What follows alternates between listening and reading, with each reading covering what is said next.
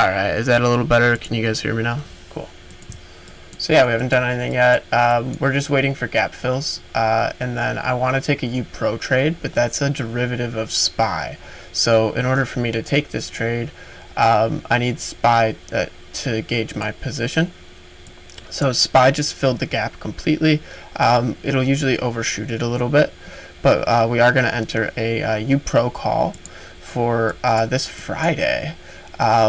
Unless we want to do SPY for today, because they'll both have crazy returns. But yeah, I think this is actually where we're going to enter. So UPRO 128.917 call, single for 90 cents. We're going to pull it up on the bottom, and then we're going to look at SPY. Just because it's a derivative of SPY, we want to see SPY start to floor out and find a pivot, and then a spike of volume. As soon as it starts to curl, we're going to enter this. It'll be a really quick scalp, but it'll be a nice little profit. I'm actually kind of changing my mind. I am going to pull up the 915 call for SPY, which is the 446 is what I would want. And that's trading at 41 cents right now, so $41. That'll be a nice little trade. Both of these will do well once we find a floor, is my read, just because I don't know how much more this market can drop, and we already started to bottom out here. So we're curling, and our pre-market didn't have the crazy rip that we normally have. So checking supply and demand, waiting for a bottom, then we'll enter the position that we want. We're going to take the SPY one in just a second. Yeah, we're going to take it now. That's the 915 SPY call, and it's trading at 42 cents. That's for 446. So we'll get in at 43 cents if we can. We did not, so we will monitor, edit that position, and buy it. Or cancel, replace, charts, pull it up. Yeah, it's already up to 45, so we'll take it at 45 though. Cool. So first trade of the day was the SPY 446 call that expires today for $45. It might not pivot here, but I have a strong sense that there's no more bottoming out on SPY. So we'll get at least a retrace play here. It's now 44 cents. We're down a little bit, but this is good.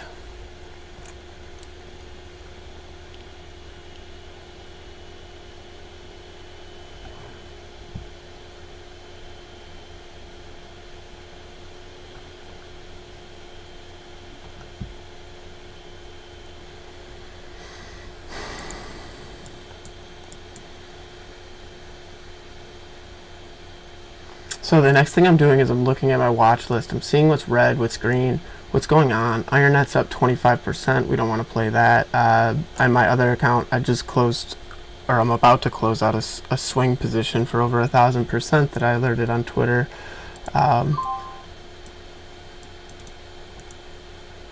LVS is just crashing. SPY, let's see how she's doing. So yeah, so SPY is bottoming out here. This will curl in our favor. We might add a contract, but I'll run out of money real quick today if I do, so probably won't. I'm only going to trade on this account for a couple hours. We'll fix back to 500, and then I'll go trade my bigger account just because I do need to eat.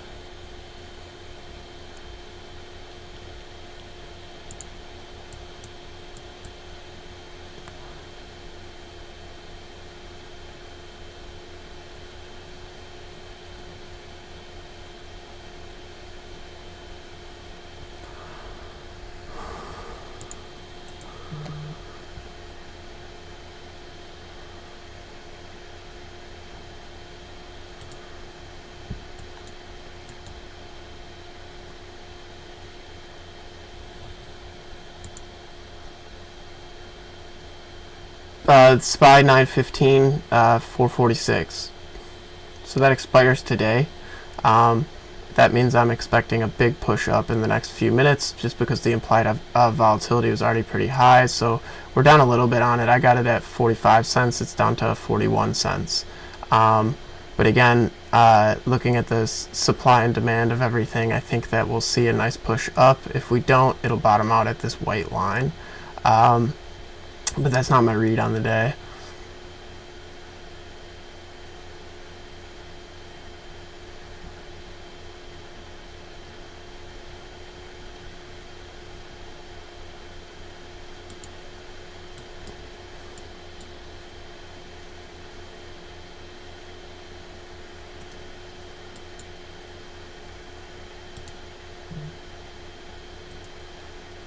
second is going to be a Citigroup $70 call, and we're going to get that when this cools off. So we'll watch that one. SPY's going down on us. That's okay. We're comfortable. We might add to it at 36 cents to get our average down to 40, but that's something I would do with my bigger account. Again, I think we're good on SPY. I know I've been burned like 3 days in a row saying it, but I don't see any black swan event coming. Where's the money going to go? They just wanted to do the same thing they always do on monthlies, which is to kill out the call premium. And then they'll start to kill out the put premium today because we dipped so low. So, yeah, should be good.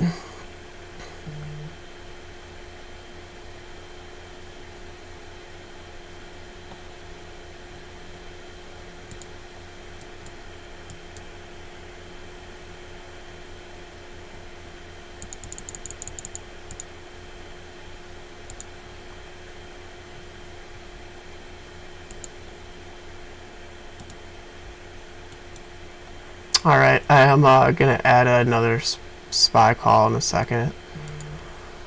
At 0.34. I just need to see a confirmation on something.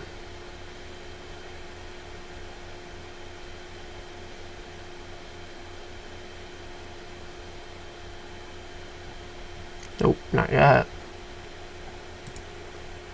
Citigroup's finally starting to cool off. So again, the thing I'll do is I'll grab the position I want. We'll probably go with the 69.5 call just because it's cheap right now. So I'll copy that. That expires this Friday. And I'll put that in my watch list over here. That way I can see the number on it while I'm looking at other stuff. And that's trading at $58 right now. Excuse me.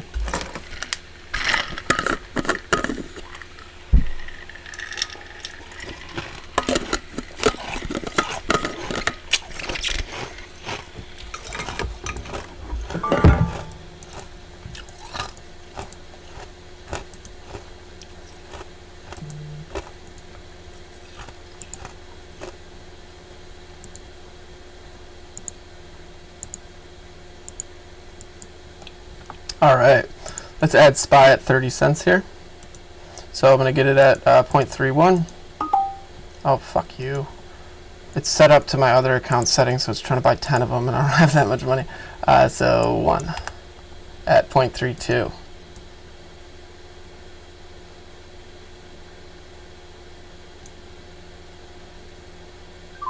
Alright. I filled at 0.31 on that, so my new average is probably like 0.4 or something. My new average is 0.38.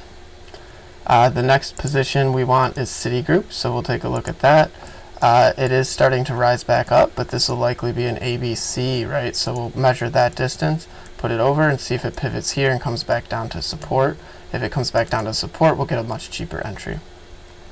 So to do that, just rise this line up a little lower or higher than it should be, and then put an alert on it. So create an alert if it's at or below 69.05. And then SPY, how we doing? Doing okay. So volume, we're sitting pretty. We'll be good.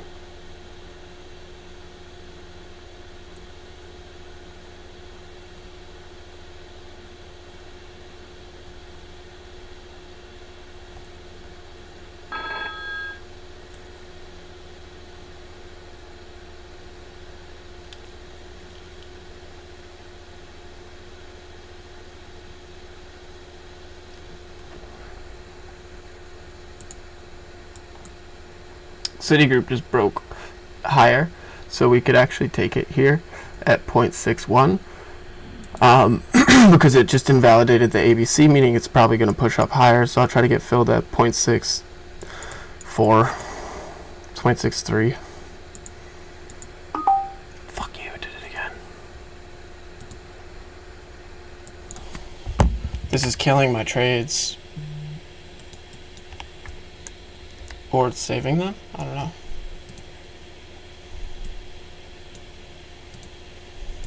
0.61, nice.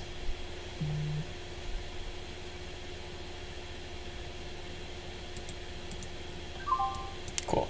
Filled on Citigroup 0.61, that's the 917, 69.5 call. SPY's not doing bad, it's not doing good. We'll cut out of that if it dips much lower, but I'm not worried on it. Morning trades are pretty much my thing. I like them a lot. Let's see, what else do we have today?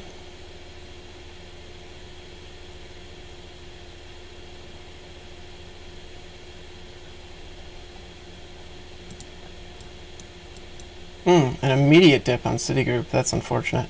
So it did do, and it's just a weird ABC, but that means this will be lower, so put it like that and it should line up. There we go.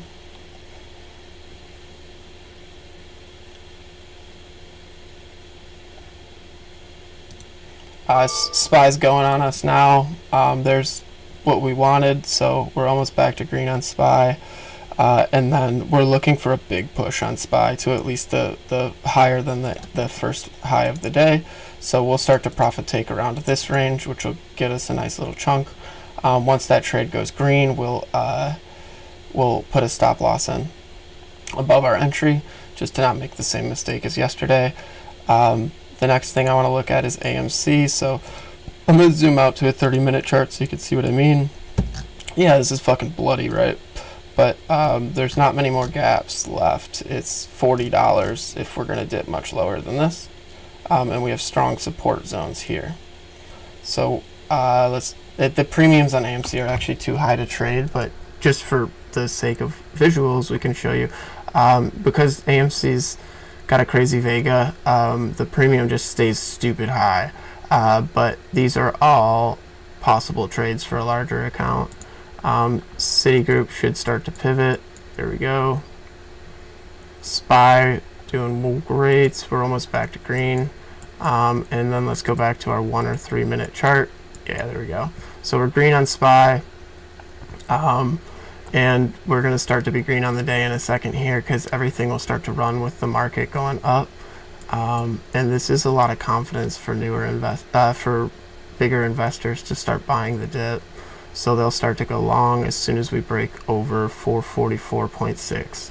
So this is kind of the mark we need to break, and then we'll start to profit take around 445, because that's a big resistance zone.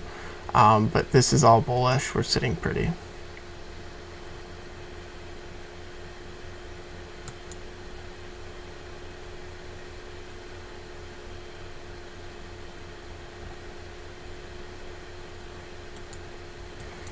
UPRO should be green any second.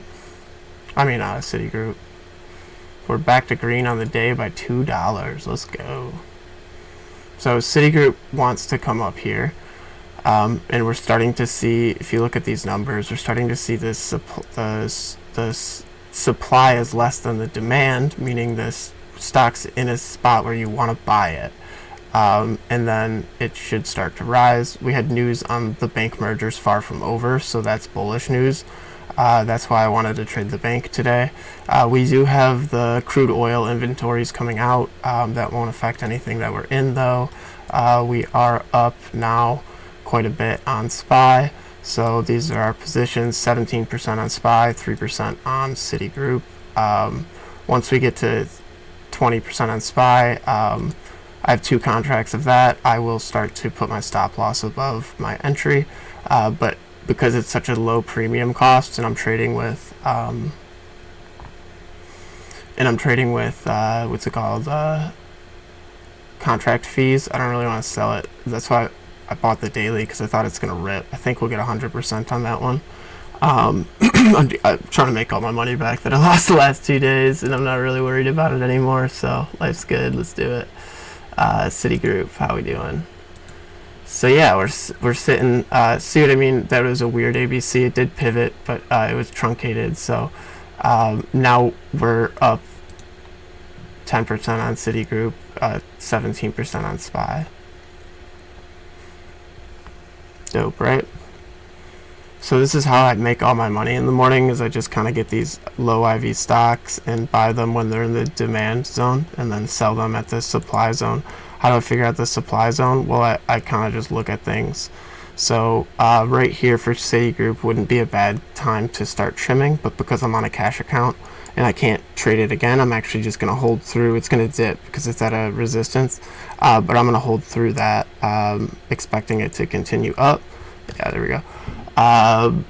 SPY, we're up 45% now, and we're up 17% on Citigroup. So for SPY, we'll create a sell order, and we're going to put a stop loss. So we're going to put the stop loss at 0.45. That way the trade, or 0.47 is actually better, but that way the trade always stays green. I don't have to think about it anymore. But yeah, that's so we broke into the spot where I said I would like to start trimming, but because we did it so quick and with so much volume, it's going to actually continue. I think we'll sit at 100%. For Citigroup, we're now up quite a bit, so we'll do the same thing, right? So for Citigroup, we're up 23%. So I'm going to create a sell order. I'm going to change it from a limit to a stop, and then I'm going to put the stop at 0.69 maybe, or what did we buy it at? 0.61, so I'll put it at 0.67. That way I have room for it to dip a little bit. I'll put it at 0.65 just because I'm a little confident in that one and I don't want to get stopped out early. SPY's up almost 100% now, or I'm sorry, I didn't get the 0.3, I got the 0.38. It's up 70% now. And Citigroup's up 30%. That's 2 trades. We still have $150 left. We're up $70 on the day. We are started at 289. It was a bad couple first days just because I was not used to trading with a smaller account, but we're in the money for today, and we will be back to green shortly. I'm very confident in what I do. It's what I do for a living, so hopefully you guys don't judge me too hard on those first 2 days.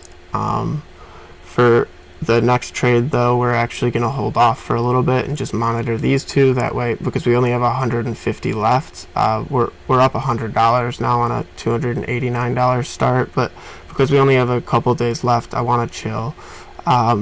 So we're still getting volume, but we're hitting some resistance zones on Citigroup, right? But it's going to blast right through, and if it does, it's going to go right up to 70. When it's at 70, we'll be at 100% on that play too.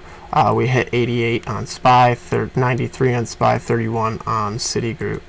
I hope everyone's learning, and I hope I'm not dissuading anyone from options. That's definitely not my goal.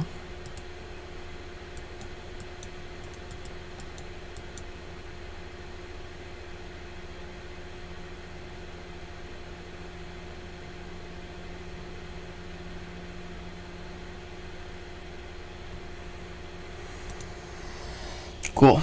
So yeah, we'll just chill. I can relax a little bit. Sorry, I get really focused when I'm trying to trade. I was like very up in my camera. I hope everyone had a good morning. Did anyone get to the gym?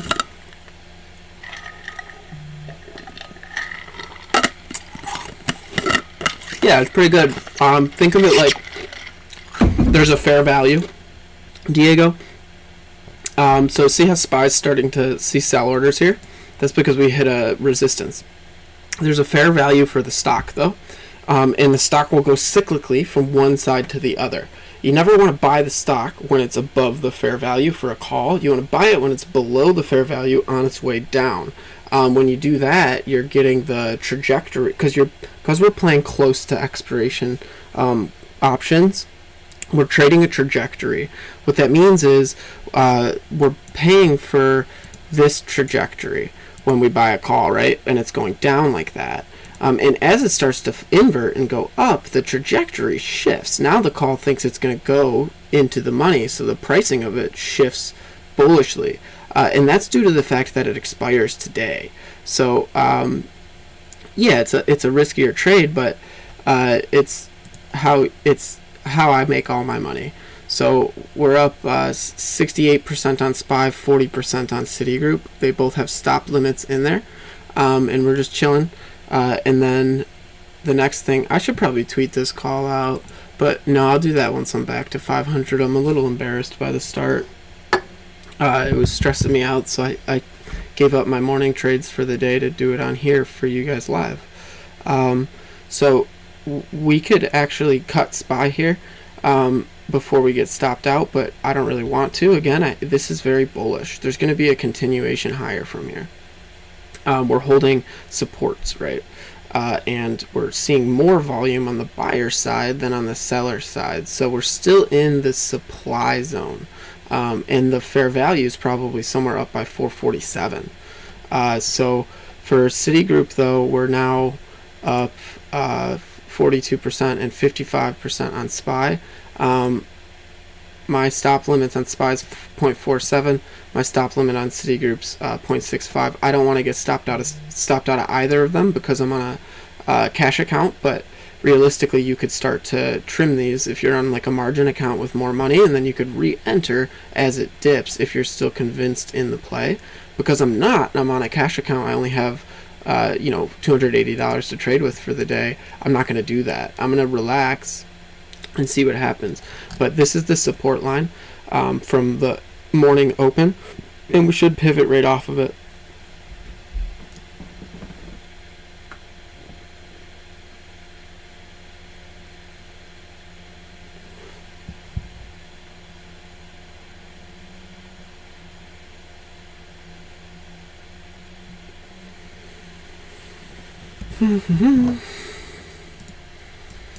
So see how Citigroup's breaking through these resistance zones?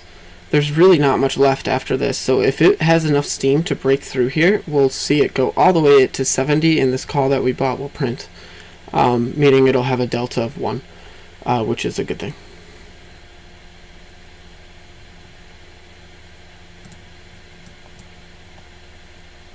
So back to AMC. Remember when I said that it would fill the gap? Do you see the gaps? These are gap studies that I have, and they show the gaps that are still open. So this one was still open. It was never been filled. As soon as we hit the filling on it, it started to rip back to the upside. The only reason I didn't take this trade is because I'm using such a small account that I can't risk the premium on it with $150. I can't take a $150 trade. I'd rather take multiple trades for everyone.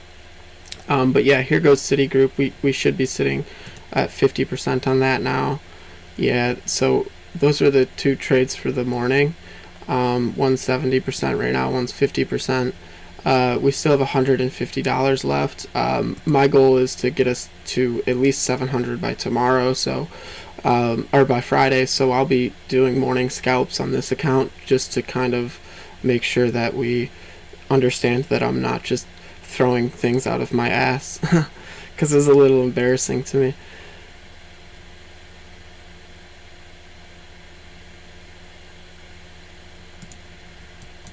And for the stream quality, I apologize. For now, it's going to be this bad, but my computer's coming in the mail. I just have never needed a nicer computer because when I'm not streaming, it works wonderfully. But now that I'm going to be doing some streaming stuff, it was like a tough decision. I didn't really want to spend money on something I didn't need, but in all honesty, I think I'll probably end up getting ad revenue from YouTube that eventually covers the cost of it. I don't like spending money. I like saving it and buying properties.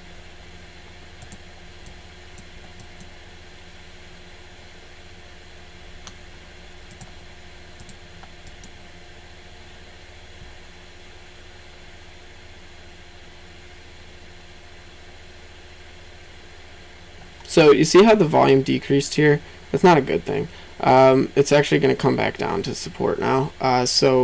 But it's not decreased so much that we think it'll go bearish. It's just going to dip down to pick up more buyers. So it'll probably come back down to this line right here. Yeah. And then it'll pivot up from here.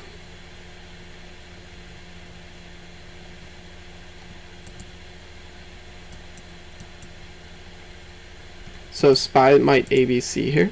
So A would be down, right, to the bottom of this, and then B would be, so it's on a 1 minute, you'd be able to see it a little better. B would be up, and then C would be back down to here. because here's kind of floating in no man's land, you would make your zone for your pivot zone something like, oh fuck you, something like this. Sorry, it's trying to click to the dot.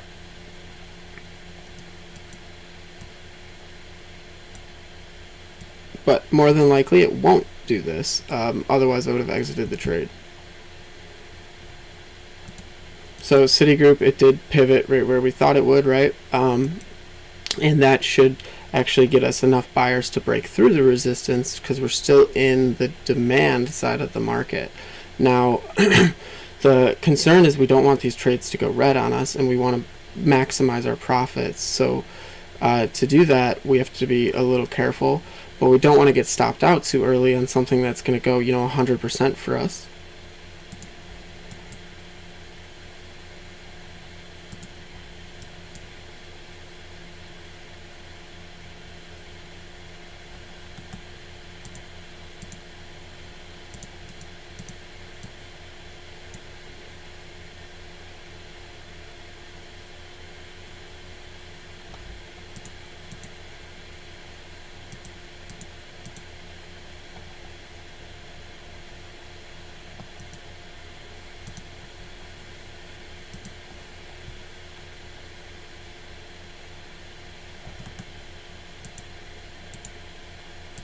So you see how this pivoted in the B zone? We could actually trade this short, and we probably will. So A was down, B was up, and then C would come down somewhere to the 35 zone. Because the premium's so cheap on this stock, we're just waiting to see if it breaks any higher, to see if we can get it any cheaper. But the trade that I would take on this would be the 35 put that expires this Friday. So I'll copy that again. I'll put it into my watch list. And then from here, right now, I have a visual on it without looking at the chart, and it's trading at 22 cents. So we'll only take one, just because I want to save the money we have. And this isn't a sure thing. It could break higher and fill the gap, but more than likely we see a rug pull any second now. So we're waiting for confirmation on that. So we'll go to a 1 minute to show you what I mean. So it's going to do a double ABC, right? So this was another A, and then B will pivot up here, and it'll come back down. So we'll try to look to enter at a resistance, which is going to be right here, and it's currently trading at 0.21. So we're going to buy a single one of that at 0.21. I really got to change my settings, so this just goes to one contract until we have more money. So 0.21, we're going to take on that LVS put. We're actually going to wait. So it's hitting the resistance right now. We can get it for 0.2 if we wait. And we're going to go in at 0.2. And I'm going to go click monitor because I didn't get filled. I'm going to click right click it, cancel replace, go back to my charts, pull it up, and then it'll let me go to 0.21.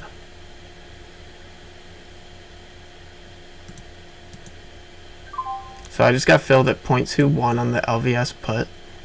We're seeing decreasing volume but increasing bearish volume. So this is a bull trap. And we should see a nice little rug pull on that. SPY, we're now sitting pretty again, so it didn't do that, what we wanted it not to do. Now we're waiting for another impulse up. Citigroup, it's doing fine. So that was the LVS 917.35 put. The reason for that was the Macau casinos cracked down even harder.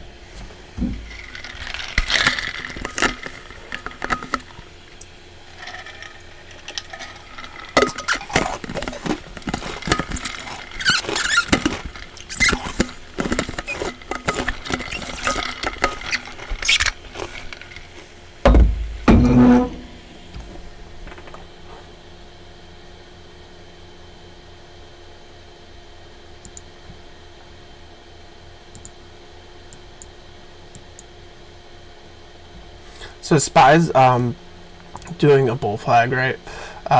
So it'll probably dip. So here's how you would do your TA on this. So you want to get the technical here, and you want to get the technical here. So you see how it's coming to the end and it's getting tighter. that means that there's going to be a big move around this range. So it'll bounce off the top side, come back to the bottom side. It'll probably break to support, which is sitting right here. So, and then once it does that, it'll pick up enough steam to blast to the next levels. So that should happen in the next couple minutes. Citigroup, we are similar thing, but it's less of a bull flag. It's more of a wedge, which is still okay, and it should start to go actually sooner. LVS, let's take a look at that.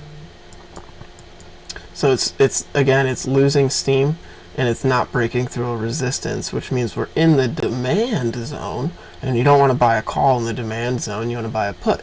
So now this stock will start to go down, which is my read on that. That's why we picked up the put. But anyways, those are 3 trades, and I think they're all green right now.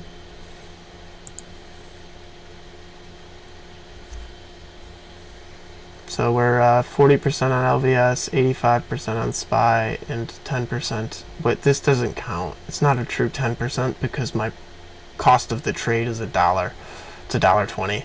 So it's really not much yet. But as LVS starts to break resistances, I mean supports, which it's doing right now, you'll see that this starts to go way up in price.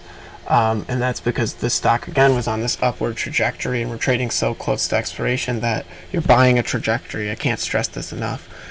So you want to buy the opposite trajectory. So if the stock's going up and you think it's at a resistance, you'd want to buy it as it hits the resistance. But you'll see what I mean in a second. So SPY, if we take a look at it, did you see how it picked up enough steam to break through the bullish resistance or the bearish resistance? Then it starts to go up. So this is how technicals work, right? You can gauge what the bears want.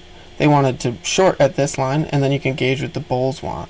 And depending on the volume levels, you can pretty much anticipate which way it'll go. So this 445.58 resistance mark that I have, that's from a long time ago, but that'll be a little tough to break through. As soon as we go through that, though, we'll see our calls go about 200%. And then for LVS, we're going to take a look on that one because it's slowing down a little bit. But yeah, you see how it hit that resistance where we bought the put, and then 5 minutes later it starts to break support. But now we're seeing this big buying volume come in. So the next thing we're looking at is, hey, did this get us over the bearish volume? No. Is it bigger than the bearish volume? No. The stock's still going to go down. SPY, we're up a little bit, but you see how we broke off of this? Let me show you the line where it came from. So that line is from here. Well, actually, I'll show you a day chart. Sorry.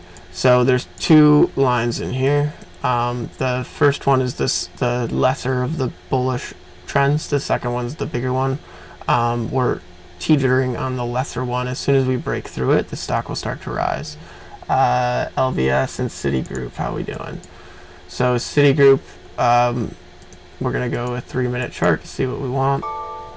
So was this an ABC? So A came down, B came up, and then did it pivot at C? It did. So actually a little lower, but then it should pivot. So it'll probably go to 69.54 and then pivot up.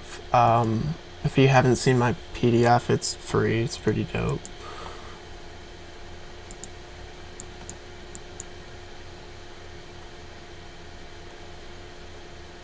Alright, let's see if we can find some cheaper trades again. So now SPY is going to do the same thing. It's going to come back to the supply side. So you see how I hit that trend line again. And then it's going to touch a support and the bullish trend, which is 2 reasons for bulls to buy, whereas the bears don't have 2 reasons anymore. They only have 1, which is, hey, the stock's going down, which means that this should pivot bullishly. The concern is that this ticker right here has a lot of volume and is bearish. So what we'll do is you zoom in and you want to see where that volume came from. It actually came from the bullish side, so we're okay. But yeah, it dipped back down to support, and we're starting to lose a little money on premiums here, but that's okay. These are going to be 30-40 minute trades from here. And we still have $129 left to spend on the day, and then I'll go trade my bigger account just to try to make some money. I won't do that live though, just because it would stress me the fuck out, and I don't like to be stressed when I trade. Netflix.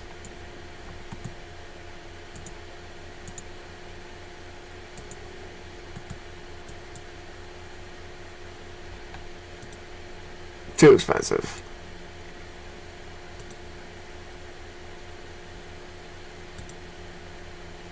FedEx is ripping.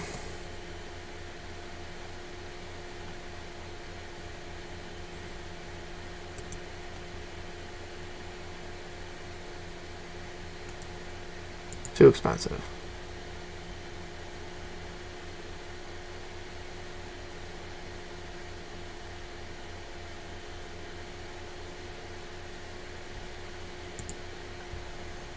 So again, SPY should pivot off of one of these supports here. It's decreasing volume. Actually, that's not ideal, but we're okay. We're chilling. And see all these lines? These are different support lines I've drawn. So it's pivoting in a support zone. We'll probably exit the trade as it comes back up unless it impulses. So when the trade comes back to the B mark, right, because this could be an ABC correction, but we haven't broken any real supports, if that makes sense. So the real support is the low here at 444.59. So we're sitting bullish still, and now we entered back to the supply side. So this should pick up the steam that we need to get out, but for concern and lesson's sake, this is what we'll look for. See how this is an increase in volume? That's another good thing.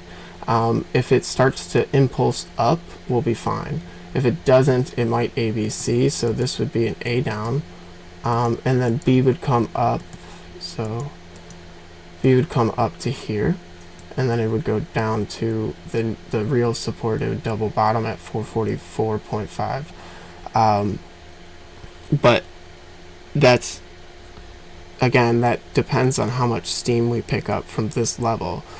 Do we need to refuel at down here in the bigger supply zone? Should we exit the trade in the demand zone? These are kind of the questions that you should ask, right? As the stock gets crushed to a low implied volatility state, the premium goes down because there's no time left. But that's not concerning to me because, again, I think that we see a very bullish day. Everything should start to go green, like everything. So QQQ right here, we could probably take a position. Let's take a look at the premium costs. Too expensive, can't do it.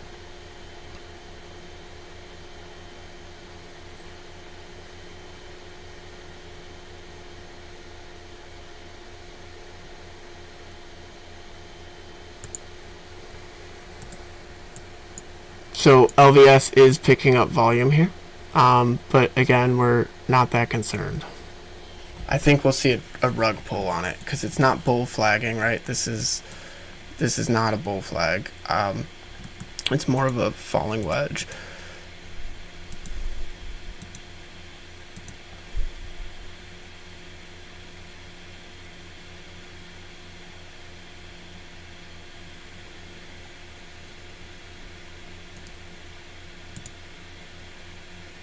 Oh, I hope SPY doesn't stop me out here. That'd bug me.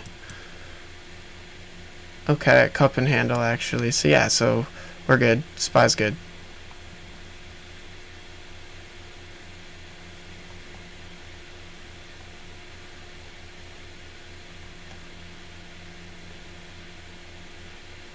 So a big thing to consider is you can sell at all of these highs if you're trading with a larger account that's not a cash account. So I just got stopped out on SPY at 0.46, right? That sucks because we were up so high. But now I think it's going to do an ABC, right? So we'll remeasure the whole thing. Let me do a little cleanup on everything.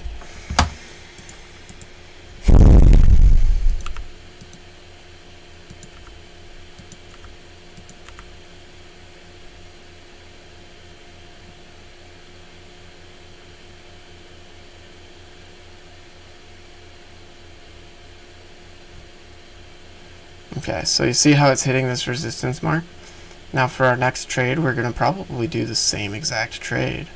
This time though, if we want to make more money, we could be really risky and we could buy the single of the 447 call. So I just got stopped out of both of those trades. And that's totally fine. Those are all both positive trades. We could have done much better. I shouldn't have had my stop so low, but yesterday was a learning point. So for SPY here, did crude oil? No, it's 10:30. So for SPY here, we're actually dipping below where we want, but that's okay. That just gives us our next entry. So same thing, we're going to buy the 446 call this time, and we're going to wait until we start to see the supply again, the demand again. So we could get one contract right now at 34 cents, and this time we'll be a little quicker on it. So it's down to 32. Yeah, so we're going to pick it up. Not yet. We need to see some love. Yeah, let's get it at 33 cents. We'll get a single contract. So that's the same position that we just had. The SPY 915 446 call, and this time we got it at $33. So if it pivots back bullishly, which we would expect, right, then we can start to see the same exact trade, but this time even more gains. For Citigroup, we're probably going to do the exact same thing. So first off, we need to recognize what just happened. So was it an ABC that we missed? Is that the potential? No, it actually dipped below that. So we don't love this, but we could do the same trade. This time we'd go with the 70 though, which is trading at 40 cents. So we'll copy this. That's the 917.70.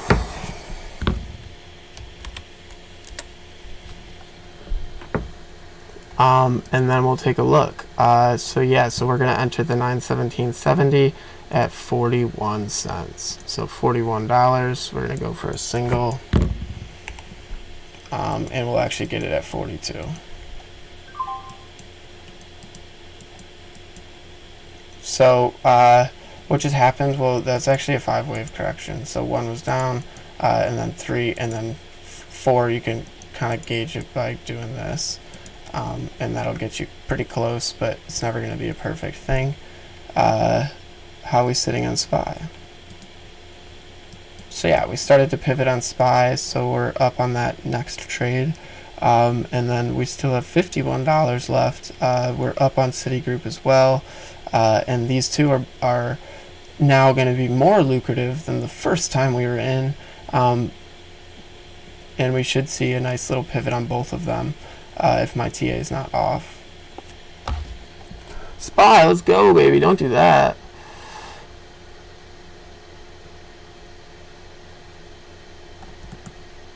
So we will have a cutout point on SPY, and we're going to put it right at 443 to 433.86 to 443.5. If it dips that low, we probably just want to cut the trade.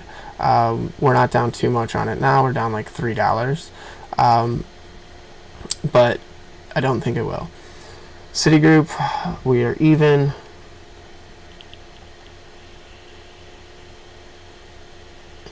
There we go.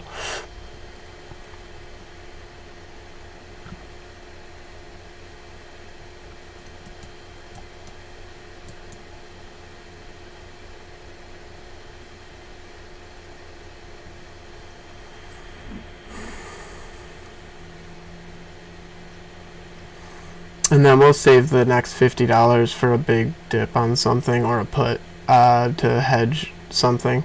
So the put on LVS actually kind of works as a hedge too. So you see how LVS is starting to bottom out here? This is sellers. Someone just sold 135,000 shares, or they bought it at the ask. Either way, we should probably get out of this trade right now. I don't know. That's a lot of volume, but it's not doing anything in the bullish direction, so I think it's actually short. And this would be the rug pull. So you see again how we're at that collision point where they get really tight. That means a big move's going to happen, but this is a 50-50 pattern. It could go either way. I think it'll go bearish. Yeah, sweet. Let's do it. Rip it lower.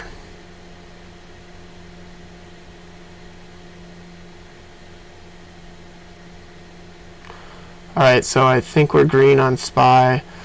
Yeah, we're green on SPY, and we're chilling on Citigroup at 40, we got in at 43, but we should start to see a nice big gain on everything. This is a 50-50 pattern, so we have to be careful. That's why I'm monitoring the actual chart. And I'm just looking at the price actions. So is it going to be bullish or bearish? We'll know in just a second. If it hits the 37.44 mark, we'll exit the trade for a small gain. And if it doesn't, we'll actually get closer to a 100% gain.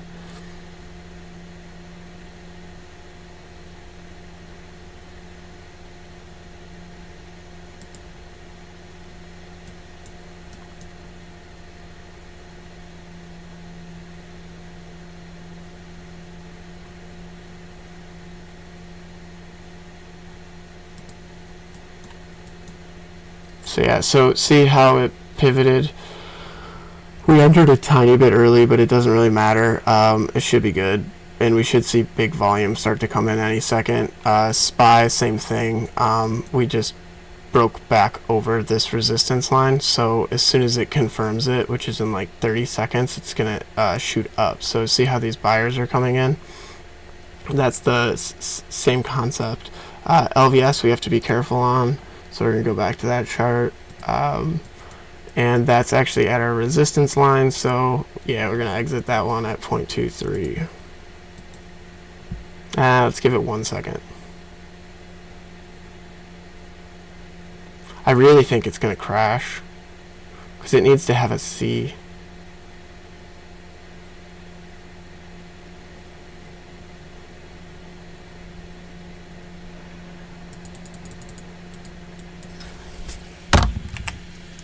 Yeah, so let's get out of this LVS play. We'll give it a couple more seconds. I don't want any losing trades on the day, though, so we'll relax.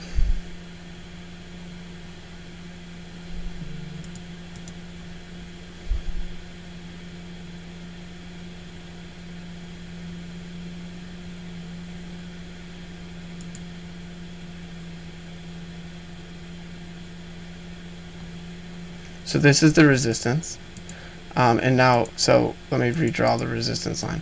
Now we need to gauge if this is going to break the resistance or if it's just going to plummet, because those are the two options. One, it'll impulse up and we'll lose money. Two, it'll plummet through everything.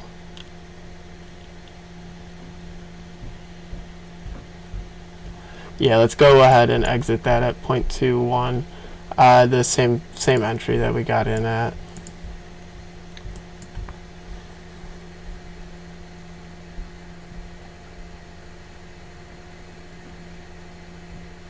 Maybe I'll get filled, maybe I won't. I'm not that worried about it.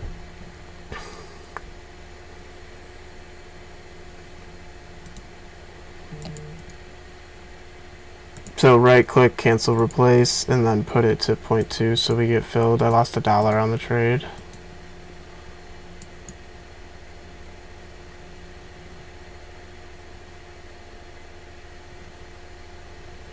Yeah, I'm looking at everything. So our new SPY position that we took is up 42% this time, and then our LVS or our Citigroup position's up 7.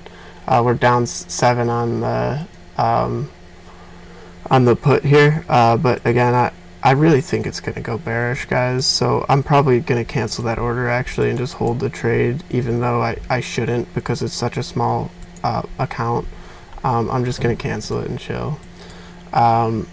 This is decreasing volume and it's in the resistance zone. This is where bears will come into short.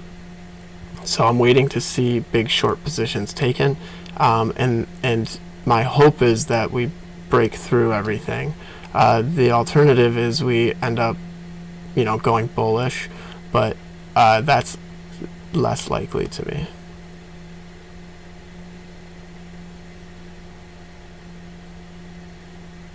Yeah, so see how we immediately start seeing sell pressure there? That's a good thing. Now we need to see the volume come in with the sell pressure. We can get out for a small gain, or we can see big gains.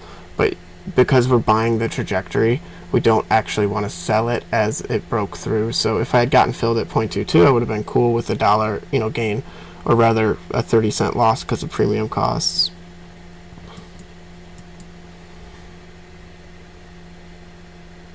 So bullish volume, and it's actually less than the bearish cap here, but it's holding a support, so it might break through on this tick.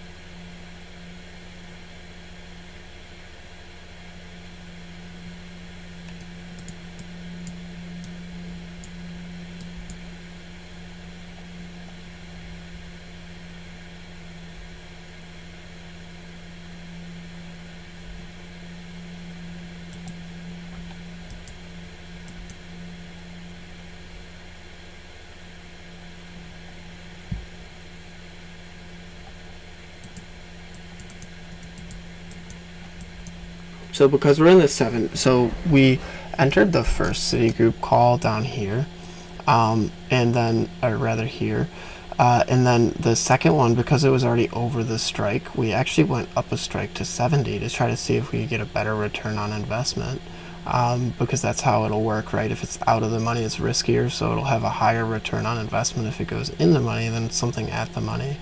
LVS, we're down $3, but I only took one contract, so I'm okay with it. $2. And it's losing volume. Yeah, we're okay. SPY is pushing. Supply is bigger than the demand. It's still bigger than the demand. It's gonna rip.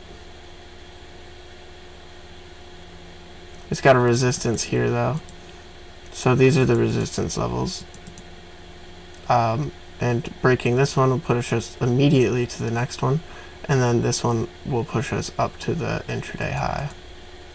So we're going to break this one any second. Supply is still bigger than the demand, and then that should be our gauge to a nice little trade there. Citigroup, I think we're up quite a bit now, 20%, 35%, 14 on LVS, minus 14. But it's a $20 position, so it's really not much. And there's the pivot. Here she goes. So we're probably going to be back to green any second.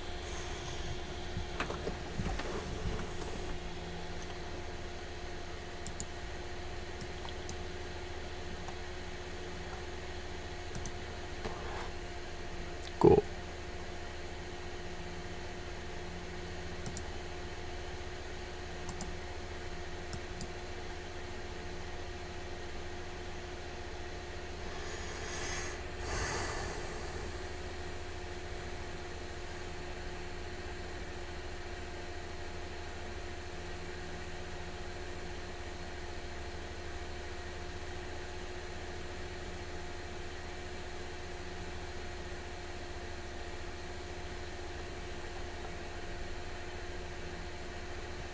So we didn't break the resistance 1, but there's more bullish than bearish. Still in the supply zone. So now we have a new trend, right? It's kind of like that, but we'll just do this one for sake of it. And then we have the bearish trend. See how they're colliding right here? It's going to get tight, and then this is 100% 50-50, this pattern, because it's the same steepness of the trends.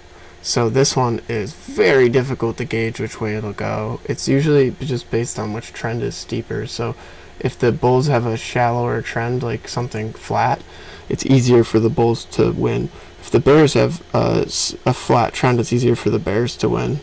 That's why I was convinced that LVS would go down, even though it broke through to the upside. It didn't break most of the supports. and this is where we should see a big drop, or we'll just exit the trade. We don't want it to start going up this way, or else we'll lose all $20 on a $285 account, which isn't good.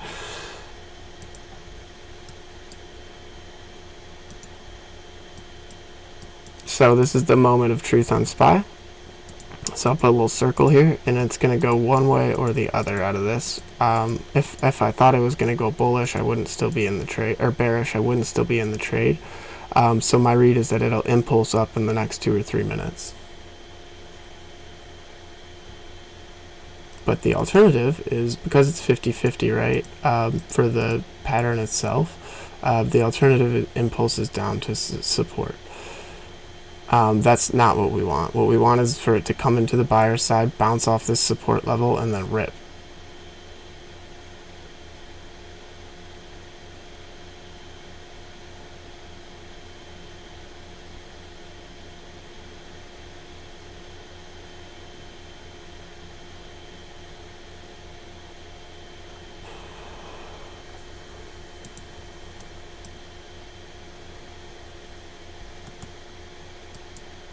So we're going to clean up the chart, remove all these drawings.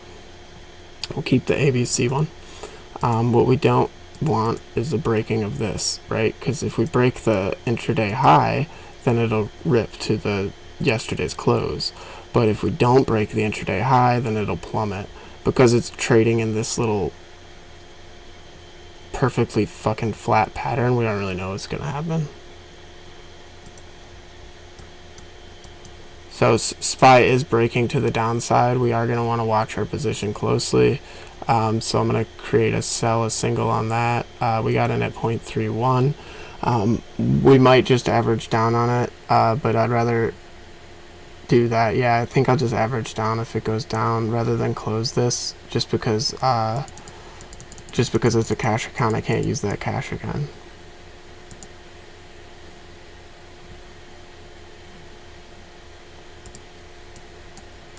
There's the sells. That's good. Sell, sell, sells. Give me some sells. Drop it.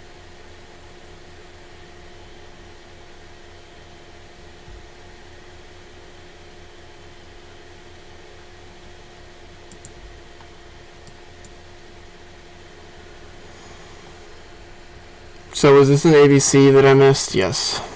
So A was down. Oops, sorry. Let me readjust that.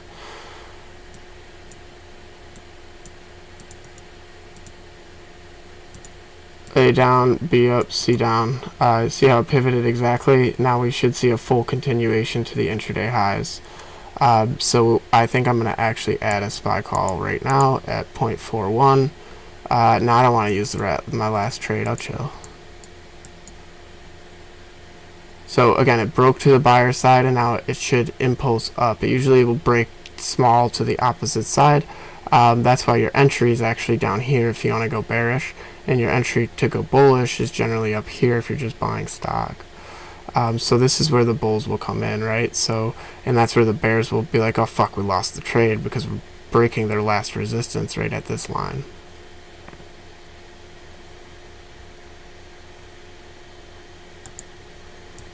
Citigroup's up 27%. SPY's up 34.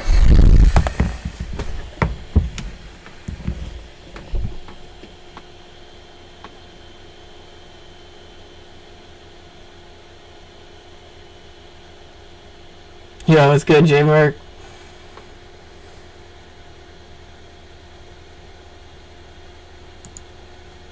Sorry guys, I'm exhausted too. I didn't sleep very well. I slept like 3 hours.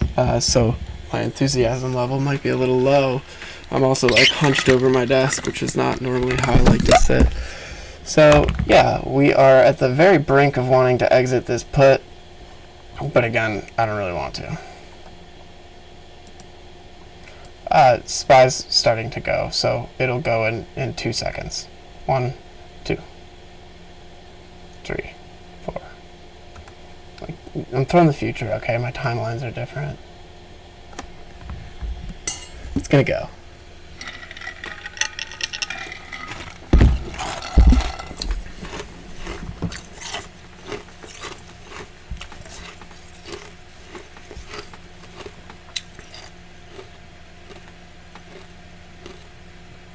So we got 40% on Citigroup the second round, and we're at 60% on SPY the second round.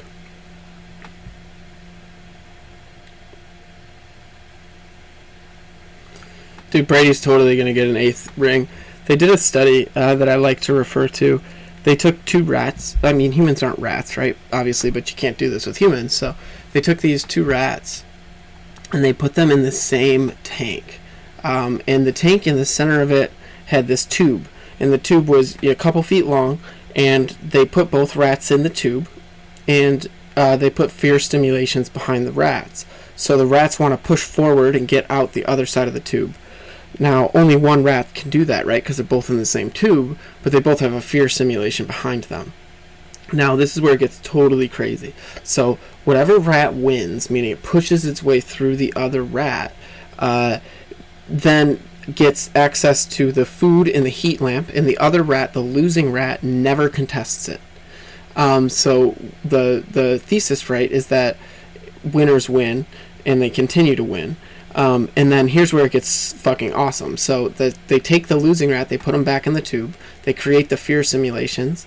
So, but this time they use a rod and they push the losing rat through to win the actual contestant. Even though he didn't win on its own, he then becomes the winning rat, and now he gets the heat in the food lamp, and the other rat never contests it. And that's kind of why I think Brady will win another Super Bowl. He's the winning rat.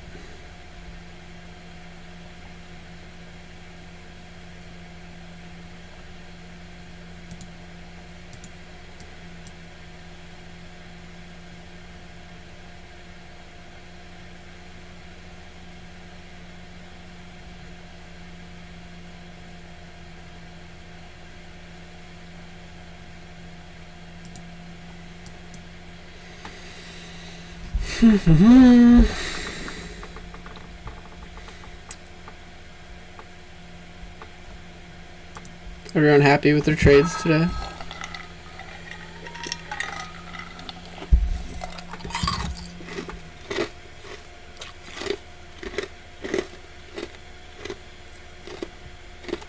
It's nothing. It's just a combination of ADX and RSI.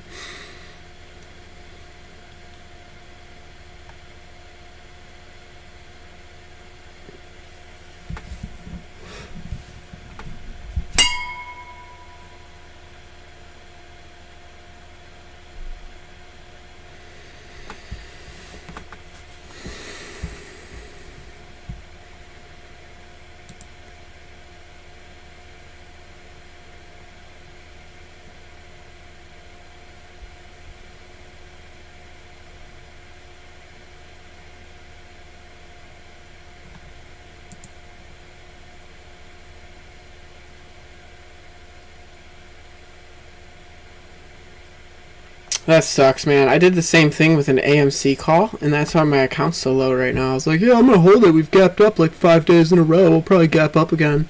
Fucking gapped down.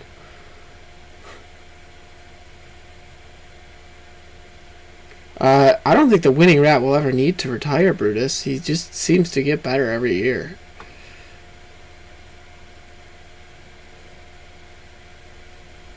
So we're kind of teetering in this little IV trap here. We do need some volume to come in to break through. How's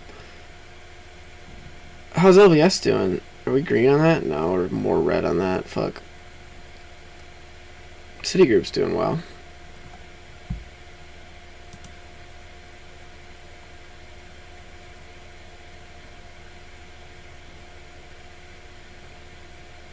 Because LBS was speculative, I only took one contract.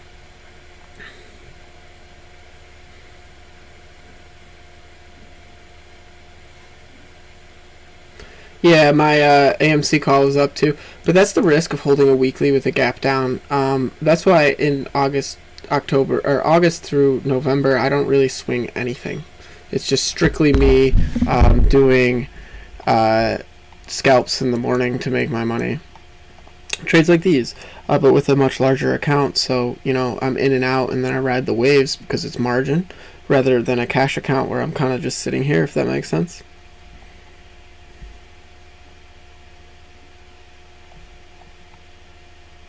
So we're entering into the supply side of the market, and we want it to turn into the demand side, but that's not something you can just wish into existence. So realistically, if I'm on my larger account, I'm going to trim this position right here, and then if it breaks up, great, I'll have some left. But if it breaks back down, I'd use that same cash to do the same trade again, until it does break through, one way or the other. But that's how you would ride the waves, right? You don't want to just sit and hold a weekly or a daily. You're going to get theta decayed, etc. Yeah, so we're actually sitting pretty on everything, though. We're up, I think, like, what's $53 of 280? It's like 25% on the day.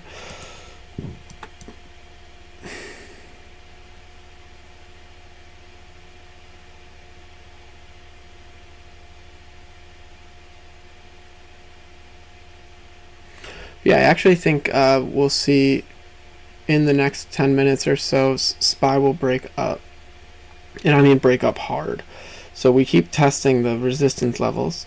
And each time we do it, we're getting a lower low. Rather, not yet, but we will.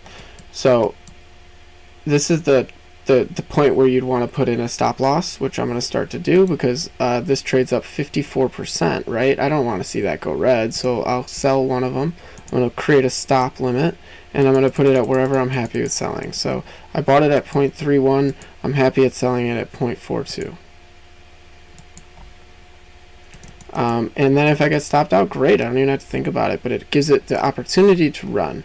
And then for the next trade, which was LVS, we got in at 0.4, and we're up to 0.42, we're up to 0.6 almost. So I'll do the same thing. I'll create a stop loss, and I'll do that one at 0.47. And make sure you turn it to a stop before you confirm it, otherwise it'll go through as a limit and you'll sell for whatever the market value is. We don't want to ever see that, because this trade should go very green on us, and I'll show you what I mean by that. So if you're looking at technicals, right, we have this massive bull flag forming, and a bull flag is identified by a flat top, and this is where people will enter. As soon as we break it, it's going to go like this. Woo!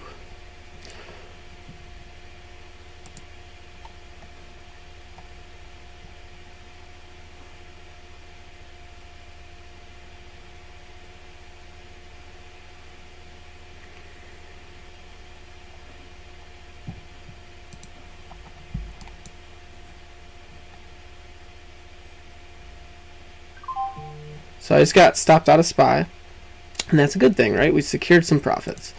Now, the next thing I'm going to do is I'm going to re-enter SPY again with my last $50. But this time I'm going to wait for a dip, and hopefully, I shouldn't have put my stops so high, but hopefully, what I wanted to do initially, which I was saying was, so I'm putting through my stop at 0.47 on LVS, and on SPY here, I'm waiting for it to catch a support. And the alternative, right, is a head and shoulders, which we're starting to see. So that's what the bears want, but we're seeing more buyers come in at these levels than sellers. So we're chilling still.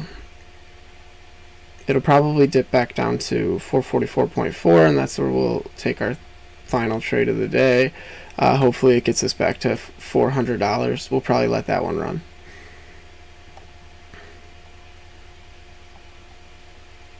LVS is on its way back green, so it did double bottom, and as soon as it breaks this support now, it's going to crash, because that's a true head and shoulders, and that'll give us our C zone, which will bring us probably down to 36.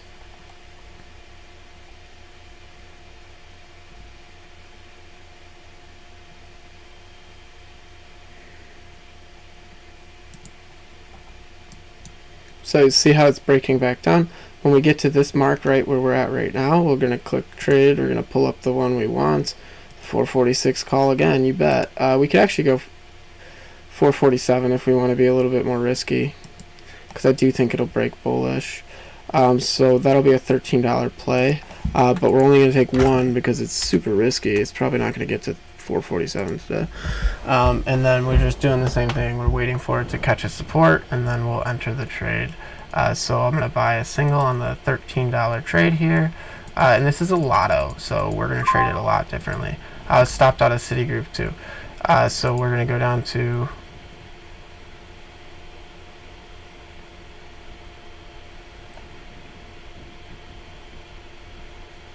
yeah. So let's pick it up right now at 0.13.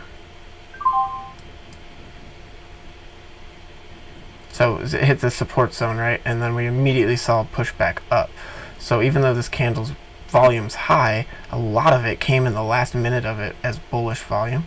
So the problem is, you know, if we break lower, we're trading something so far out of the money with no time that it will be a tough trade. But the alternative is we see what we want to see, which is this movement, and that trade will be at easily 100%.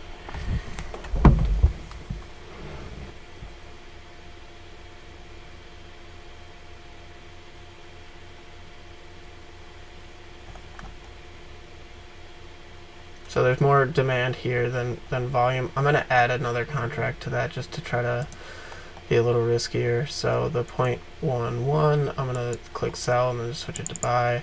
And I'm going to buy another at 0.12.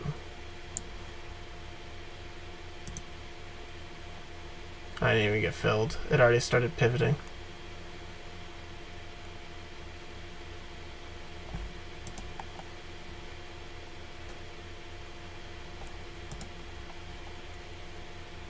It might get filled, it might not. I'm not going to go any higher. It's just a lotto. It doesn't really matter. Actually, I'll probably cancel it and get... No, I got filled. We're good.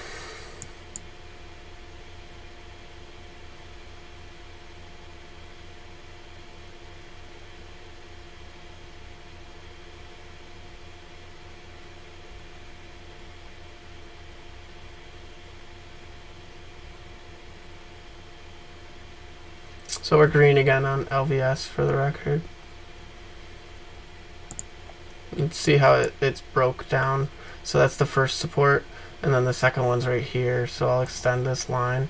If we break it, we go all the way down to 36, and that's 100% trade. Because there's such cheap contracts that we're playing, it's hard to gauge them by percentages, right? You know, 20% of $20 is you know, $4 move. If you only have one contract, do you really want to cut out at a $4 loss? Probably not. Sweet. So our SPY position that we just took is now up 8%, and we got 2 of them.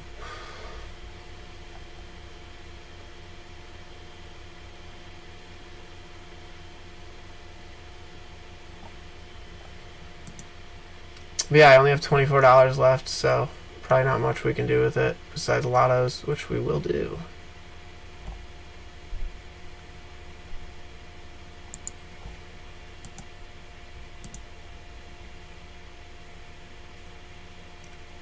Actually, let's add another LVS put. And that'll be my last trade, and then I can go trade on my big account.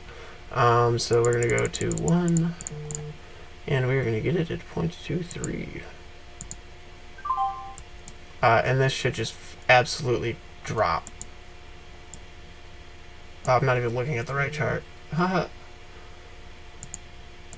Should just absolutely drop. I was looking at the pricing. That's how I figured it out, by the way. So yeah, that's pretty good, right?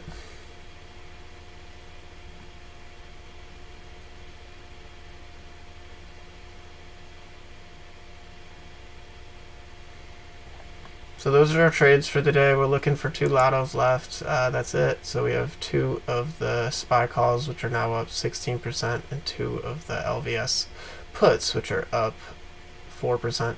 Because I'm trading on an account that has a $1.30% trade cost, these aren't actually winning yet. But they will be when we start to rip and dip. Yeah, this is so bullish. I don't know how to stress this. This should just fly. So now that we have data too, we're going to switch off the 1 minute so it doesn't freak us out. 1 minute charts are really crazy. But yeah, this is what my charts end up looking like when I'm trading. And then when I post an image, I delete everything that you guys would be confused by.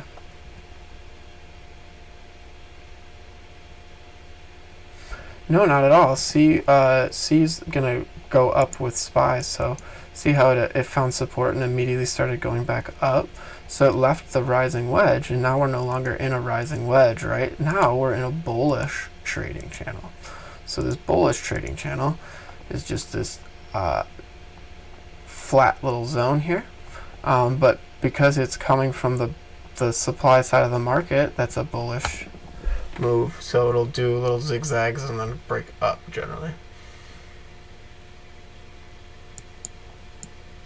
Come on, give me the fucking floor.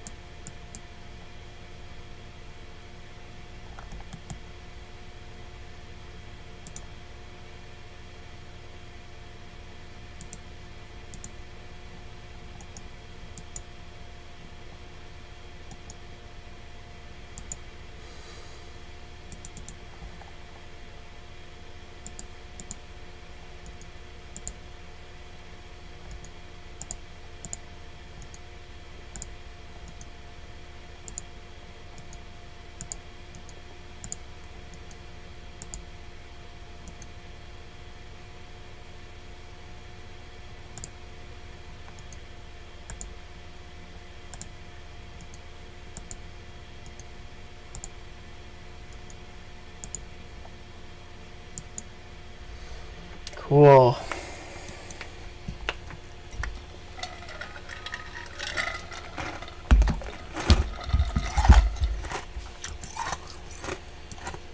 I had my stops set way too low on everything, but the reason for that is because I already blew half the account with the first 2 days by not doing that. And we're going to brick by brick back to 500, and then we can trade a little bit more risky as we have more equity to trade with. But for the lottos, I'm pretty much just going to let them run. I think they'll both print. Yes, I think SPY will rise to 447 today, and I think that LVS is going to drop to 36. We have a 35 put on LVS. It's a little bit of a lotto, but this is going to be the confirmation. So how much volume comes in on this? And right now, you see how there's more bearish than bullish volume coming in? That's not a good sign for the bulls. So the bears are just waiting for a resistance to short it back down, and then the bulls are going to run out of money.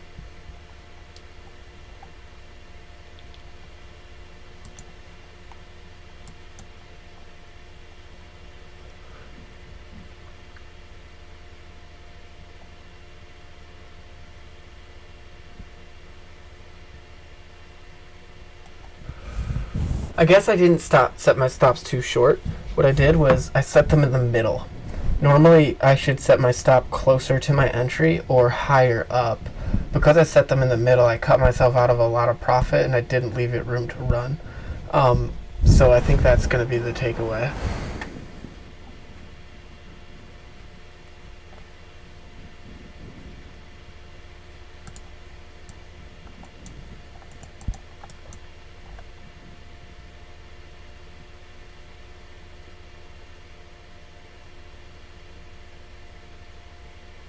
So this is the resistance line.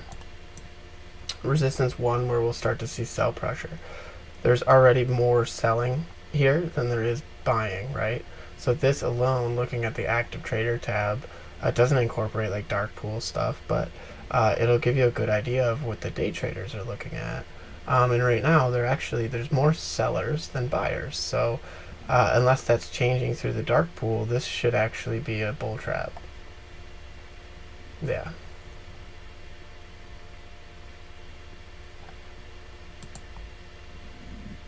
SPY is going to go green. You see how everything on my watch list is green? A lot of these are in SPY.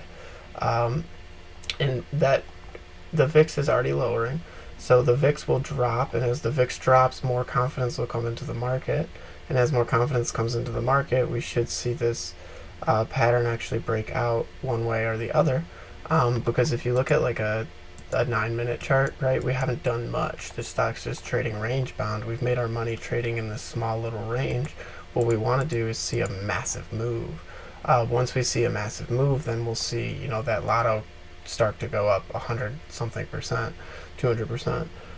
When we see a small little moves like this, it's not going to do much for the lotto because it's so far out of the money. We're actually getting IV crushed and there's time decay. So, you know, those were risky, that $24 trade I took on the 2 SPY lottos, but that's because I'm really bullish. I don't know what this $250,000 share order was, but it had no effect on the price action, so whatever. And then all this volume over here is showing the different levels. So if we can break above, you know, 45.01, then we'll start to see bigger moves. 44.48, bigger moves. These are all the supports and resistances that we're seeing. So we're testing the 444.73 mark right now, and it's trying to break above it. So breaking above it would lead to the next big one, which is 444.92.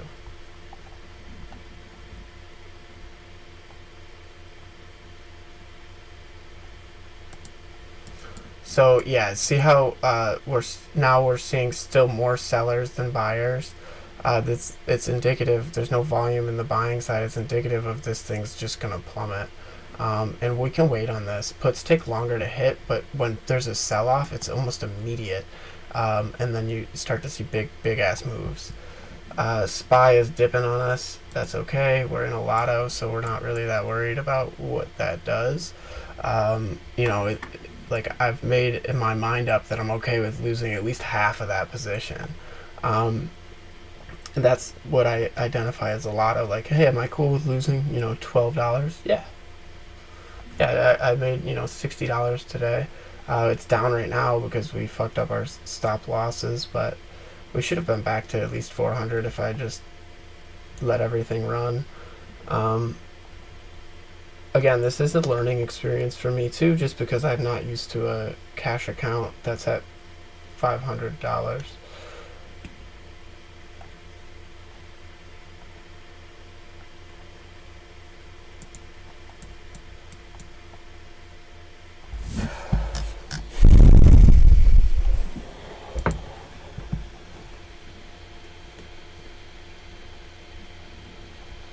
Yeah, so with lottos, I don't really manage them.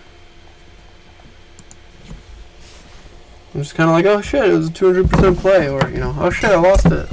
Either way, I'm okay with it.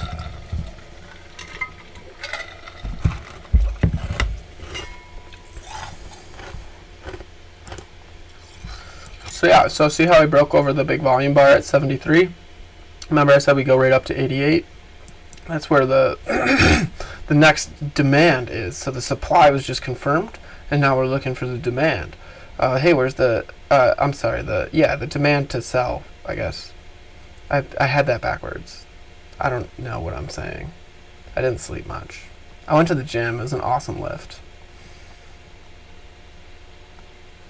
I go to the gym every day. They're always awesome lifts. Here she goes. So we did break below it. Now we want just a fucking complete floor drop. It'll make me so happy to see. So again, there's way more sellers on the active trader than buyers. So unless something funky is going on in the dark pool, which doesn't make sense because of the Macau news, I think that's how you say it, Macau, M-A-C-A-U-O. They cracked down on the gambling or casinos. And LVS is a casino over there.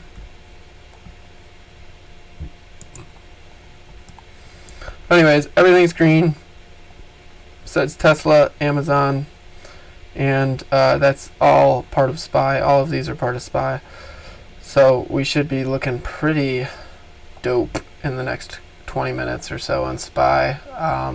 By that I mean we'll probably be over the 400 mark if we can break out of this channel, because as soon as we break this bigger trend, we'll go right to 447. And if you look at what the at the money premiums are trading at, maybe if my thing loads, we can see they're trading, the at the money ones are trading at over $1, right? So we bought ours for 12 cents. That's what a lotto means. So if we can go all the way to being in the money, like that'll be trading at about $1. And that's what we're looking for on that. So those two contracts will be $200. That should get us back to the, that's why I took lottos, by the way. I really don't want to advocate this stream until I'm green on it, because it's so not like me to have red trading days. So I actually gave up my entire morning trades for my bigger account just to fix this shit show.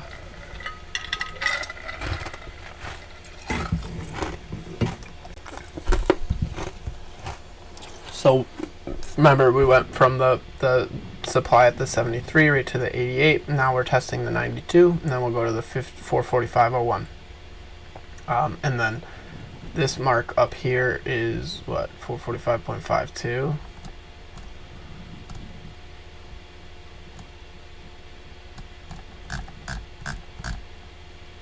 There's no volume on it. But this is all from today's stuff.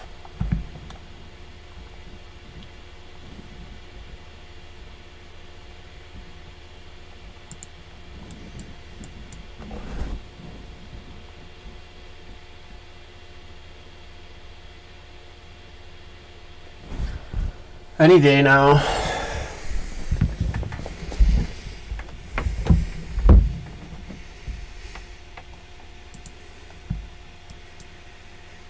So 445, so see how it jumped over that to the 445.01? That's because that's where the next volume spike is. Now if we confirm that, because there's no real volume above this, we'll go all the way up to the intraday high.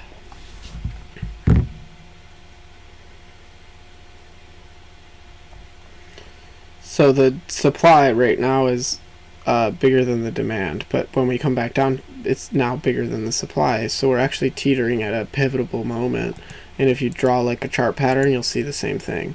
So this is kind of how you can conceptualize like price actions within chart patterns.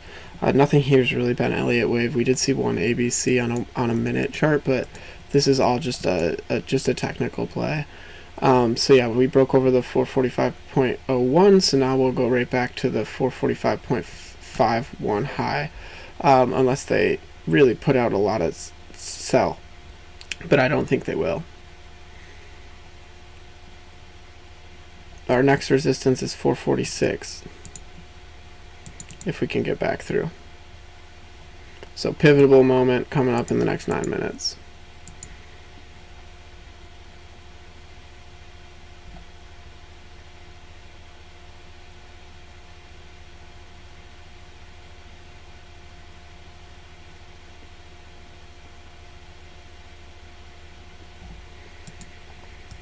Here she goes. Do it. Do it. Free fall.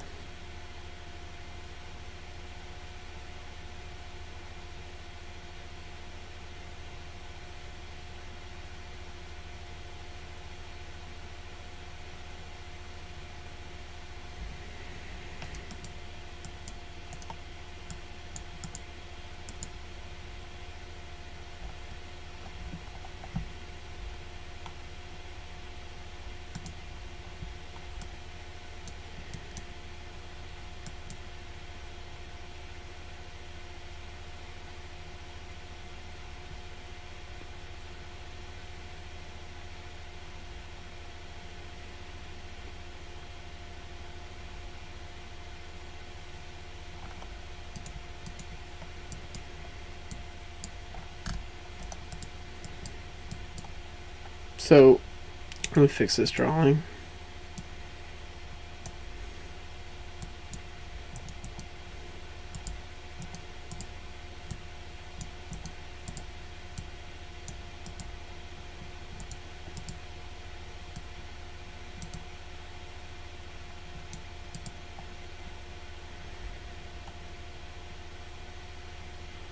probably channel bound for a while, but it could break out any moment. It's usually within 6 candles or so.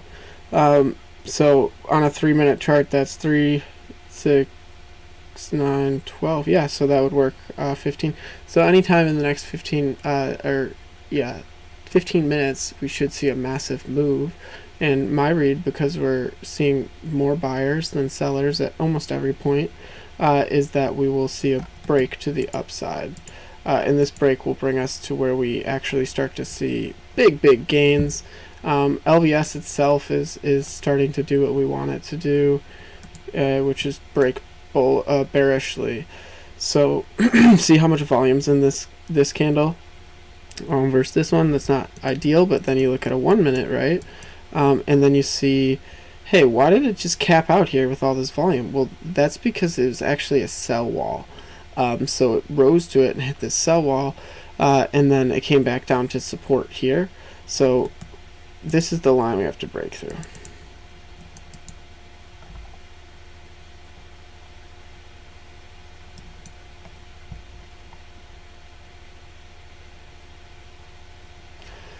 SPY, we're sitting pretty, right, guys and girls?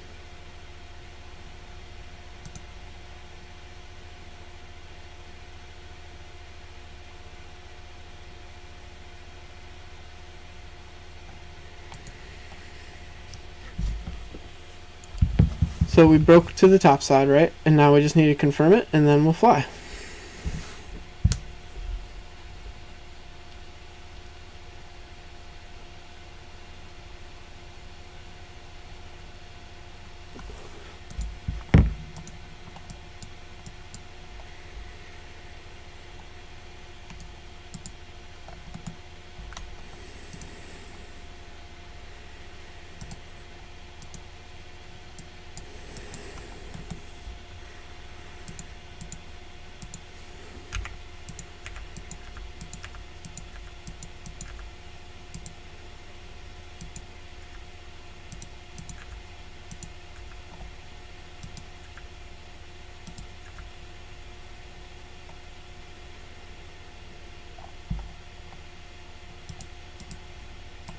So on the edge of glory, there's more supply now than there is demand, but the supply just dissipated, meaning they're like, I don't really want it at this level.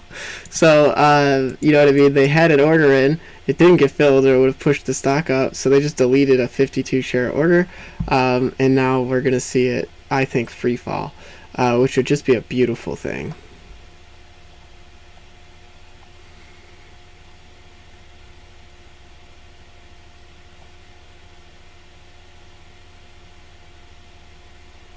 So supply, demand, right? 41 to 30. Now it's opposite. So there's actually a lot of trading going on in this range, and that's because we're in a channel, right? The bulls think it's going to go up, the bears think it's going to go down. It's pretty symmetrical. The only reason I'm so convinced it'll go down is Elliott wave theory concepts.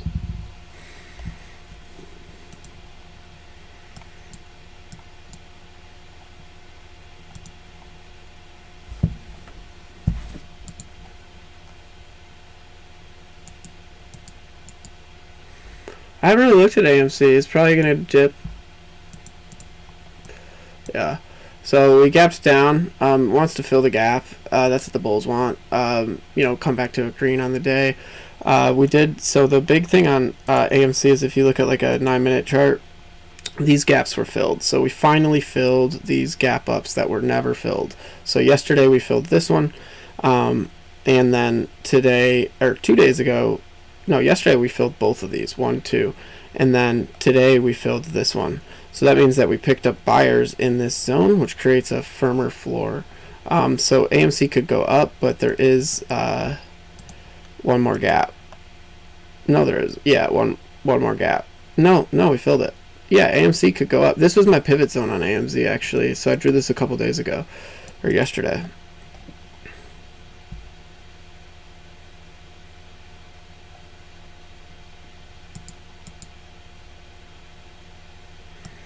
LVS is going to free fall.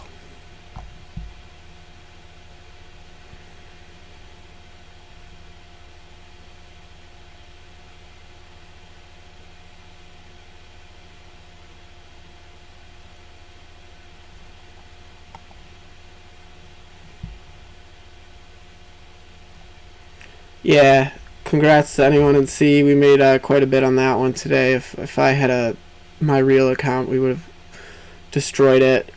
So my morning trades are dedicated to my main account, which is not cash. So because I'm cash, though, I can't risk that. But we got into this C at 0.41, and we got into the first C at 0.6, I think.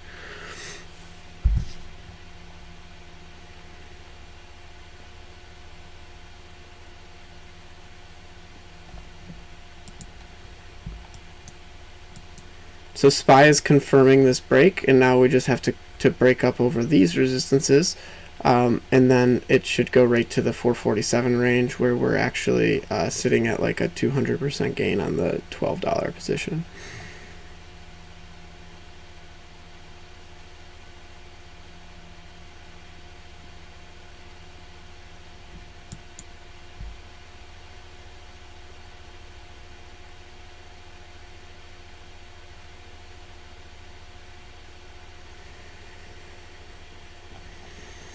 Supply and demand are equal.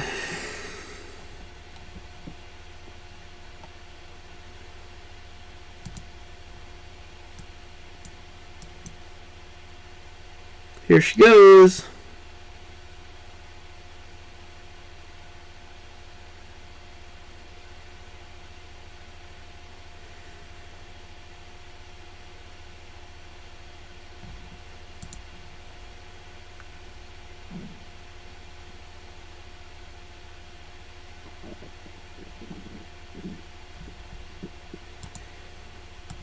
So these are all the trades I took today. We made pretty good money on.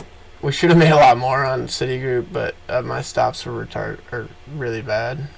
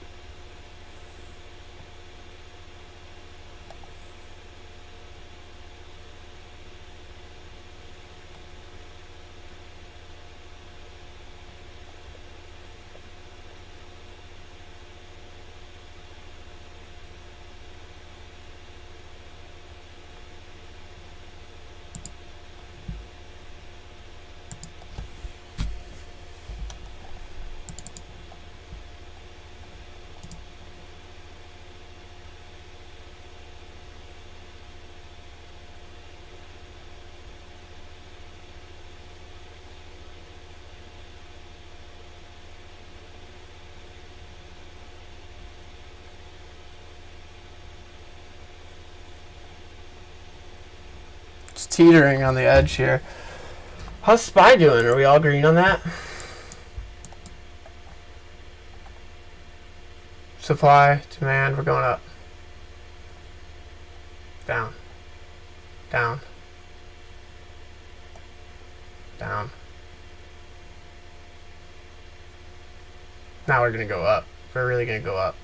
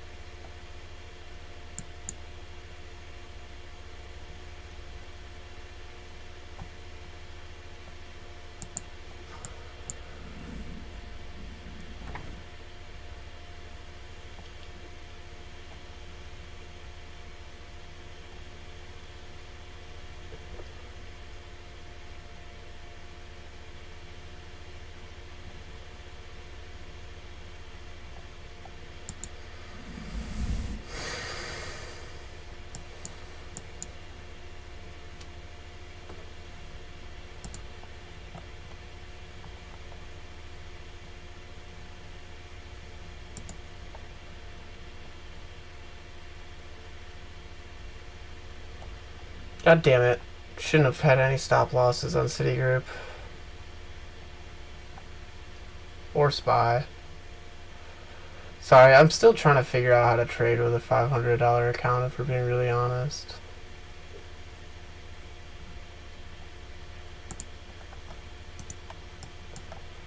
Come on, do it. Just free fall. You know you want to. Our indication to get out of this trade is if we see a volume spike. It'll precede the price action. And then, we'll have like a brief second to get out of it at, a 1% gain, but or a $1 gain. But if we don't see a volume spike, this is gonna fly down. So that's why we're chilling in it, is because we're gonna put right, and the read on the play is that will come down to 35.43 or 35.41.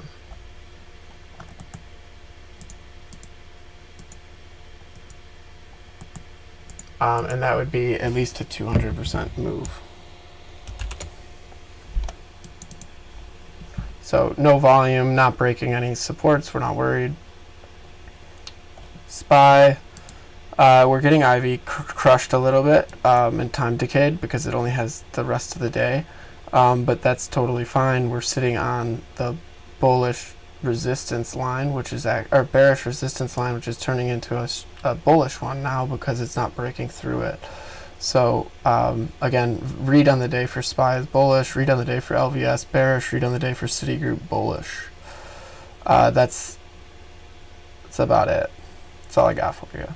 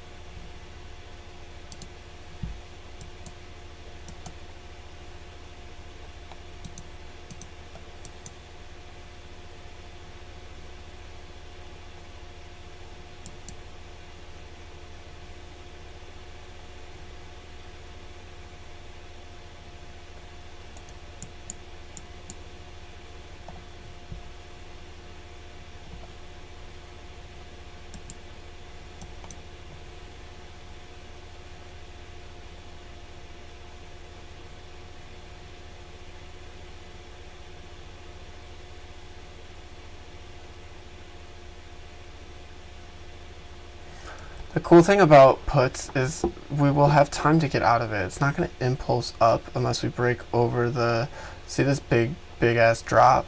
If we break over this, we could see a pushback to the 37.5. But if we break this support, it's just going to fly down. That's the intraday support, and it's at like a low for a very long time. So the stock wants to go down more than it wants to go up. So we'll have time to exit the trade if we start to see it break over 330 or 37.4. Then we'd be like, okay, let's just call it. We'll be even on the day for the trade. But if it, nice SPY, do it. There she goes. She's gonna do it here. Just need the volume punch through.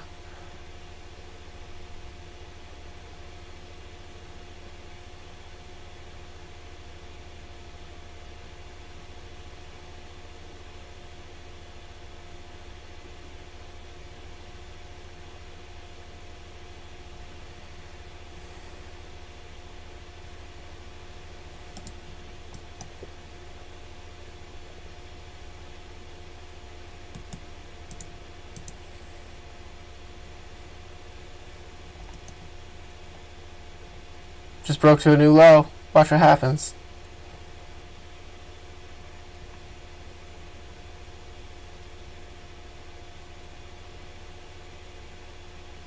Came back too quick. But no, that's good. That's good. That's good. That's good.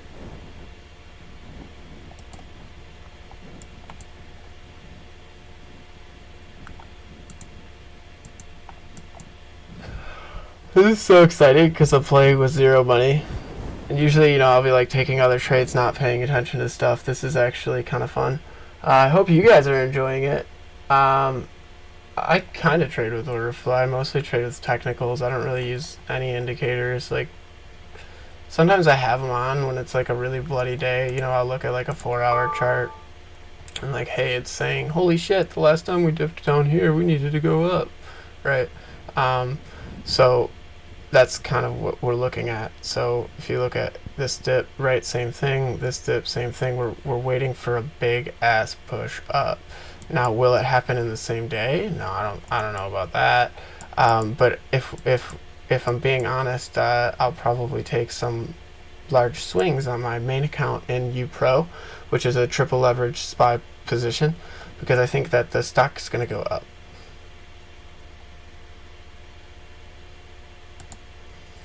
So yeah, there we go. Everyone who took Citigroup, you should be up almost 100%. Congrats. LVS just dipped. So we're going to start to see the floor drop any second. See how it's going down just drastically. Let me show you on an actual chart where we can see. Yeah, so LVS, SPY, and Citigroup, those are the only things I traded today. They were all good green trades. Now it's just, time for me to learn how to manage a $500 account a little better. We'll get it back to $700 by the end of the week. If these two plays play out, we'll probably be at $500 today.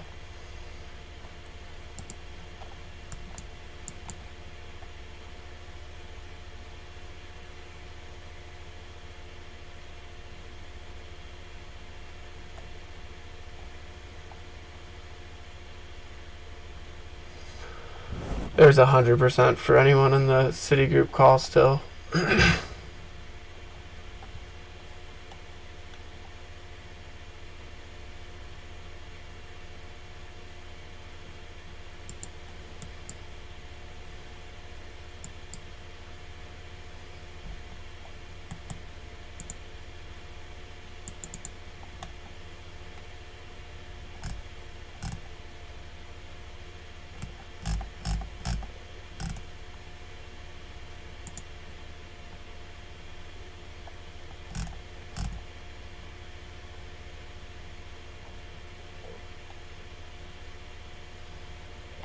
Oh, that's a big order at 3508.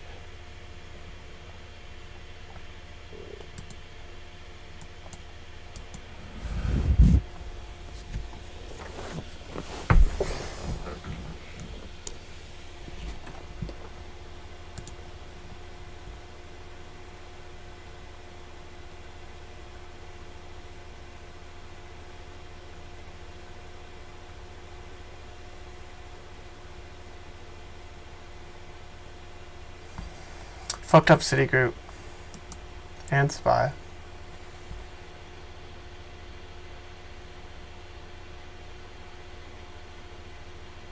It's 100% on both of them, by the way. That's why this is upsetting to me, because if I'm in my Discord, those are all 100% in my account. Right, I have a large account. I don't trade my stop losses like this. But hey, I do need to learn how to do this so I can teach you guys how to do this. So it's not upsetting, it's a learning point, but it's just disheartening to see such good plays cut myself so short. And then LVS, we're now doing really well on that. It's going to break, guys. It's going to break very bearishly. This is not a good chart pattern. So shoulder, head, shoulder, right? And then it'll come back down to the 36.54 mark probably. That's where we'll trim.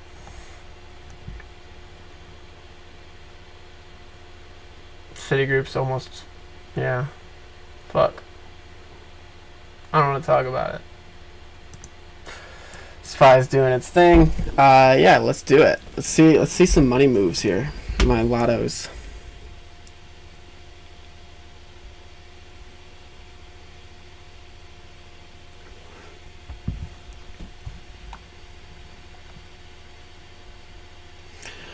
I took a lotto, so it's today's expiration at 4:47.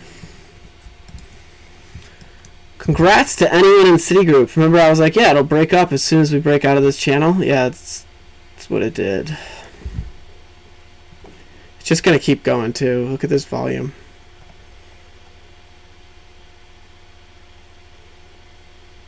So anyone still in Citigroup, probably use a trailing stop loss.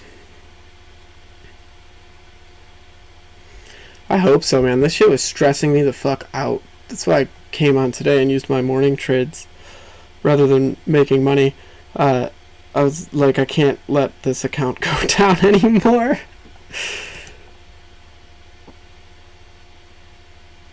I almost took hood call today, but I didn't want to.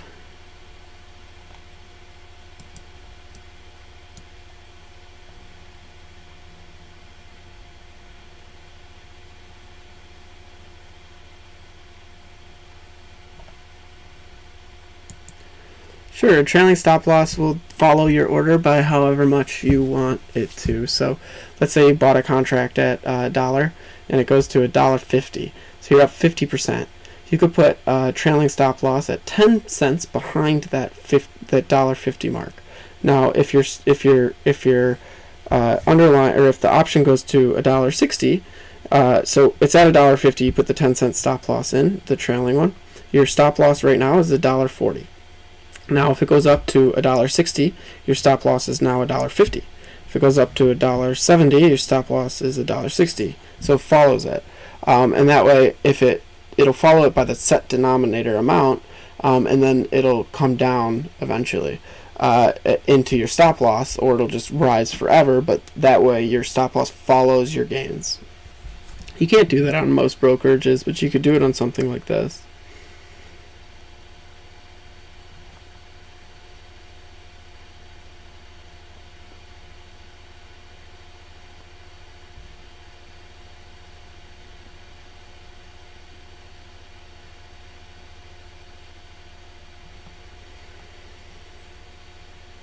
That's why I'm okay with paying the contract fee. On Fidelity, it's where I usually trade, but with my bigger account. But on Thinkorswim, I'm okay with paying the contract fee, because it's worth it to have the extra options to do stuff like that. So SPY's doing good. We just have to break up through the resistance, which is now at 445.68.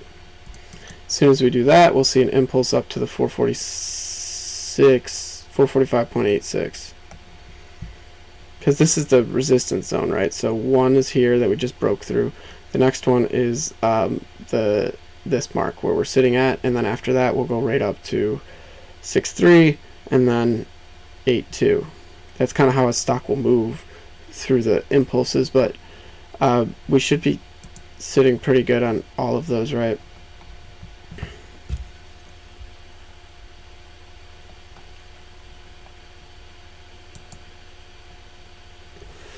I don't think we had a losing trade today.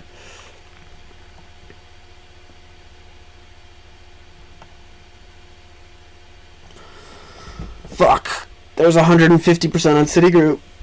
Fucked it up, guys. I fucked up my stop losses. Yesterday I was like, oh, I'm going to use stop losses. Today I used them in the middle. I used them in no man's land, right? I shouldn't have had it in at all, or I should have put it up at the very mark where it was at.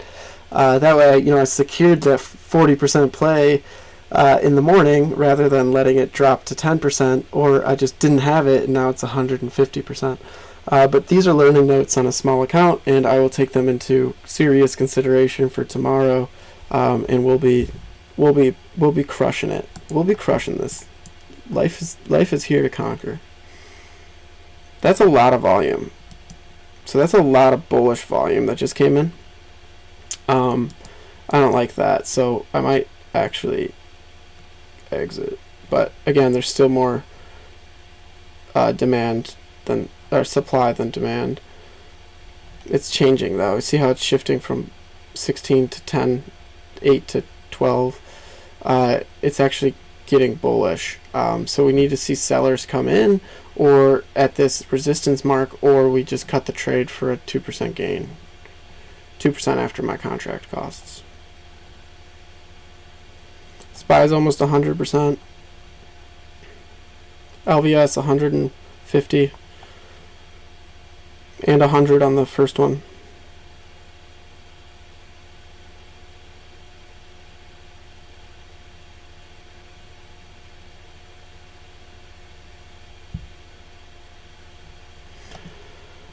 Whoa! So volume price action. Now we're sitting at a higher resistance zone. So do we see more sellers come in, or did we just cut this for a small gain? Probably going to sell one of them.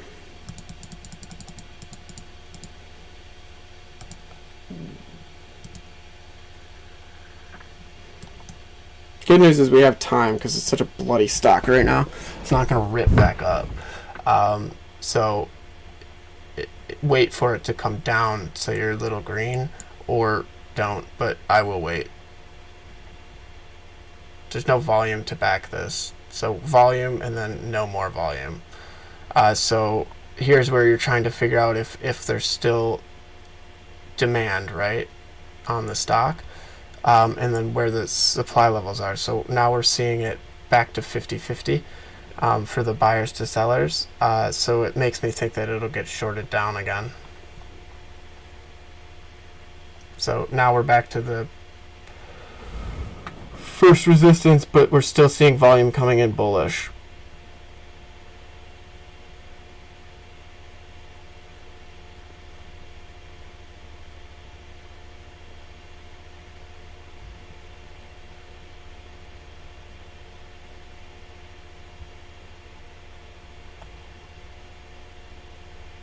Yeah, I'm going to cut one of them, 0.23.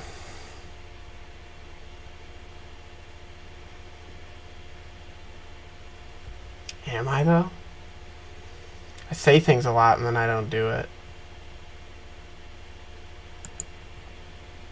So I put a sell order in for 0.23. If it gets filled, great. Otherwise, I'll just chill with it. SPY is cooling off a little bit, but that's because we hit the intraday high mark. And it's not going to just blast through it, but see how there's more volume in this candle than in this candle? It's a good thing.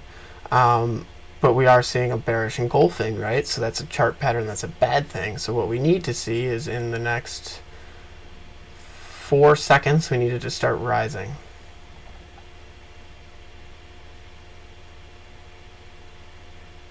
Not too bad. We're on a 3 minute, so an engulfing doesn't mean too much, but we'll probably dip back down to the support zone.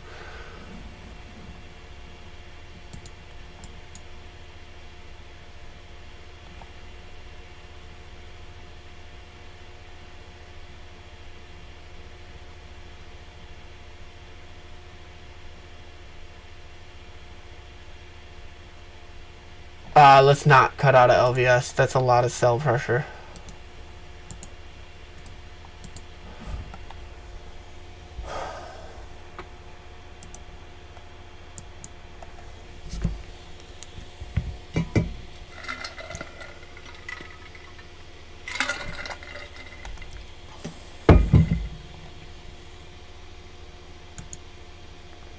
Yeah, it's just stocks I play with.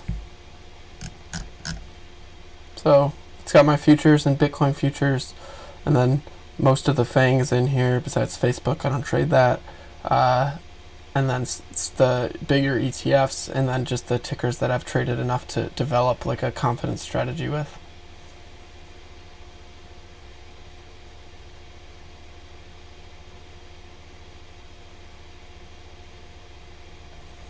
SPY, you slut. So see how we dipped right back to the support zone? Now we need to see a pivot up. But yeah, I'm going to hold these lottos just to see if we can get a nice big gain on them. But yeah, congrats to everyone in LVS and everyone in the first SPY trades. I'm sure you guys managed your positions better than I did. But yeah, it's all a learning point, and tomorrow will be even better. For LVS, let's see what's going on. We're actually sitting at support, right? Resistance. So we need to see sell pressure come in. So this is a lot of volume, and it pushed us all the way up to here, but there's been no follow-up volume. So this is more than likely going to be a push down, and that's why I canceled my sell order. It's sitting at 0.22 right now, and if it goes up any higher, we'll be red on the trade, but more than likely my read is that we start to see sellers come back in because there's no follow-up on this volume. And then we could look at something like Unusual Whales' flow. So this is, I don't really use his flow unless I'm confirming stuff. And what I mean by that is I have a conviction on a trade, and then I'll check what the flow looks like. So for LVS, for instance, if I I'll pull it up on my screen for you all. If I pull up LVS here, you see how it's, for today, it's actually going both bullish and bearish. These. Oh, there's only been one large order. I gotta change my filters. Sorry.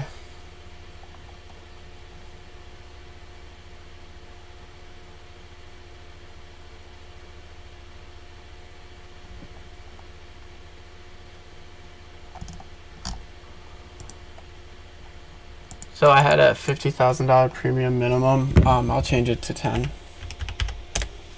And I only look at three strikes. So for today, though, we've seen about 50-50, but in the past,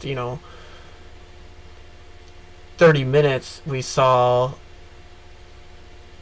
$100,000 being put down on bearish positions that expire this week.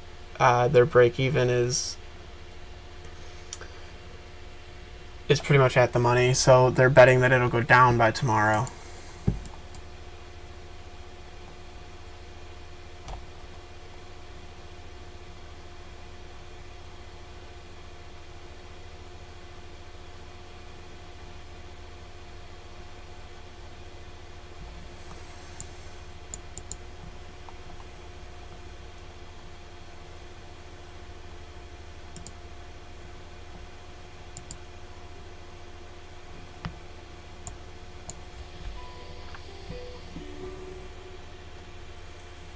This is Chandy's AMC Vigilantes playlist.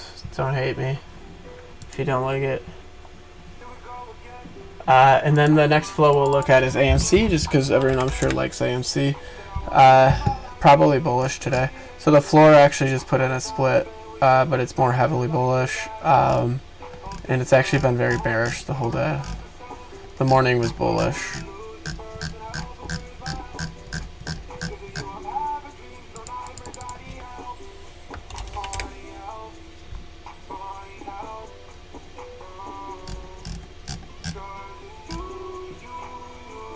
SPY's real bullish. It got bearish for a little bit, but I don't think that'll outweigh the bullishness.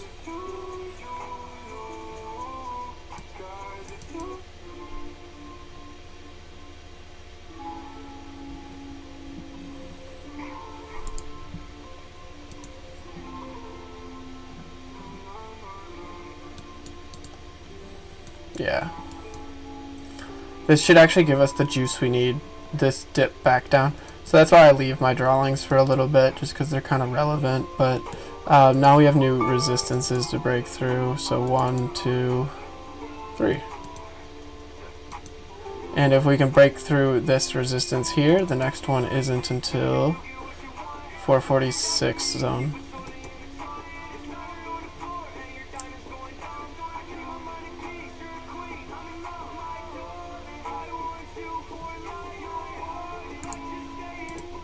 I don't like the music. Sorry, Chandler.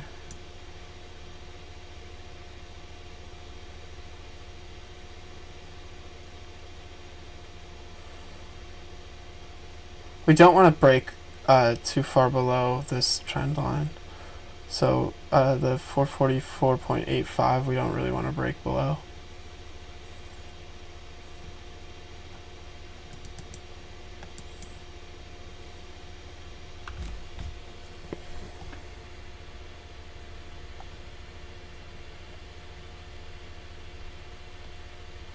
LVS is going bad on us here. We're only down like $1 though, so it's okay. But we're chilling on this one. There's no volume here. If we break up over this, it will see volume. So that's kind of my concern. Let me show you where. I mean, this. I just want this fucking rug pull to take place. It did occur yesterday at noon and at 11:30. So we're approaching the 11:30 mark, or rather at it. So that would be cool to see. SPY, let's see what you're doing, baby. Finally going green again. So we held this trend line. That should actually give us the juice that we need to break through. And if not, it'll do an ABC correction. But both of them are bullish convictions. So let's see how everything pans out. I'm going to run to the bathroom. I'll be back in a minute. Yeah, anyone in IronNet from my Twitter play, it's up about 1,000%. I actually closed mine out this morning at 1,000% gain in my big account, so that's pretty cool.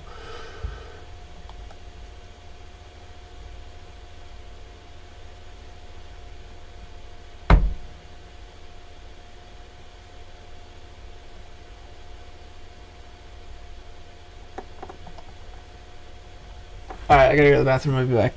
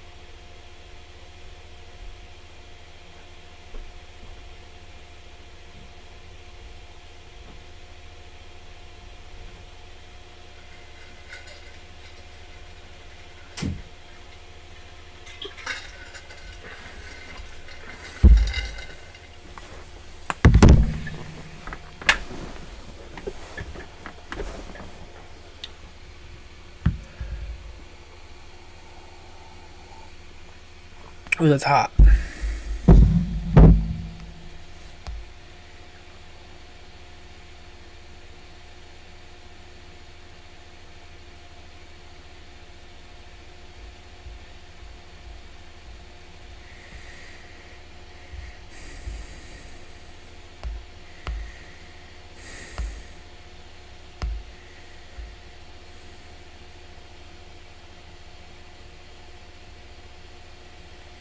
Volume, price action. Let's see it.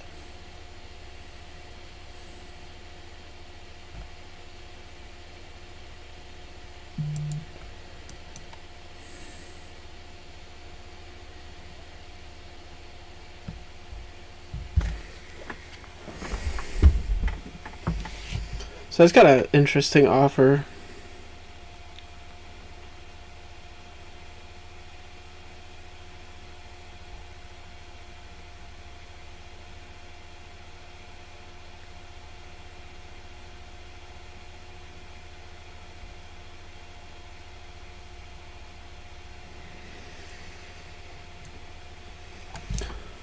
I don't know if I want to take any sponsorships though.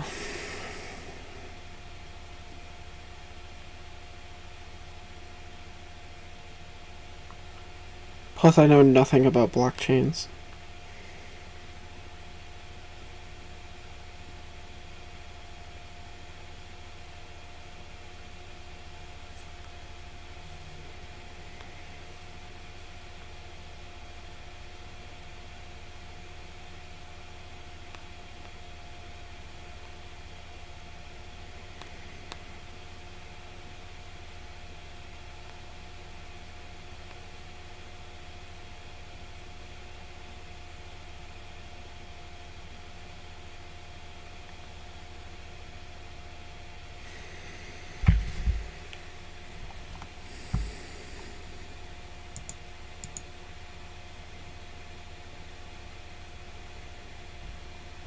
So yeah, we're chilling.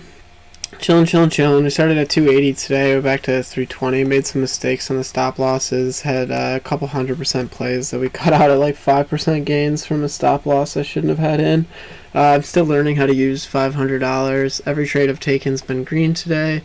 And we're starting to see what we need to see to get these lottos to actually bring us back to that 500 mark. SPY's on the edge of breaking out. But it could go either way pretty easily.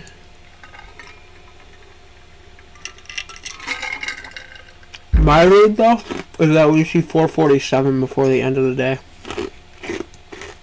LVS, I think we see 440 or 36.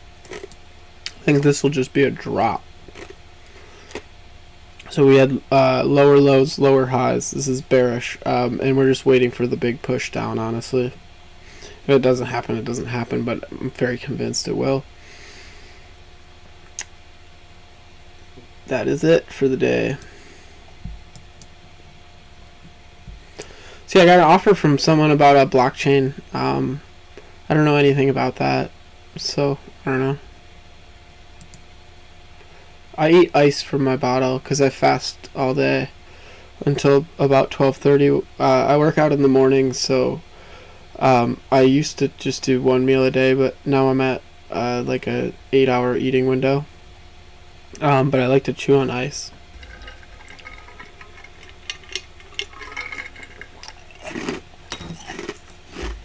Yeah, I bought in at this price on LVS.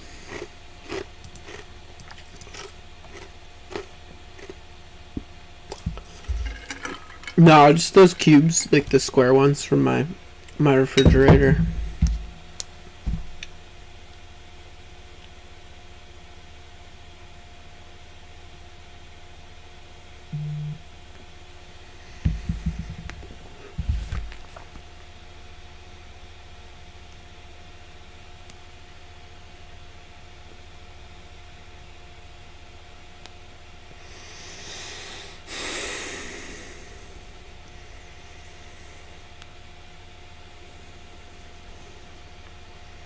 Oh shit, I gained 100 followers today. Why is that?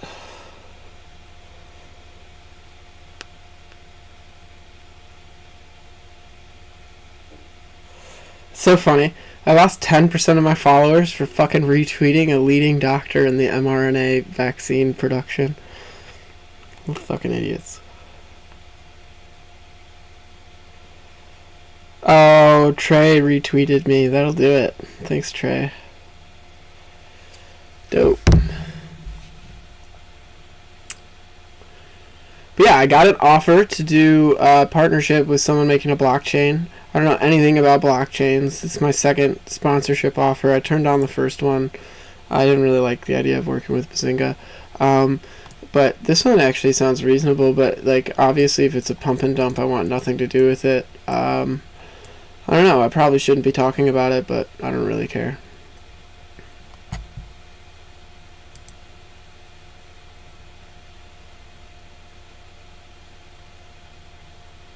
Yeah, I think so too, Brutus, but it's backed by a gold asset, and that's the only reason I'm actually interested.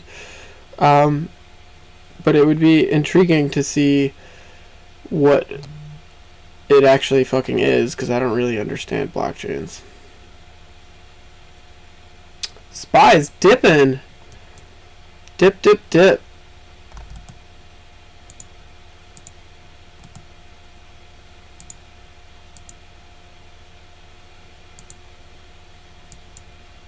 So, we came to the 61 retrace mark, so this is probably an ABC, and I'll show you where I think it'll pivot from. So, if we draw the trend line from the high to the low here, I think it's still bullish, by the way. I would have exited the trade if I didn't. Grab this trend line if you could actually get it, and then pull it over to the top of the high here, and then put a line down here, and then see where that matches up with supports.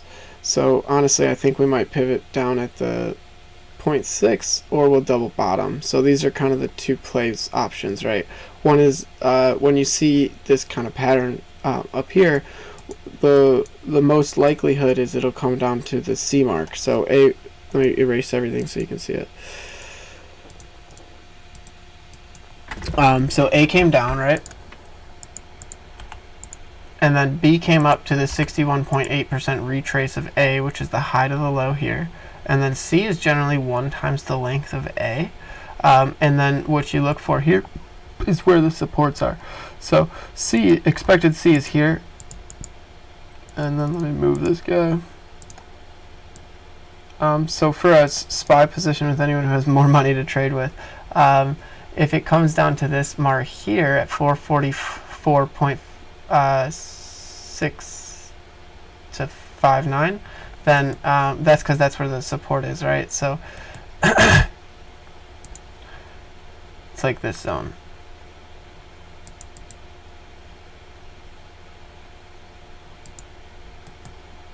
And then this would be a pretty, Jesus, I have the auto high-low click thing on. So like this zone right here would be where you expect to see if we don't truncate. And then you would see a continuation as we pick up buyers. Or it would turn into a 5-wave push down, but because it bounced exactly off the 61.8 retrace, it's almost like 80% of the time it's going to be an ABC correction to some degree. And then you'll start to see buyers come back in the supply zone. So not worried on that one. How's LBS doing? Are we finally green?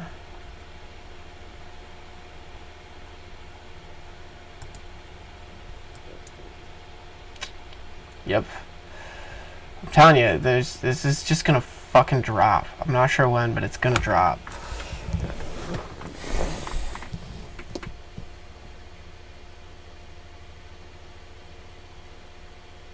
Yeah, I don't think I'll do it.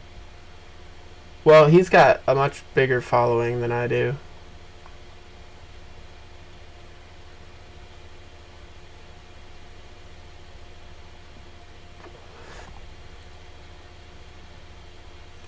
I don't. The screener I don't ever really use.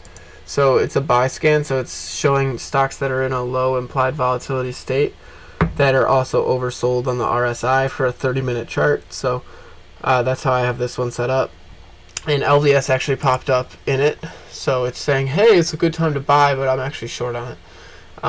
And the reason it's saying a good time to buy because it's locked in this little zone, right? And it's in a low implied volatility state, meaning it came from 43 to 36, plus it's bottoming out. So there's a good chance that we actually see a break to the upside, but I don't think we'd see that until one more push down. And it's already starting to head and shoulders, so the next thing you look for, right, is your chart pattern. So you could draw like a trend line, and then draw like another trend line. And then you can kind of anticipate it'll stay range bound in here, and then you use your supports and your resistances, and then like this would be where you expect a bigger move, but it could break out anytime before then. It's usually within 6 candles before or after. To gauge which way it'll break, it's a little difficult because they have the same steepness of trend. But because we're using an ABC on the last leg down here, I think that my profit take will be hit at 35.55. I think we'll see an oversell down to there. That's when we'd exit the trade. SPY, did it pivot where we wanted it to? No, it held a support zone here, right? But there's no volume coming in yet, so it can still go down to C, and that would just be a regular ABC correction. But it doesn't ever have to do this. It's just probability wise. The other alternative that I missed was this was A, B, C, right? So, oh no, I did that one. We're good. That's it. Yeah, it should come down to the C mark. LVS, same thing, just on a bigger fractal. So if you're looking at like a 30-minute chart, so A was down from, let me just remove all the damn lines.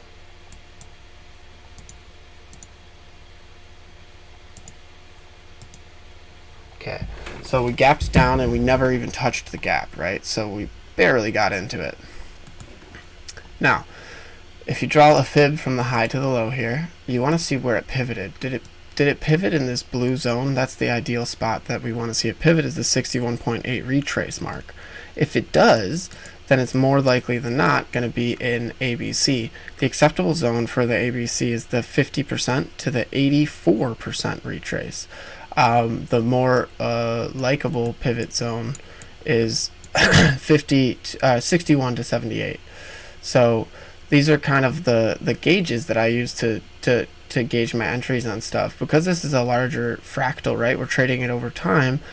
We just need maybe an hour before we start to see this push down. We're losing all the volume, and that means that we're running out of buyers, but there's still more buyers than sellers at this level, so they'll eventually run out of money, and if we don't break up, it'll go bad on them. Because this is the bull trap zone, and then the preferred entry zone is a truncated bottom at 36.12 or 36.53, or all the way down to an extended full C, which is 35.4.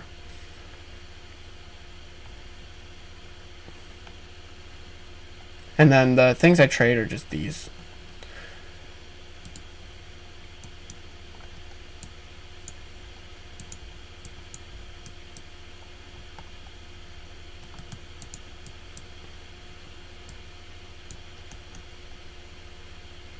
SPY looks like it's just going to go. The lunchtime starting, that's when a lot of working investors will come in. They'll see, hey, look, we found a floor on SPY. We're up 0.19%. Let's put some money back in.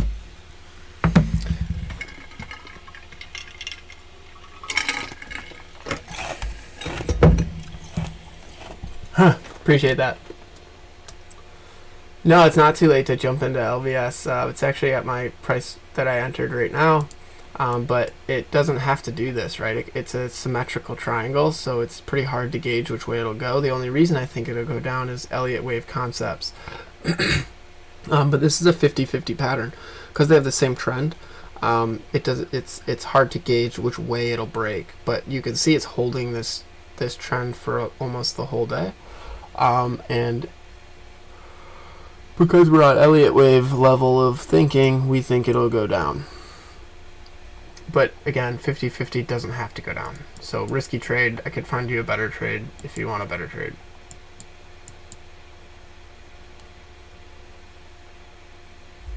Dope. Let me find you a better trade.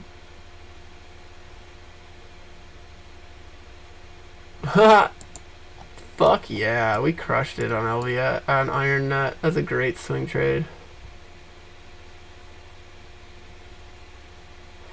So yeah, once I fix this account and we get it back to the 500 mark, it'll be because I'll have figured out how to manage the positions a little better with such a small account. I'll be able to actually get us into swing trades and stuff. It'll just take me a few days to deal with the last 2 days' mistakes. Yeah, I do.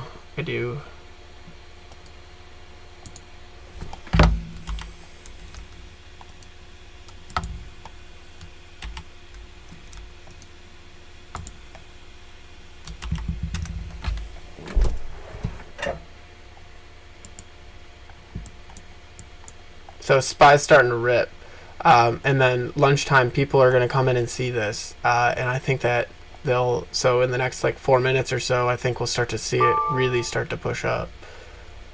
And again, we only have one resistance to break through before we're sitting real pretty on all these positions.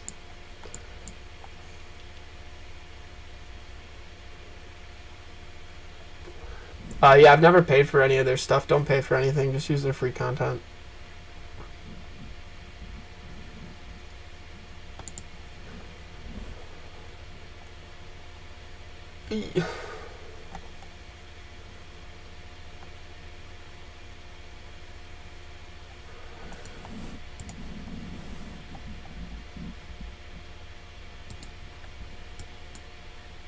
So we just hit the first resistance. Can we blast through it? Then we'll see a volume spike if we can.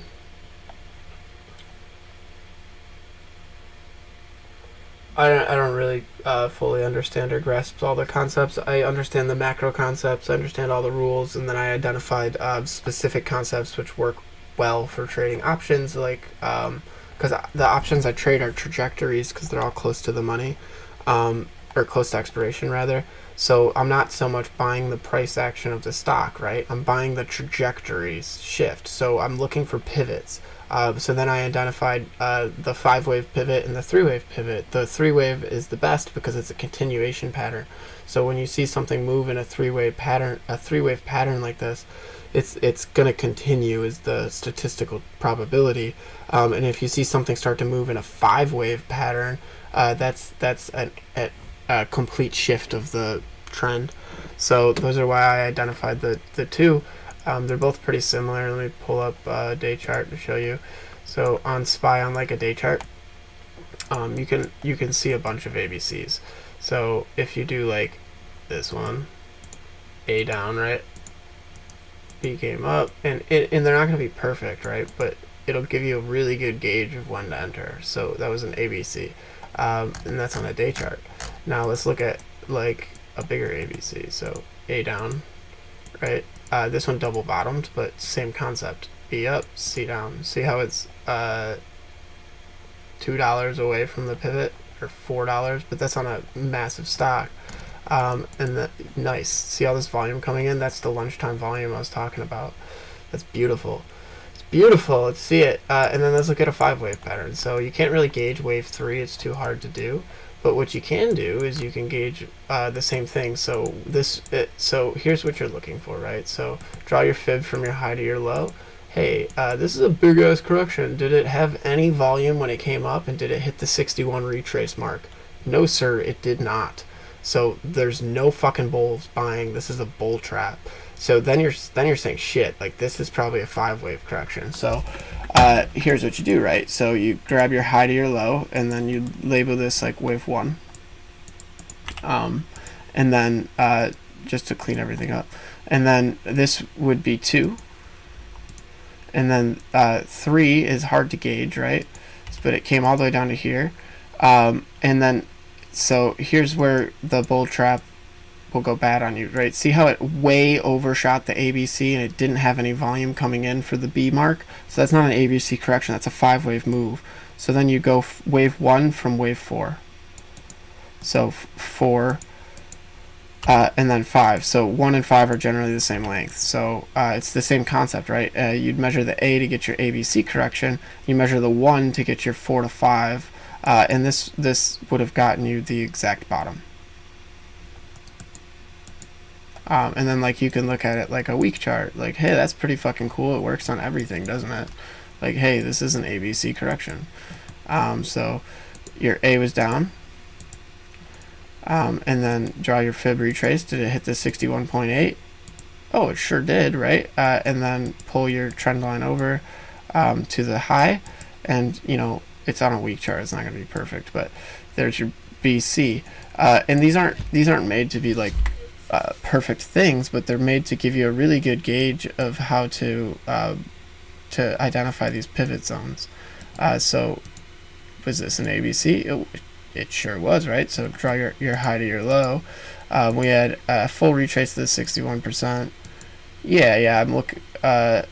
Nothing's really doing what we want it to do right now. And we're getting time decayed on everything, so we're chilling. SPY is going to be the good one. It just went from 35 cents back to 44.05. If we can hold this support, it'll rip. So this, again, ABC. But that's just on like the biggest time frame you could possibly look at to really trade on. But these are, and then like let's go to like a 30-minute chart. Let's go to a 4-hour chart. So A down, right? B up, C down. Didn't get you the bottom, but it's going to get you a gauge of where to start to enter. You start to identify that, like, holy shit, that's a bull trap. Don't buy the first rip back up. Wait, right? And then, like, you might buy a put. And then once we start to find volume in a floor around your C zone, you can then start to enter into calls or whatever you want to do. So SPY actually should start to rip. This should do it. Yeah, of course. Of course.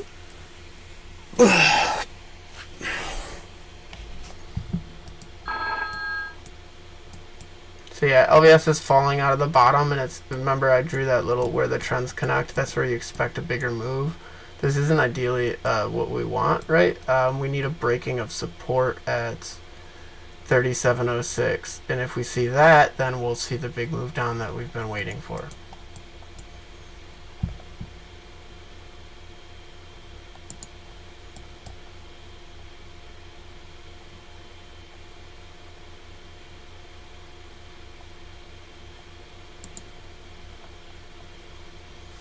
This is cool too, because I'm like 400 hours away from being eligible to collect ad revenue. And I think that today, if I just stream the whole day, I can do educational stuff plus hit that goal. And then I won't feel so stupid about spending $6,000 on computer shit that I didn't need.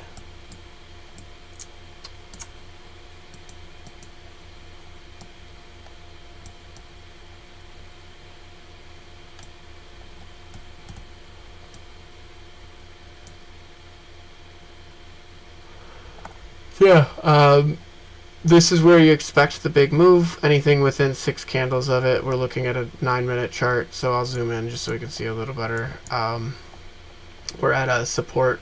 It'll try to bounce back off this support. There's more volume in the red candle than the green candle. This is going down.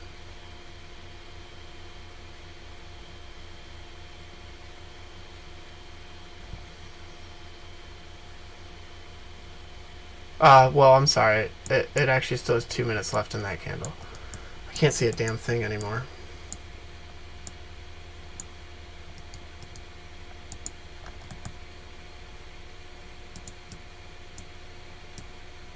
There we go. So yeah, so this should start to go back down, and then it'll test the 3706 mark, and that's the breakthrough point. That's where the bears will start shorting this shit hard, and people will paper hand.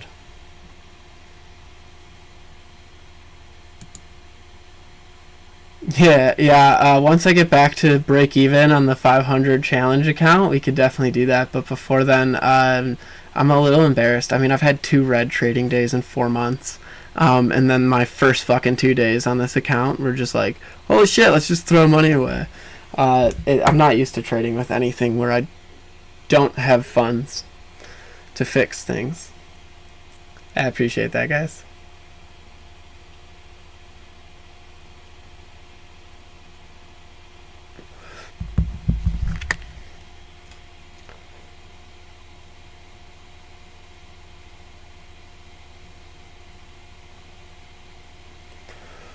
We're actually going to be starting so it'll be perfect timing because I'll be back to 500 by Friday. But we're going to be doing it with my whole Discord. I think we're going to do a prize pool too for anyone who wants to participate. My stuff's always free in my Discord as well.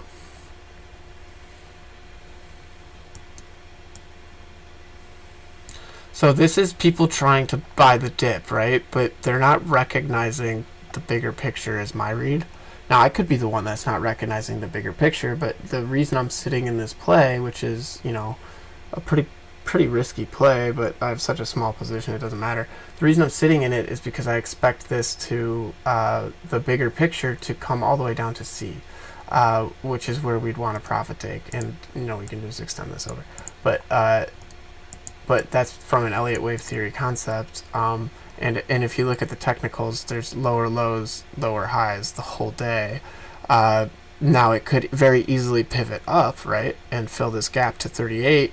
But more times out of not, when you're looking at something with this same structure, it's going to come down.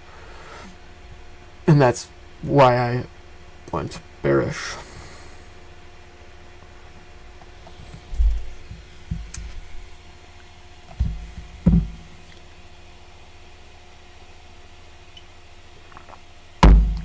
Alright, let's try another song on Chandler's playlist.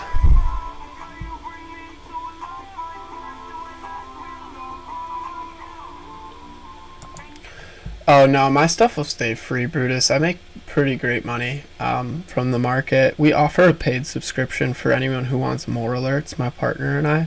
And then we're going to stem more into bigger picture stuff like trying to grow the retail's knowledge pool, which I think is just fantastic. What goes around comes around, right? Life's beautiful like that, and I'm sure I'll get lots of sponsorships along the way. I've already had 2 offers, and I started tweeting like 2 months ago. Once I find the right paid sponsorship, I'll probably take it.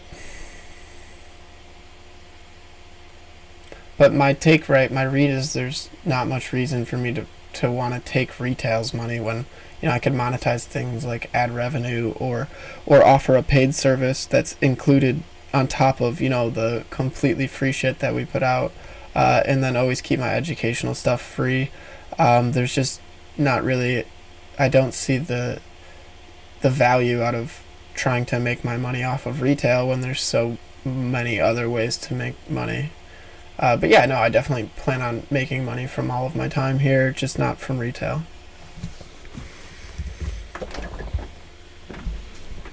AVGO, let's take a look. I like the name. Have a go.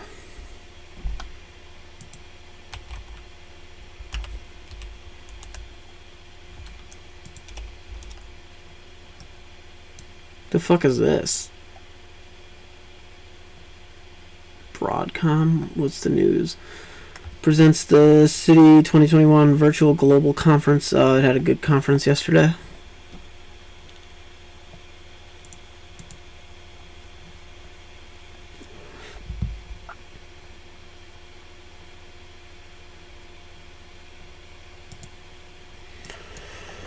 Is SPY gonna rip, or are we just gonna sit here all day and hold this fucking zero data expiration call? Because we're running out of time.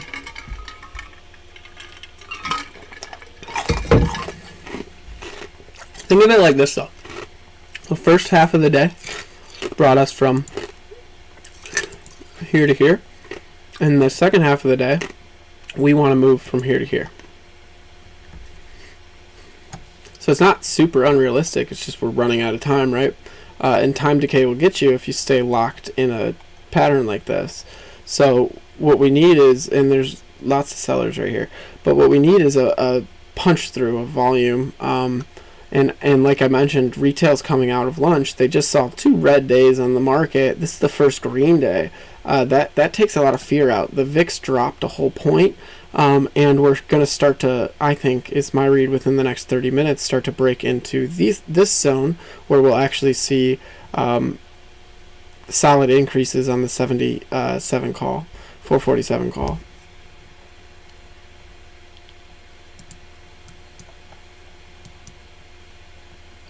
So, LVS, did we have volume in this green candle? We did, but it wasn't enough to convince me to get out of this trade for a 5% gain. Because I'm trading with contract fees, I don't really want to do that.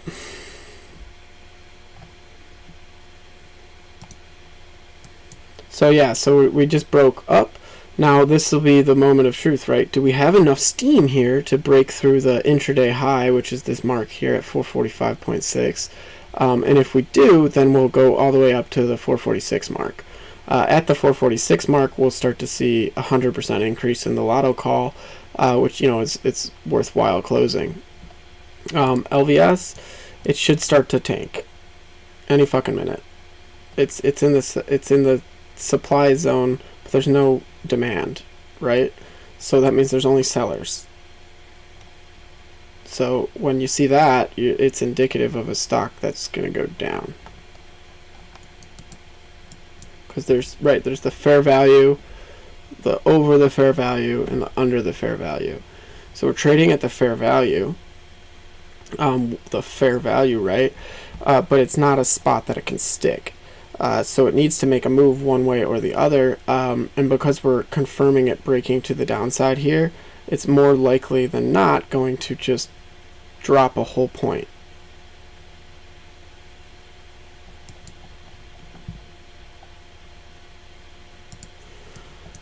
AMC might dip down here.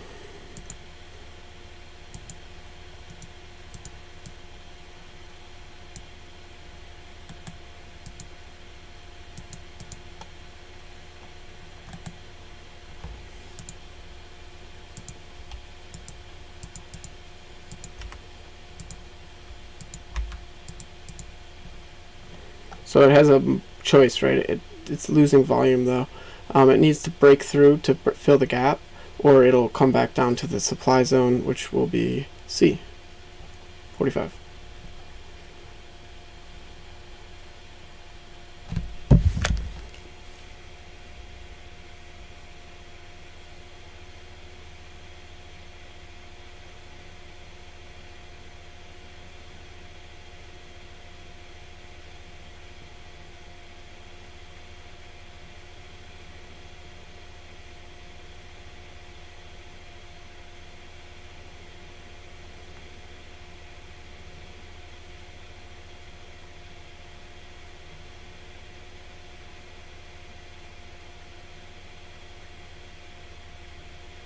I told my cousin to get into IronNet at 17. I told him it would be $30 in 2 weeks, and it just hit 30.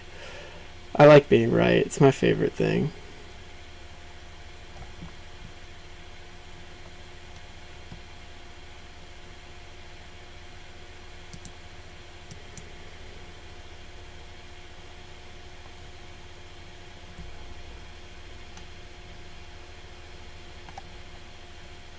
So because again we're running out of time and we're getting trapped in this range, the contract that we bought down here is now worth the same amount up here, and that's kind of something you expect with a lotto. That's why I labeled it as a lotto position, because you know it's not that likely that it does it, but if it does do what you want to do, it's going to be fucking so lucrative.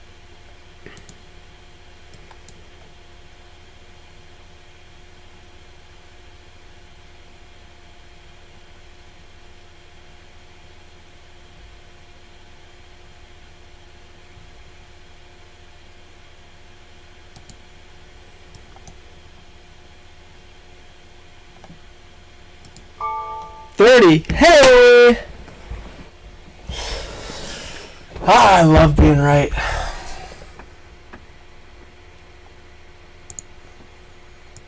So you see how I was like, hey, it's probably going to go down.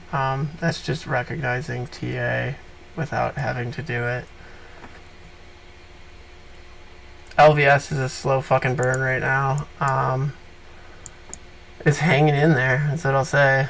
It's not doing anything good, but it's not doing anything that we want.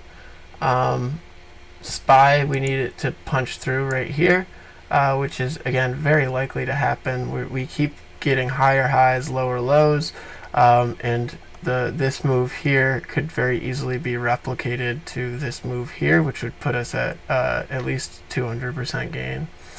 All we need to do is break through the 445.55 resistance.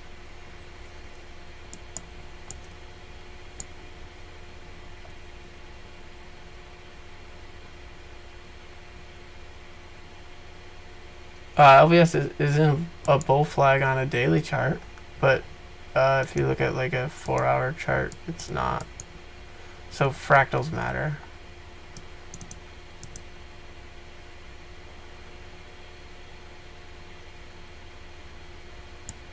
So this is actually a bear flag, right?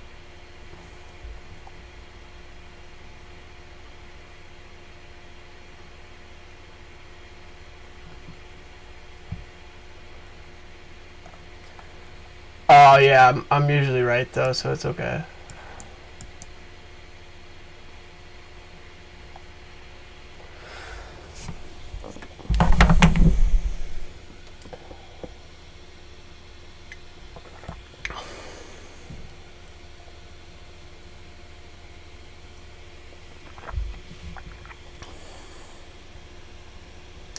How was the oil inventory, the crude report? So this is my favorite calendar. You should bookmark this. It's pretty wonderful.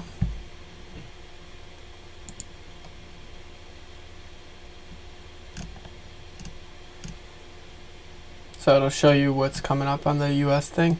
In crude, we actually were good, green. So oil will go up. Here she goes.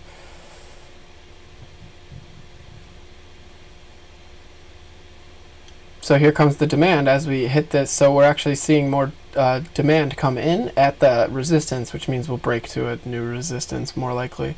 And you know, that could easily be thwarted, but again, my read on the day is we hit at least 46.5, and that'll be very green. For LVS, it's just teetering. It's gonna go down eventually. The bulls lost their trend. Now they have one support left, and that support, you know, was where we pivoted yesterday. So a lot of people want to buy there, but Macau casinos went down another 12% overnight, and we only went down 3% here. So when you factor in DD and TA like this, and then use concepts like Elliott wave theory, you can get a better gauge of what might happen. And again, this is a 50-50 chart pattern. They're the same trend lines. But yeah, I don't think it's bull flagging, because it is bull flagging on the intraday, but when you look at the bigger picture, it's pretty bloody looking. We'll see. We'll see. So SPY's doing what we want it to do. It's testing the resistance right now, the intraday high, and it's continuing to grow in demand as it hits an intraday high. That's retail coming in at lunchtime being like, fuck yeah, the markets are back. We're not going to see the black swan that everyone's been talking about. And and then, you know, that'll give them confidence. The bears who just made a killing will start to close their positions as we break through each support, and that's why you'll see big pushes, like impulses, rather than, you know, like this slow fucking crawl that we're seeing right now. So if we break through this, we'll come all the way up to 446, and then 446.28, and then 448, if we can actually see a punch through.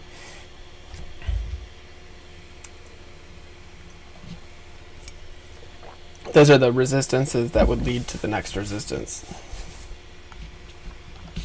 So yeah, we're going. It's going. Look at all the sell pressure come in though, and it's not even affecting anything.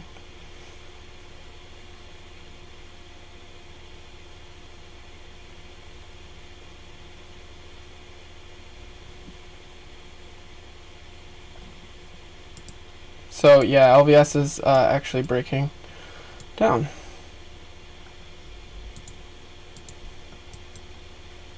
No, it isn't. I read 1.8 as 0.8. Yeah, so the resistance, the only support line left, right, is the 37 support, essentially. If we can break through that, then we'll get the trade we want to get. If we don't break through that, then we just exit the trade for break even. We still have 2 days of time on it, so we could also swing this one because it's such a cheap contract. So this is the bearish trading thesis, right? So this is where the bears will want to short, and the bulls ran out of their trend line, so now they have a new trend line, which is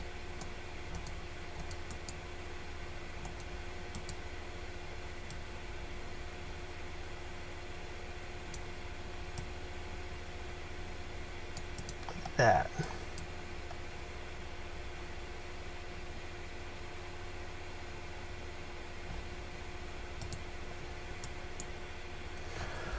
It's gonna do it.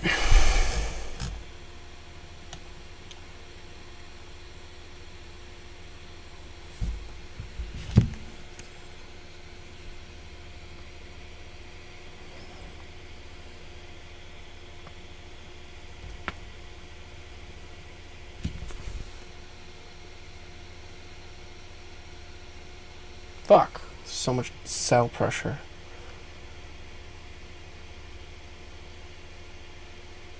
I'll put my hand up when we break through it.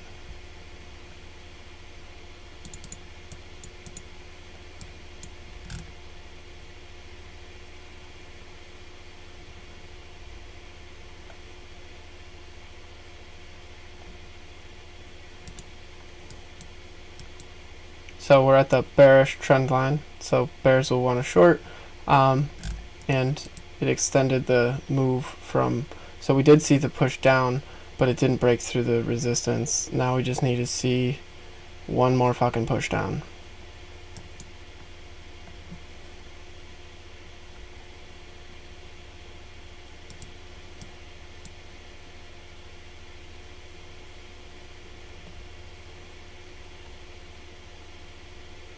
decreasing volume on AMC, but it's retesting. I don't think it's bullish. SPY just broke through. Now we see some moves.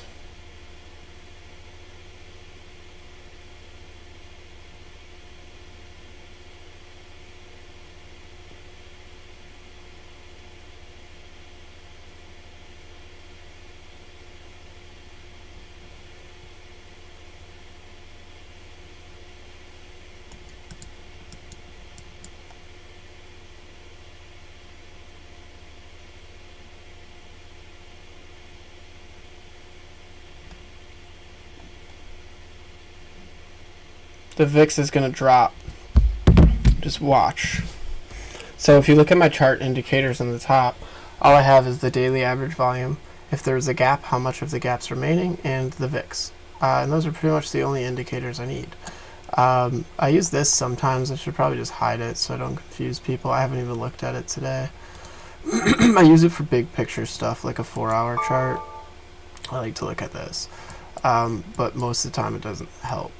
So we're entering into, remember I said as soon as we break that we'd start to impulse up. We're entering into the next resistance zone soon. And this is where we're going to start getting wildly green on the 447 lotto that we have if we could break over the 446 mark. And we're seeing more supply, more demand than there is supply too, so we're still good. And the higher it goes, the more shorts will close their positions. I hope that makes sense. I know I'm probably talking to myself. Oh, LVS is just chilling, man. I entered it up here thinking it would break down, or here, but because of time decay, we've stayed break even on the day. So my entry plan on LVS was this. I pulled a high to the low, and then I saw it pivoted at the 618, so we entered, I think it was at like 1020 or something when we entered it. And now we're just waiting for the big ass move down, which again I'm still holding my breath for.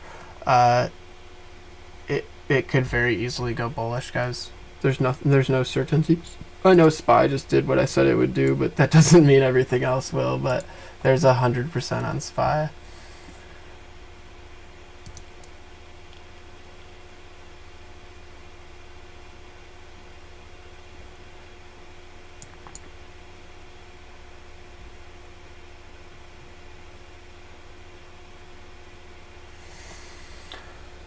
Do it. Breakthrough. So at this point in time, we're up 100%, right? I have 2 contracts. As soon as it starts to fade out a little bit, what we'll do is we'll sell one of those 2 contracts. And then, you know, we stay perfectly green on the day. No, it's anywhere between the 50 to the 84%. 61.8 is ideal. What you're looking for is a decrease in volume, so it's not an immediate thing. So to go back to LVS, let me show you. So to go back to LVS, right? Let me go to ahead and just remove everything real quick.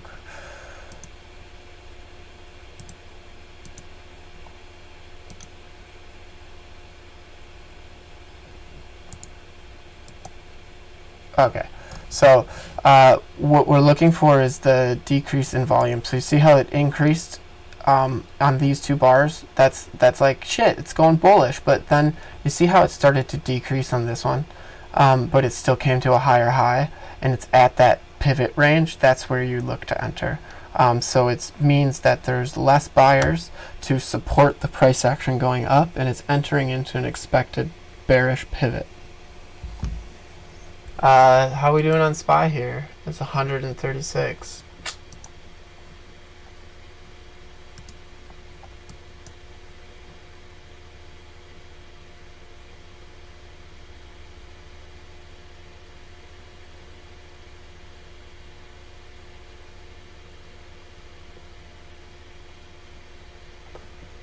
Yeah, I hope we can get back to 500%. I mean $500 today, and then I can get us to probably 1,000 by Friday if I do my morning trades in here. And like, I know that sounds absurd, but I've been trading options for quite a long time. It's not that absurd. So SPY's starting to decrease. I'm gonna sell one of them, and that way I lock in profits. Plus I don't know that I want to sell one just because I want to get back to the 500 mark. Ooh. Yeah, we'll chill. We're gonna chill. It held 446.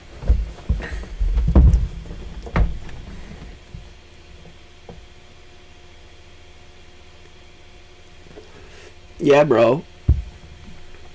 But I had 1,000% position in IronNet. There's no reason to hold longer than that. You're just a greedy bastard. If it's screenshot worthy, just fucking sell it. I was already on the house. I don't need to look at it again.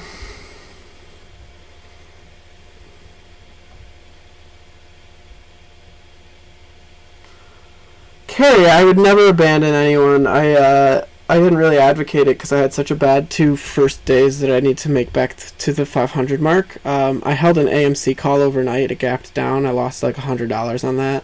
And then yesterday I didn't use any stop losses, and I was up like $130, and then I ended the day even, or actually down $30. So today I used stop losses, and I managed to so I used a bunch of stop losses, and I managed to cut myself short on 2 100% plays. Anyone in Citigroup this morning had 2 plays that both went 100%. Anyone in SPY had 3 plays that went 100%. And that's about all the trades I took because I didn't have any more funds. There was no losing trades. LVS is teetering on being a losing trade, but it's doing fine.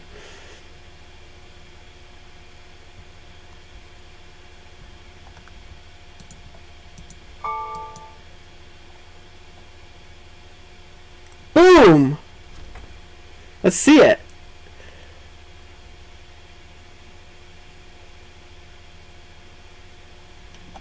So I'm actually going to cut one of my SPY positions here at 120%, so that locks in a 20% gain, right?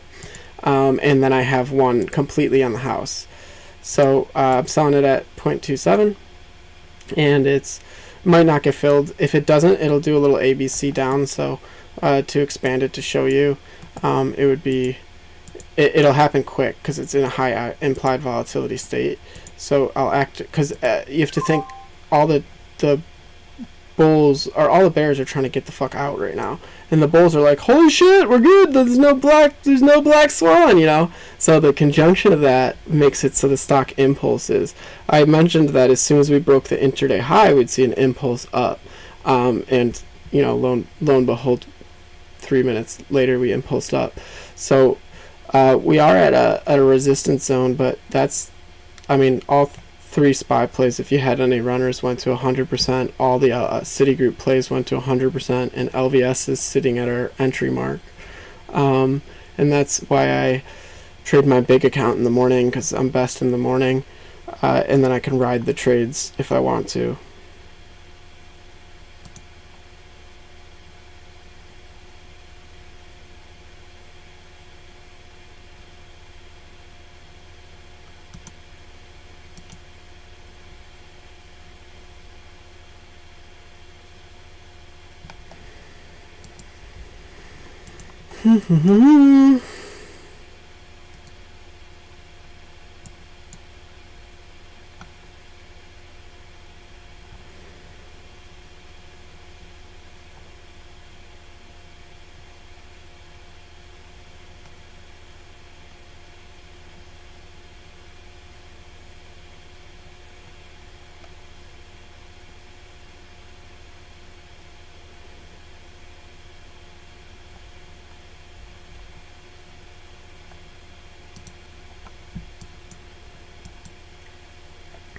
So if it does ABC down, it would be really quick. It would happen right here.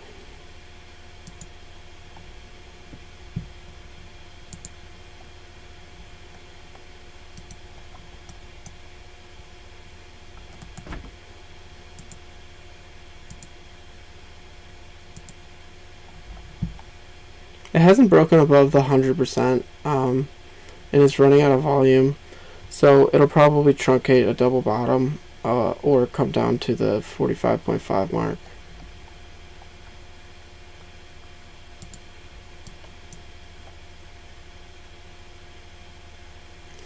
No, I don't want to advocate anything I'm not trading. I feel really bad if they go red and I didn't lose money on it. I mean, if you really ask me to, I could find you a trade at any point in time. It's that simple, right? If you understand basic mechanics of how options work, it's not very hard. So yeah, we should be back to 400 if this continues, and then tomorrow I'll get us to like the 600 mark, and then Friday it'll be easy to get to the 1,000 mark. Fridays are the easiest days to make money because the contracts are so cheap. If you understand pivots, it's really, really simple.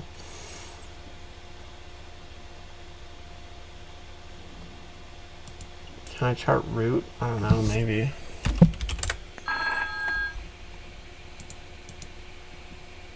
No, I don't like it. So, I mean, like, you can look, though, like, this would be your A, and then draw your retrace. Did it pivot at the expected zone in the blue or the gold? Yeah, it did. So then take your A mark, your trend line, and then put it to the top of that. And it, you know what I mean? It pretty much hits C, but there's no volume to support this. All the volume's in the bearish candles. So, you know, any moment in time, these meme stocks can just fly, but more than likely, I think we see 5.7.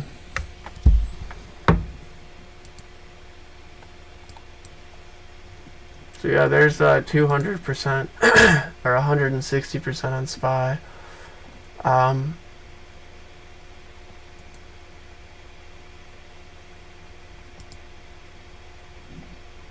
LVS is actually pulling up too far for me. I don't want to see it break this support resistance, and it is.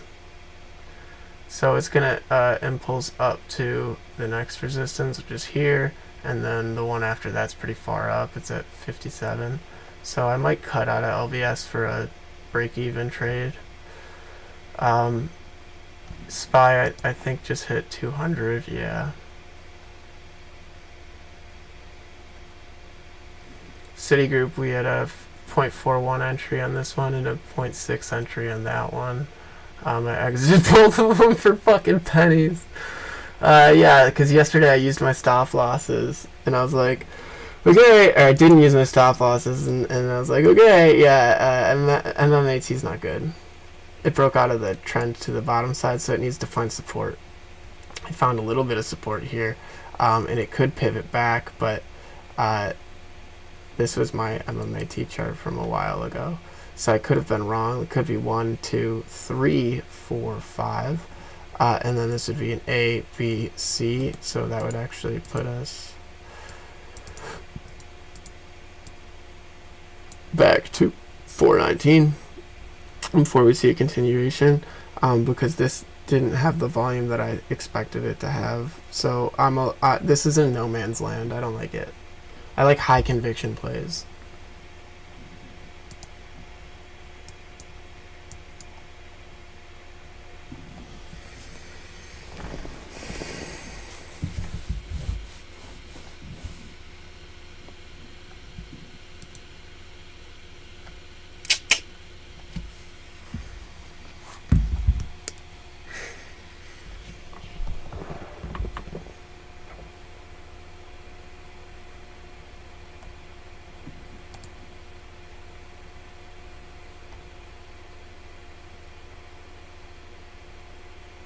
So the next resistance is 446.58, and then it's 448.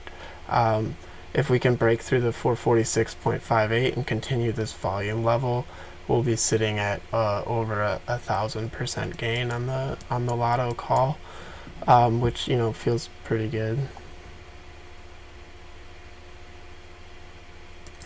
Citigroup, we entered this morning. We did a 65 or 69.5 call, and then we did a 70 call. They both went 100%, but I didn't catch either of those gains because I was trying to learn how to use stop losses on a tiny fucking account. AMC did do what I expected it to do here, which is not have the volume to punch through, right? And now we're seeing big bearish volume coming in. So not an ideal spot for anyone in AMC. There's a support here at the gold mark, 45.7. And then the next support line is down to 45.5. I actually think it'll probably truncate a double bottom at 45.16.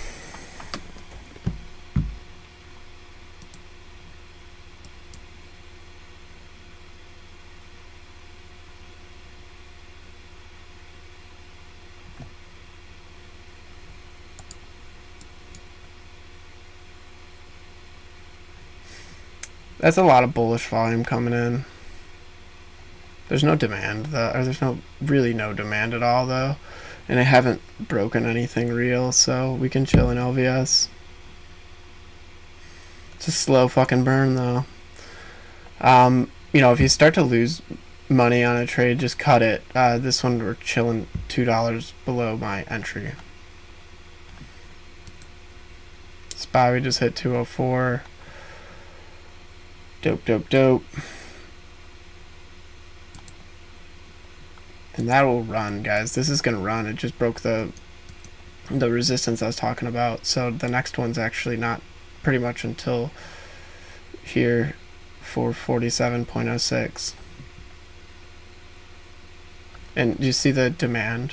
See how many people are trying to buy it? That's that lunch hour, like, holy shit, we're not in Black Swan.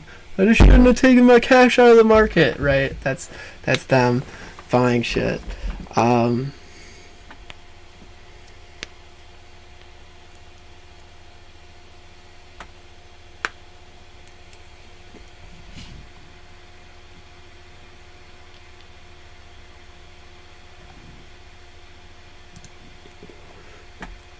Remember, I was like, yeah, it'll be a 200 to 300% play. There it is, 300. Pretty dope.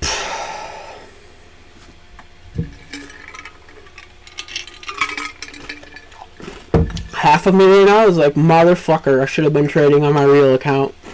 The other half is like, holy shit, I'll be able to do the 500 to 25K challenge.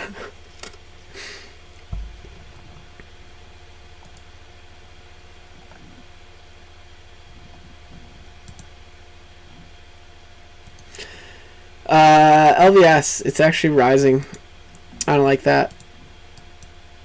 I might cut it, but again, until we break this support level or resistance level, 37.5, I'm not that worried.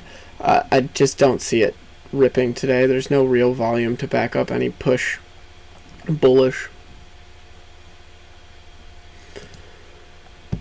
And there's 350, 400%. Who's dope? Jake's dope. JP's dope.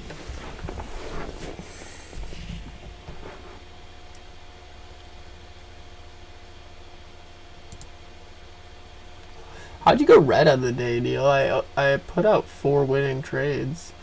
Besides 3 winning trades. Actually 4, but yeah, I put out 5 trades total, 6 trades total. 5 of them went 100% plus.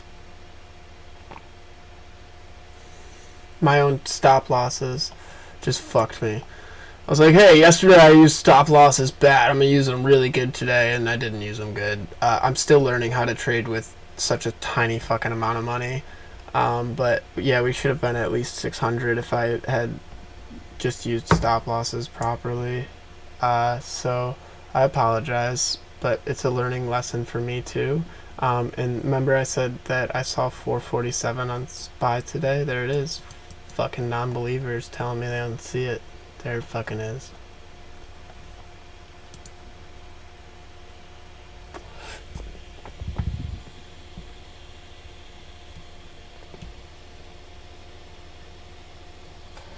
Oh, I don't do anyone else's calls, bro.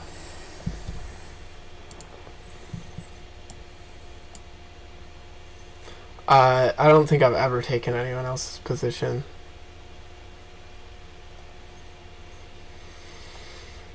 The we at 500% yet? Are you guys happy? Do you believe that we'll get to 25K yet?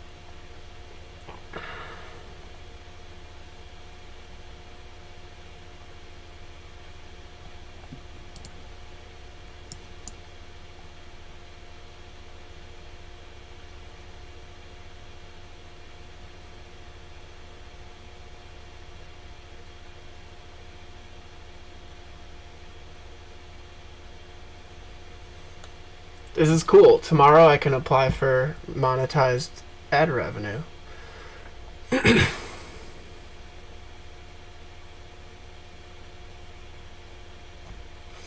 Yeah, so my like I mentioned, it's really embarrassing to me to have lost. Like I don't really lose money in the market. I've had 2 red days in 4 months, and then I tried this 500 to 25K challenge, but I didn't realize how hard it was to trade with less than real money. Um, so I failed, right? The first 2 days I failed hard and I had to address my rules. The first day I swung a trade and that dropped me $100. I should not have swung anything. There's not enough money in my account to deal with $100 loss. The second day I didn't use stop losses. That lost me $40. And then today we're up $100 on the day, which is a 35% increase in the account. But I used stop losses. I just used them very shittily, and I lost myself at least $200 in profit. We're starting to see some fight back at the 447 mark, but the volume here is very still good. So I think we're okay to hold it. Just recognize that you have to sell to make money. So don't bag hold it forever.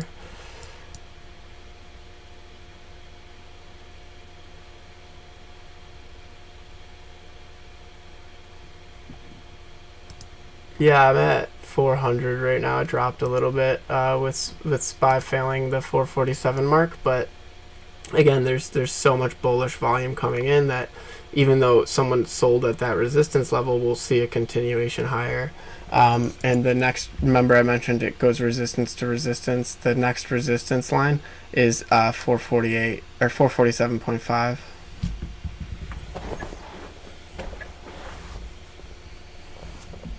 Yeah, I just got to figure out my strategy. Every trade I put out today was pretty good besides LVS, which I think I'm going to cut.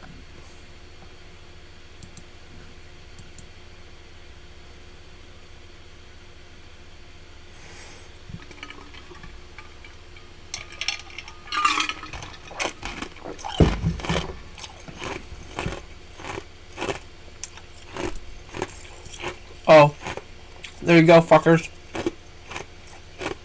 AMC hit the expected zone.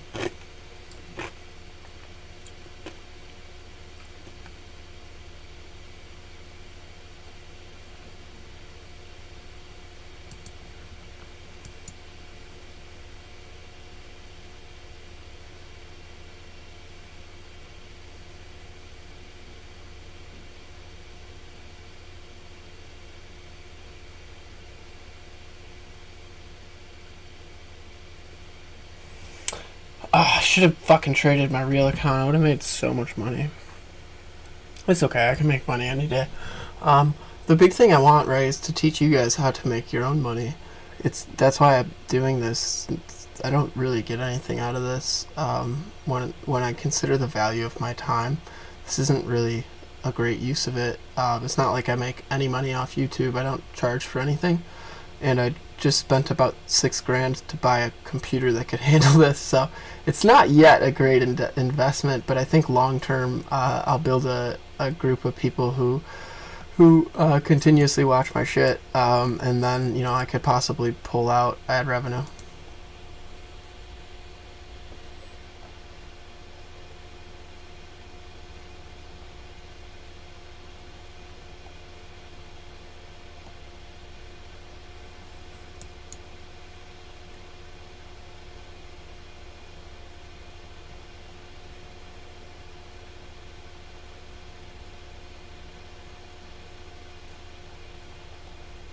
There's more demand than supply.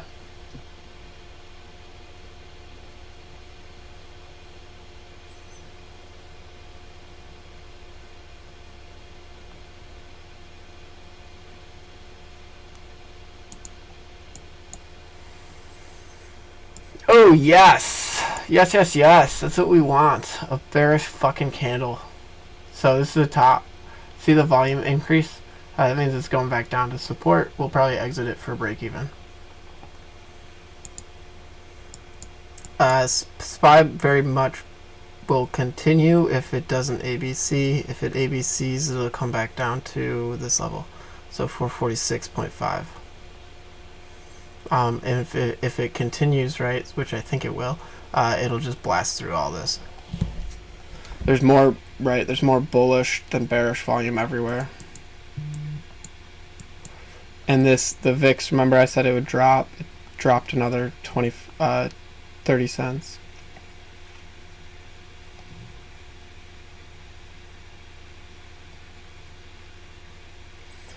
I look at one chart, my man. It's pretty dope. It's just my chart. I don't really use any indicators. I haven't looked at this once, so I'm gonna hide it just so people don't think I use indicators. There we go. I like volume analysis, and I like Elliott wave theory concepts, and then I just draw a lot on my charts.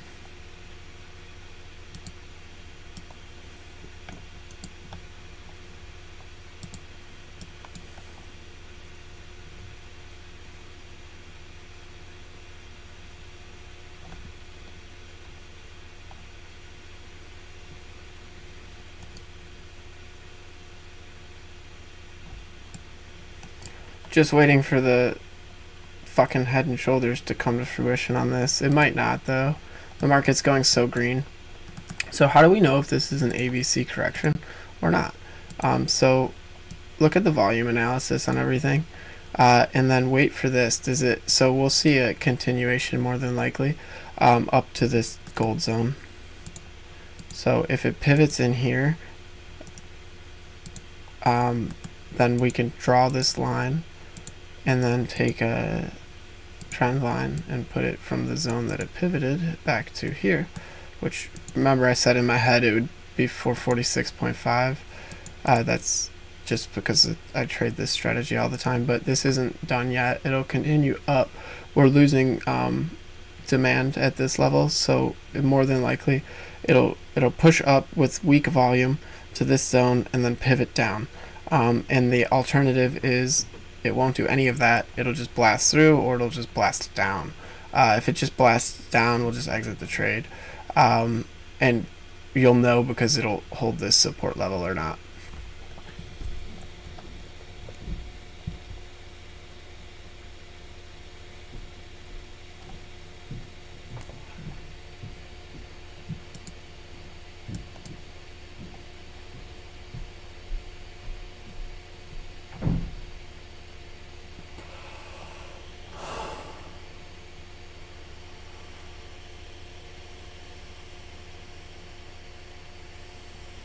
So the 37.5 is the resistance that I didn't want to see it break through. We're good on that.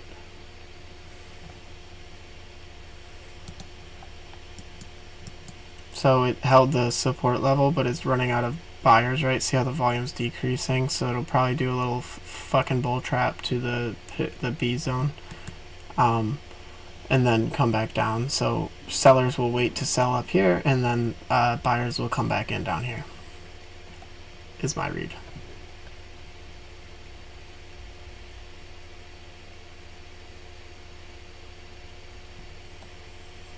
That's a Fibonacci retracement. So I went high to low.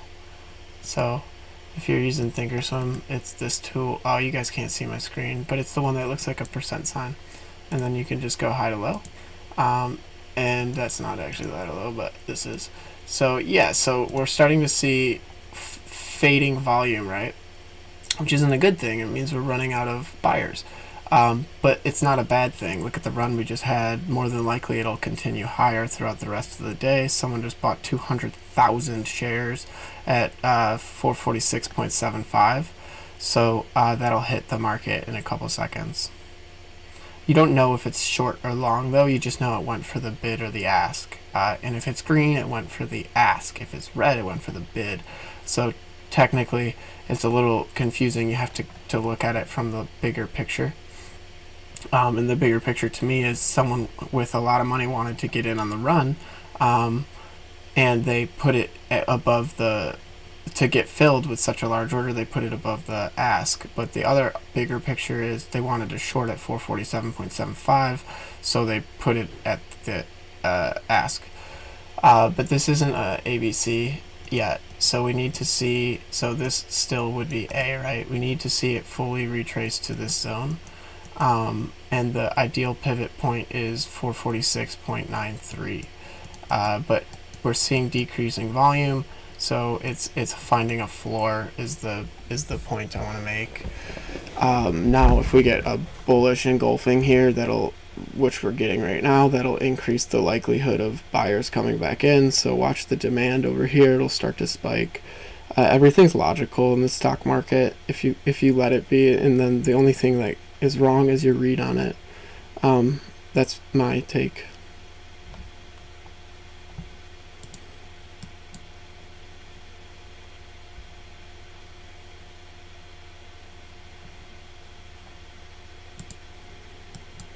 So yeah, AMC did very quickly truncate to the double bottom like I mentioned.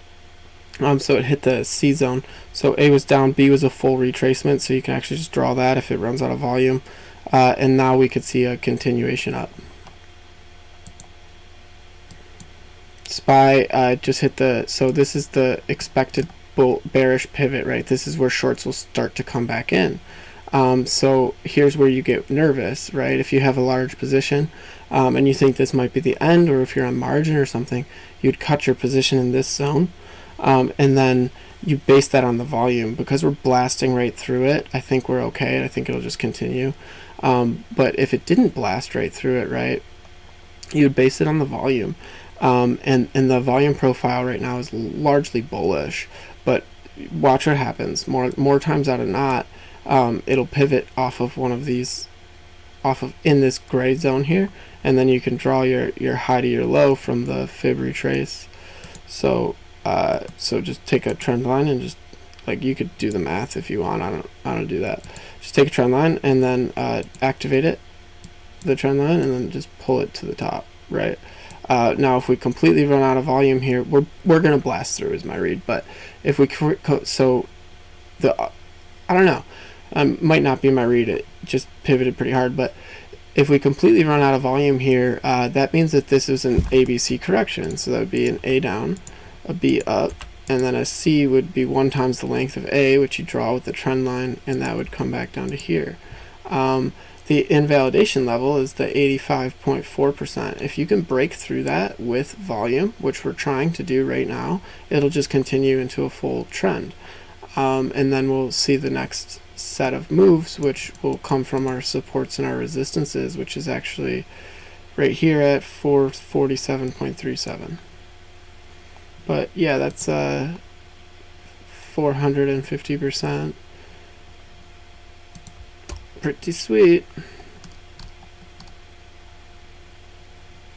So see how it pivoted, and now it's starting to come back down.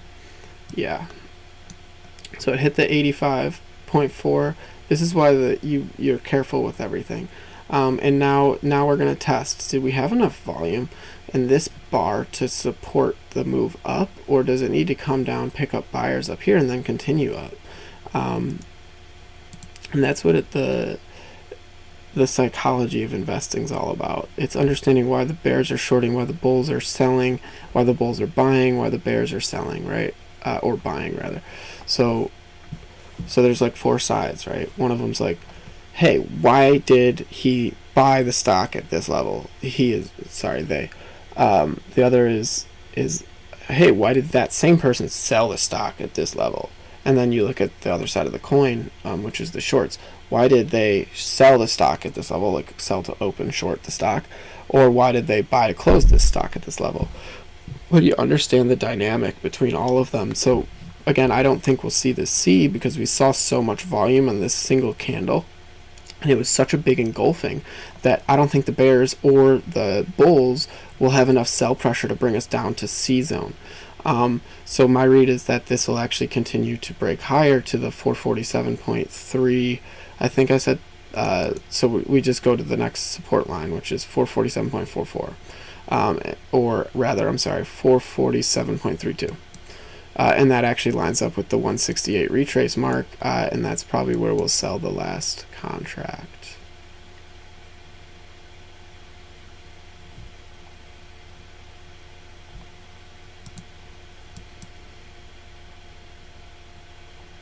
So increasing sell pressure, decreasing buy pressure. Do they have enough support at this level to bring us up through the 37.5 range? I don't know. I don't think so. With the rest of the market at a discount right now too, I doubt it. But yeah, here we go. So we're going to break through. There's too much buy pressure, not enough paper hands, not enough sell pressure, not enough short pressure. So this is going to continue. Like 90% conviction.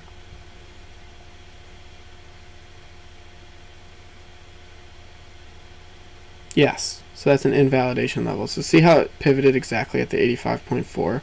It wants to do an ABC from there. So that would actually bring our C up to the top of this down, right? So it would be 46.59 if it does the ABC. But the key to determining whether it's going to invalidate it or not is your volume profile plus the price action. So if you look at this, do you see the size of this candle? It's a full bearish engulfing of every single push down that they had, plus it's twice the volume of the low volume candles. So now you look at the next red volume candle, that's extremely low. There's no more sell pressure. People aren't trying to sell the stock or the ETF. So that's where you're starting to think, hey, I don't think an ABC is going to come to fruition anymore. Now I start to think it's going to invalidate it and just continue on this beautiful trend.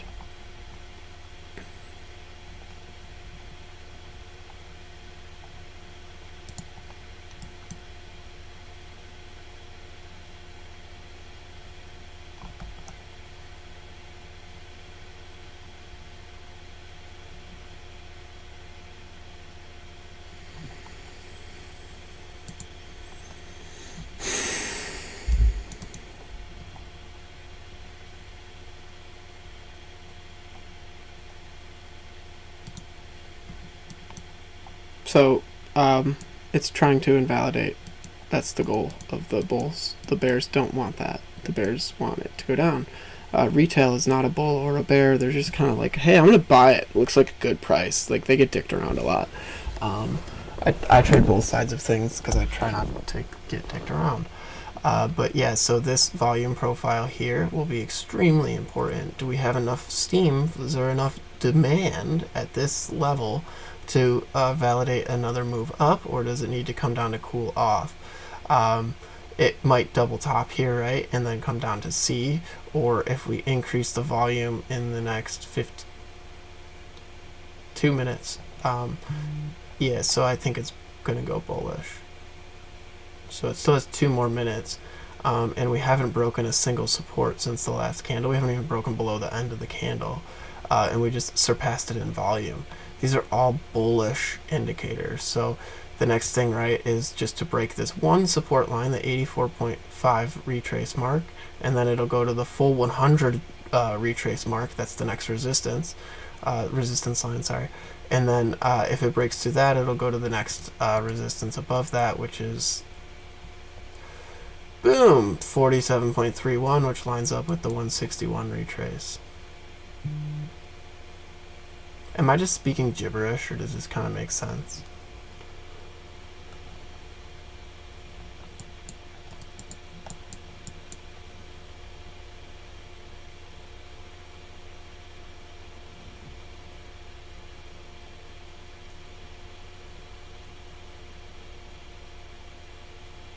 Here she goes. So see how we just broke a new high? Now it'll test this one right here. And as soon as it breaks through the 100, it'll go to the 47.37. That'll be about like a 600% gain.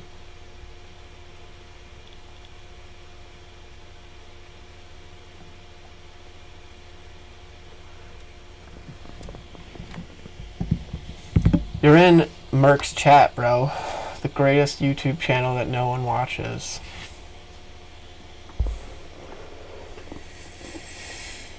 There's a reason that I'm 37 and 5 on Twitter alerts, because I sometimes know what I'm talking about. Just a bad start. Just a really unfortunate start to the challenge. That's why I haven't been advocating it. But yeah, there's the punch through, and then the next resistance zone is the 37.8. Yeah, I think I'm pretty dope.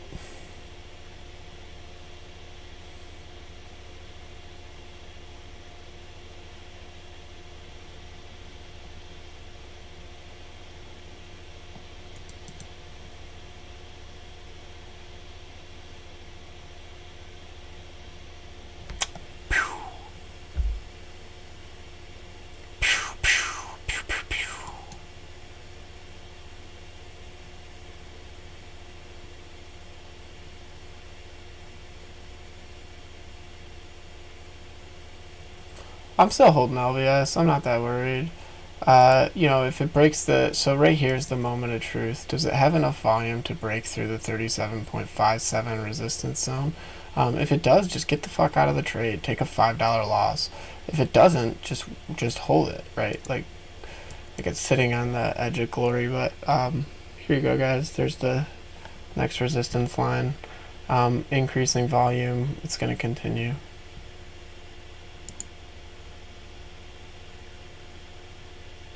Well, fuck, man. I've never had red trading days like that. It just hurt me. It hurt me because it hurt my ego.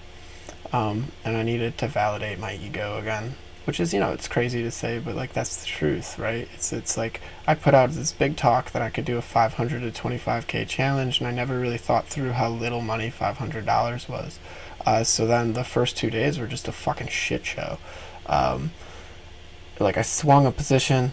That was $100 loss. I was like, oh, there goes $100. Just fucking gone. And then the second day I didn't use stop losses, and like I lost $70 gains and ended up the day $25 down. Right? Like that's another shitty position to be in. So today, like I took off my real trades. So there's the mark, right? The 47.3. But yeah, we're still picking up volume. This is going to end soon, though, but that plays 600%, guys.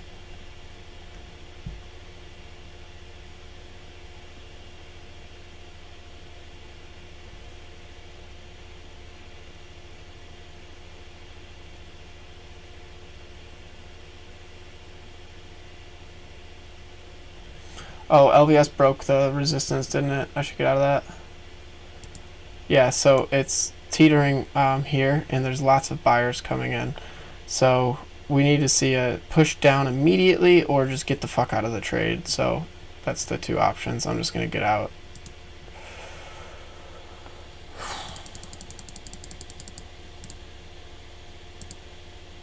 Uh, 0.17, so I'll take my loss on that.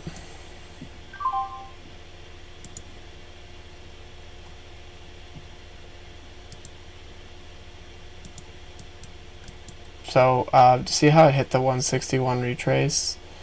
Like that's pretty common. And then it'll probably correct again. Or try to correct again, but there's so much buying pressure right now that I don't think it will. I think we see a 448, guys, and that's gonna be a pretty big move.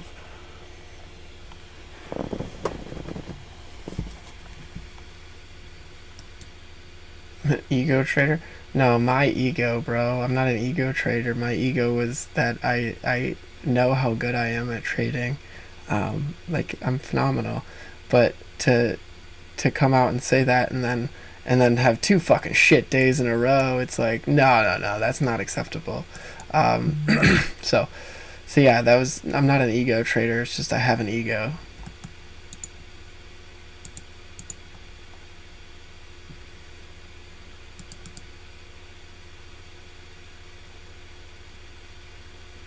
Yeah, those are all printing. Congrats.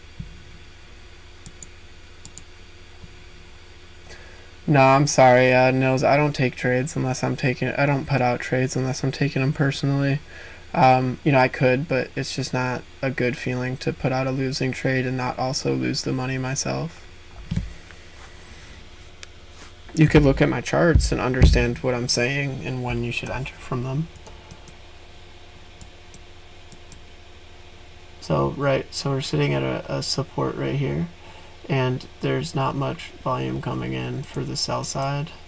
So one could possibly enter a 448 call, but wait a second on that. Wait to see if we ABC.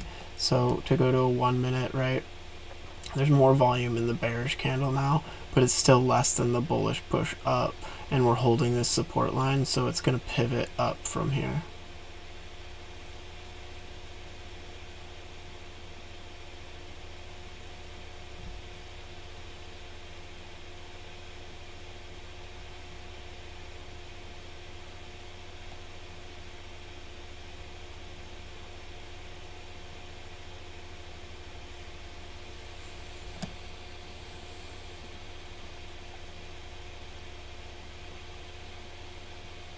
Moment of truth. Do we hold 447? Yeah, it's holding.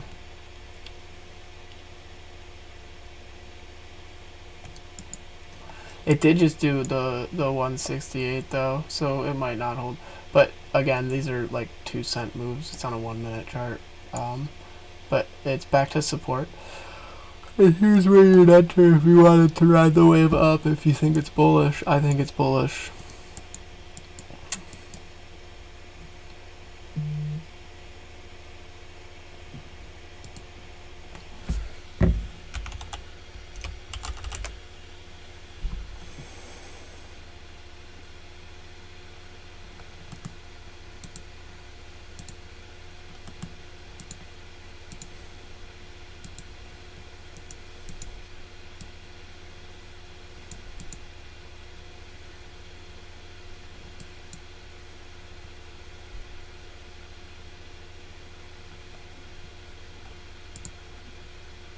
Option pricing's too fucked. You could go for the 17.5 call. It's not a bad likelihood that that pivots. Oh no. So yeah, so we held the 447 mark, and this candle already has more volume than this candle. So in the next, the next push will be up again.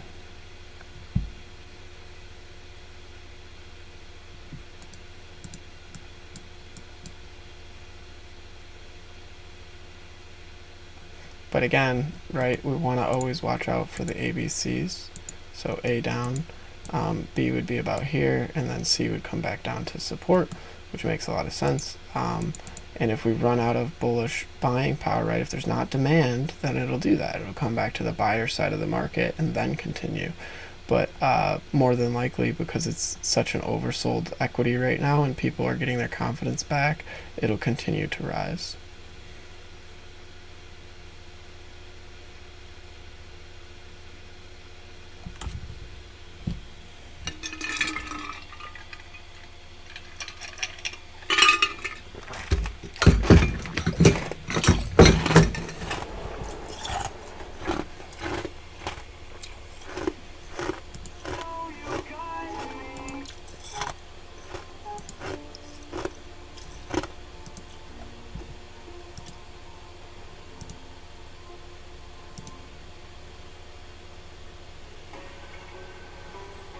So ready, you draw your fib from your high to your low. And then you look, is it in the gold to the blue zone? Well, it sure fucking is. Are we running out of volume? Not yet. But yeah, it is. So see how there's a decrease in these two candles? We're running out of buyers. So we need to see a blast back through to the 47.32 mark, otherwise it's good at ABC. It needs to. It eventually needs to correct, right? Like, there can't just be a fucking vertical trajectory. It's just about gauging when it'll correct. And because I have such limited funds to trade with,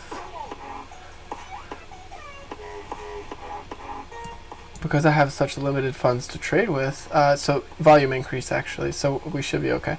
I have to be really careful, right? I have no more money left to trade with. Yeah, so remember I said LVS, the 37.5 was my cut zone. We cut 0.19, it's down to 0.15. So now you see how this is lacking volume, but it's still pushing up. Unlike the one previously, this is much more likely to ABC. So just pull your drawing over, which is the distance down, and then C would be 46.75 if it does ABC, and we'll know in just a second. So actually we're increasing in volume, but it's still lacking. So that's the risk, right? Like you're trying to figure out if we still have enough demand to push this stock higher, or will people sell for their gain, and will the bears come in and short it down?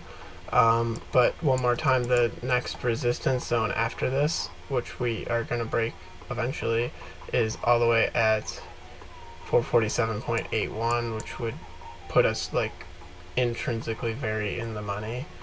We're already 100% in the money from what we charged, right?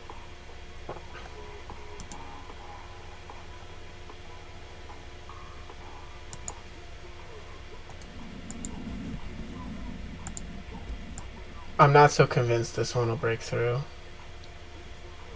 I think we might see a double bottom or an ABC down to 446.85.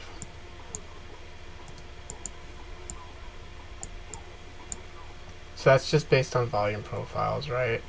We're kind of running out of steam here, and we need to break back over the gold bar here to really encourage the bulls to start buying and the bears to stop shorting. And that's not a huge problem, right? Oh, there it goes. So now we'll see more volume come in. This is going to be bears shorting their position, anticipating it goes up to the next retrace or resistance. And the demand you see over here will start to come back in. But it could always double top too. 84.5 is just kind of where I'm like, okay, I feel like this is invalidated, but that's not always the case. So again, we're up now 570%.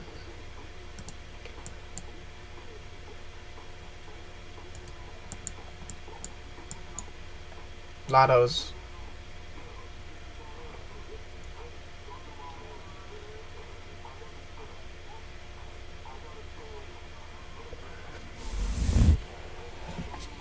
that's a 40% gain on the account in the day. We've made back a lot of the losses.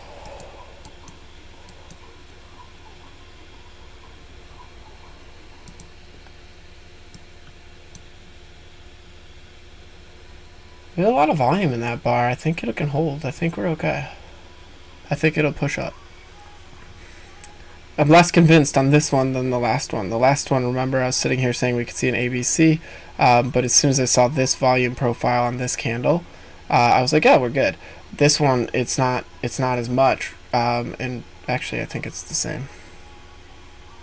It just feels like it's not as much, right? We're getting to a higher high too, so just be careful with your gains, guys. Don't let them go red. That would be tragic, and it's very possible they expire today, right? Our break even is 47.12. We're trading extrinsic value right now. So as time decays, the contract itself will be worth less. And if we break below the 47.12 mark, it'll be worth a lot less. We only have 4 hours left. SPY closes at 4:15 for options. But your account will probably close you out before then.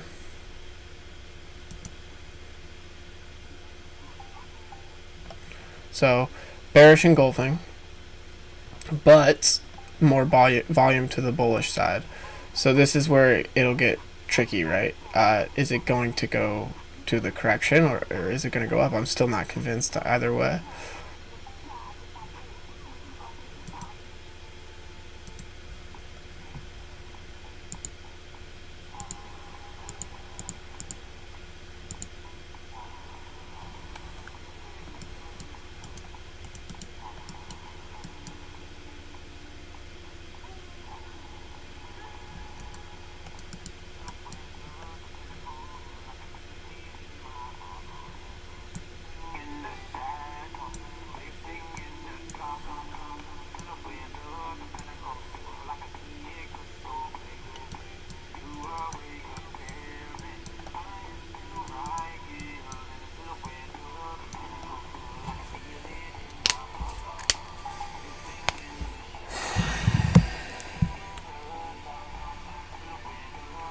I'm in the 447.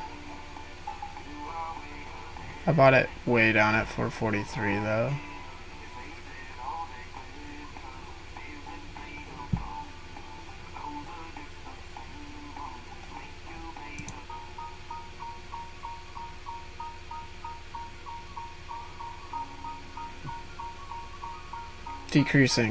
Decreasing volume. We need to see a punch.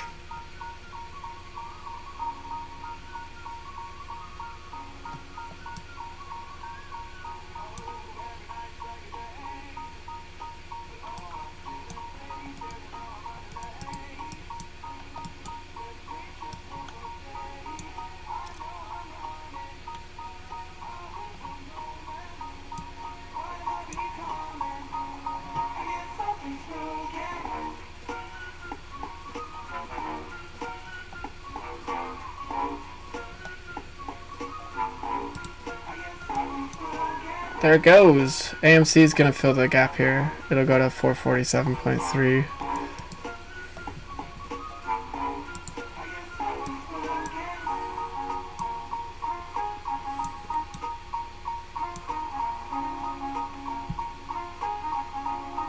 Yeah, that's a continuation. So it's a 50-50 candle with more volume. It means there's still equal supply to demand, but because we're in a bullish push, the bears will stop fucking with it and it'll go to the next.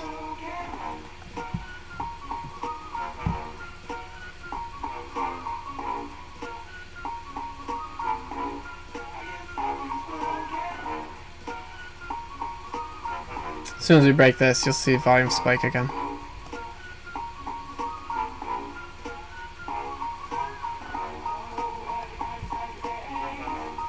I haven't eaten yet.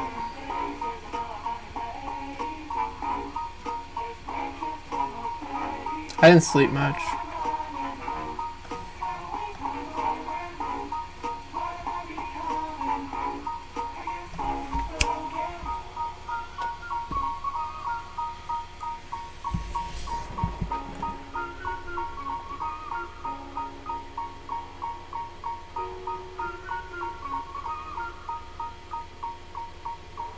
So this is the resistance, right? The 100% is always going to be a resistance, but the volume profile is bullish, so we should flash right through it in the next couple seconds. And give it like 10 seconds. There it goes. And then now we'll see bears close. Yeah, of course, Juan. Have a good day, my friend.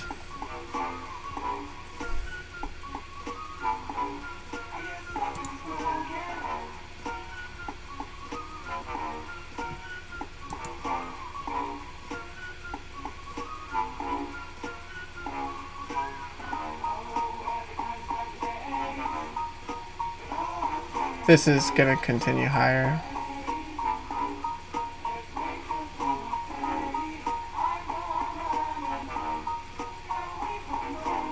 Increasing volume.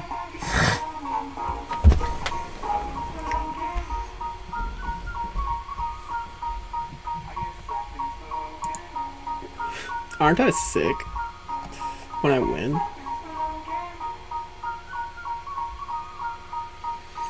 I ran out of money to trade, man. I don't put out trades unless I'm taking them myself. I'm not trading my large account just because there's too much stress involved with bigger trades for me to do that live.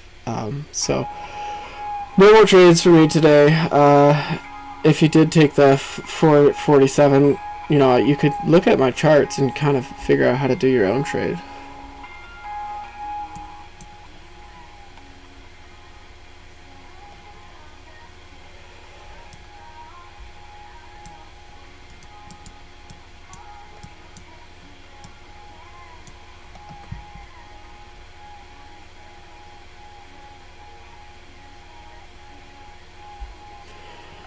Yeah, I'm gonna stream until we're back well over 500, just so that I can start advocating the stream again without feeling like an idiot.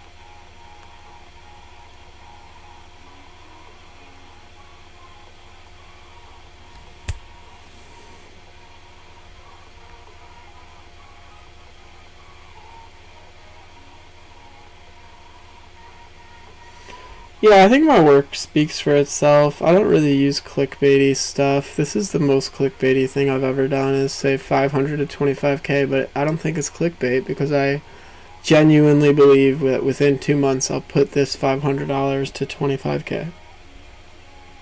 And then I'll donate half of it because tax write-offs. Plus, donations are cool.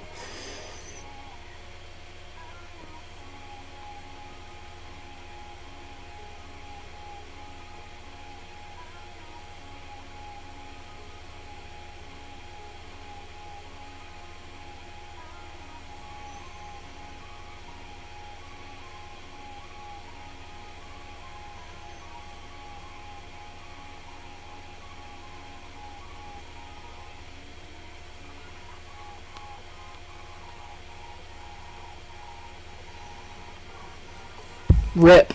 It's gonna rip, guys. It's gonna go to 48 today at least.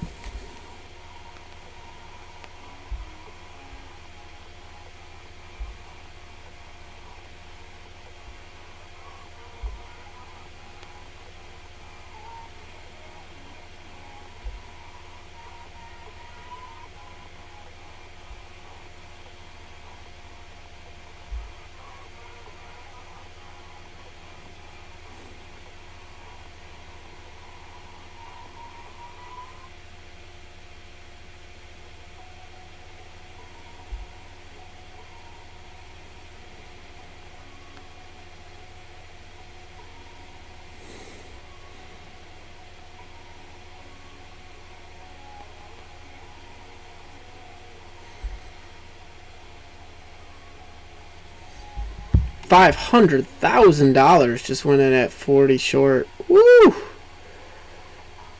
Woo! Look at all the bears come out. Do they have enough to bring us below? I don't think so. So when we exit this, we do want to exit it on a push up. Because, again, trajectories, because there's no time left. So this trajectory, right, even though we're well in the money, is down. We don't want to exit the call when it's going down. We want to exit it as it's impulsing up.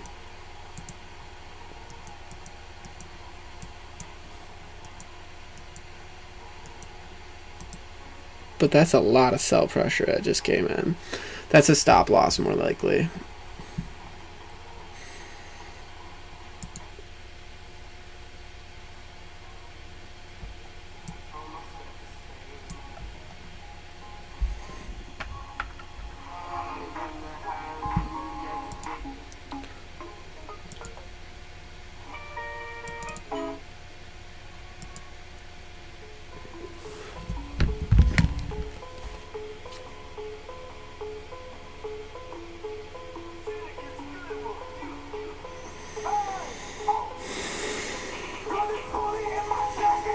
Whoa.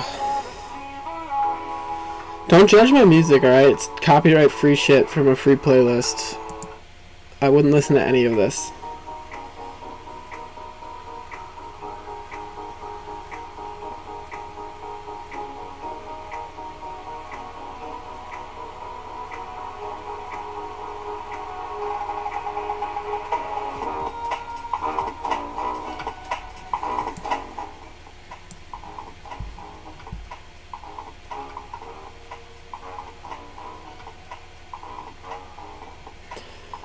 Steve, you need to be in a cash count. And then it'll take 1 day for everything to settle.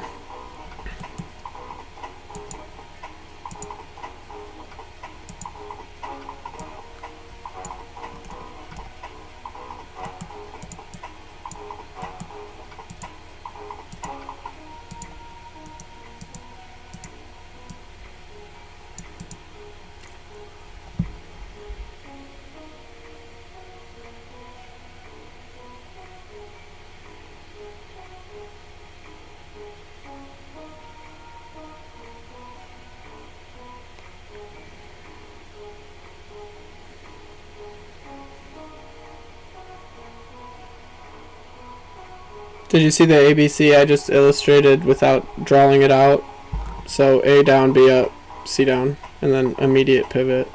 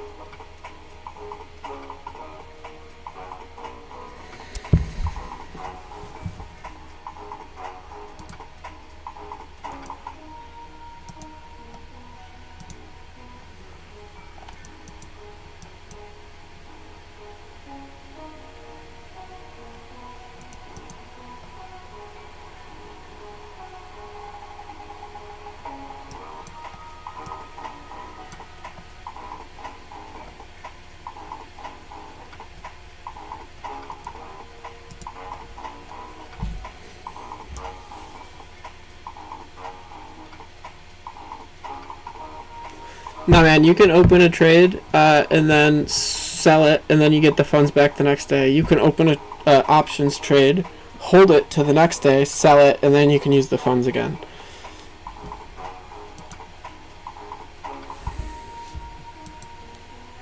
So this is where we want to, so we're on the uptick, right? So the trajectory is now up.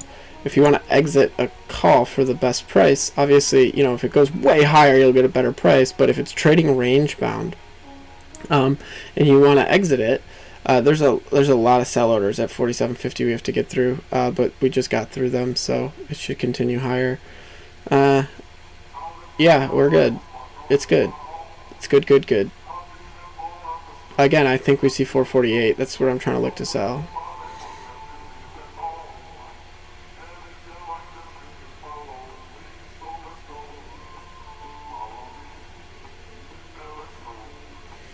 Remember I said AMC would fill the gap? Yeah. They're like magnets. If you touch them, they're going to start to fill it, or whatever way it goes, right? So we'll start to see major resistance at 447.3. If anyone's in a position there, that's where I would personally look to skedaddle.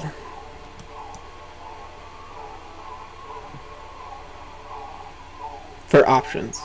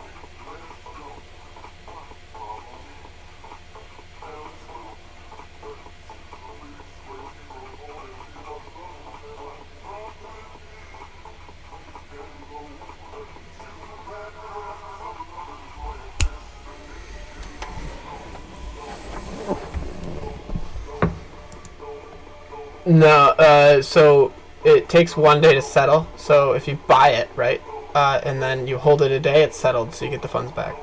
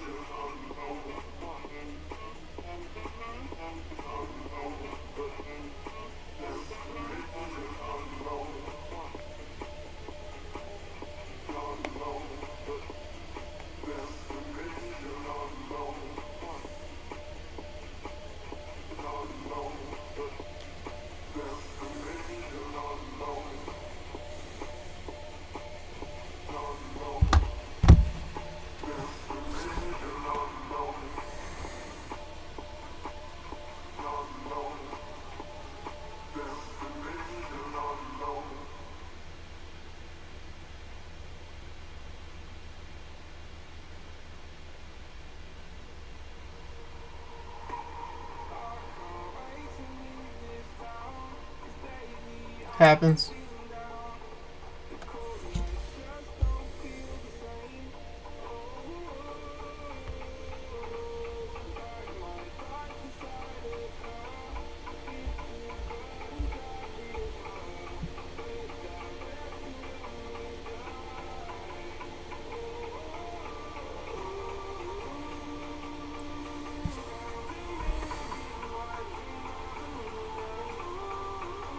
We still have enough volume to justify a continuation up.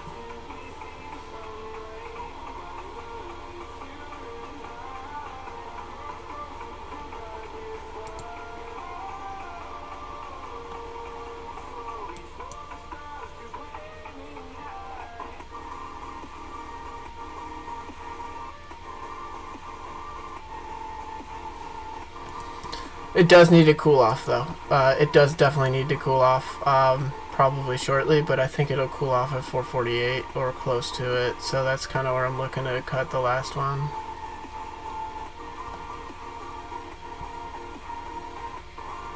Yeah, anyone who's still in Citigroup, that's 150%.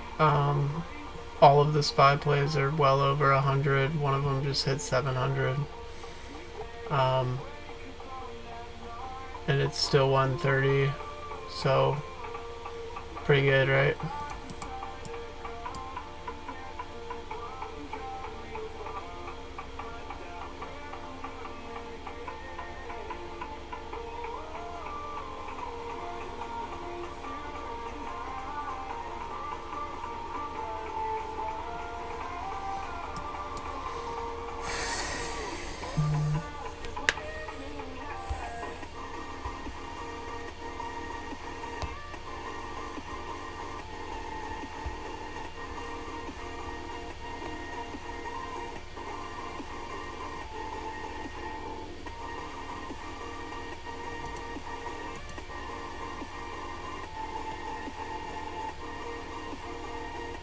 Still more bullish than bearish volume.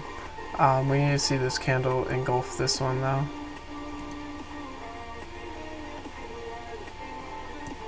It's fucking music.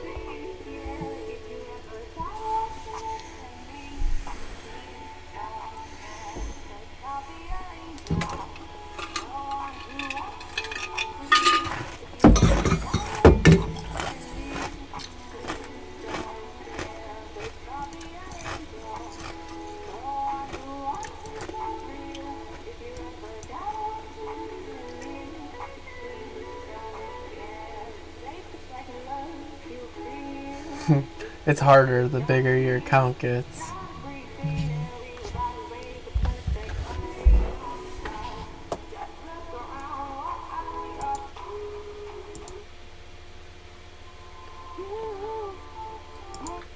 You start making a dent on the market.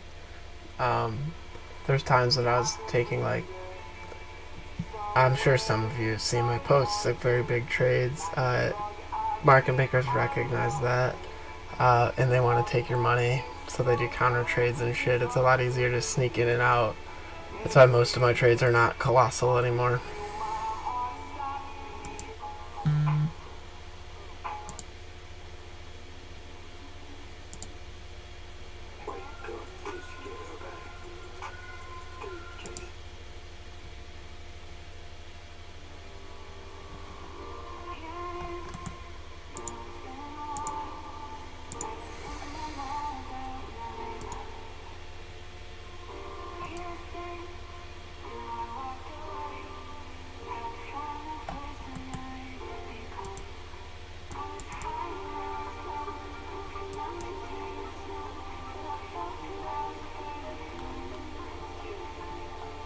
Sit on your hands.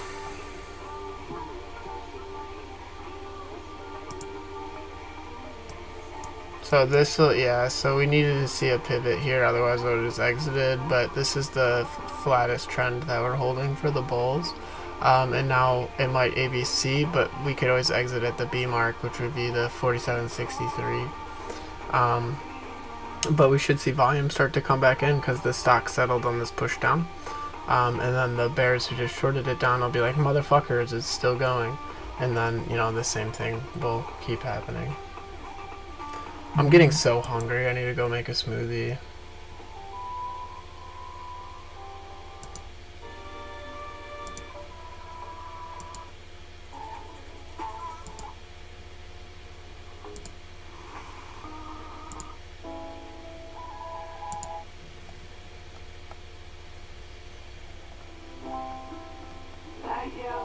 So here's the small little dolphins coming back in. The big whales, I think, went long at the 37.44 mark, and then there's other big whales shorting it, trying to keep it below the 48 mark.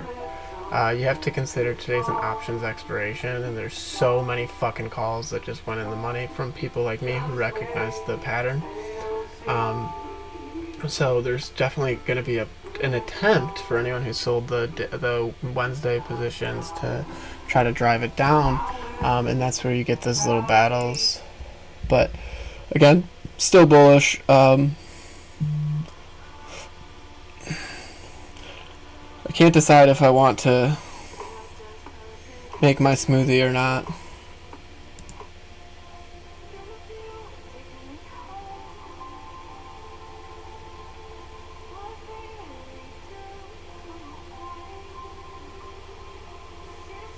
Uh, 9:30 in the morning. 8 Eastern. That's when I made most of my trades. But yeah, there's the start of the punch. Now we have a bullish reason, right? So this is scary for bears. But we're always concerned about an ABC correction, so we'll just do it like that, right? And that would bring us back to this support line.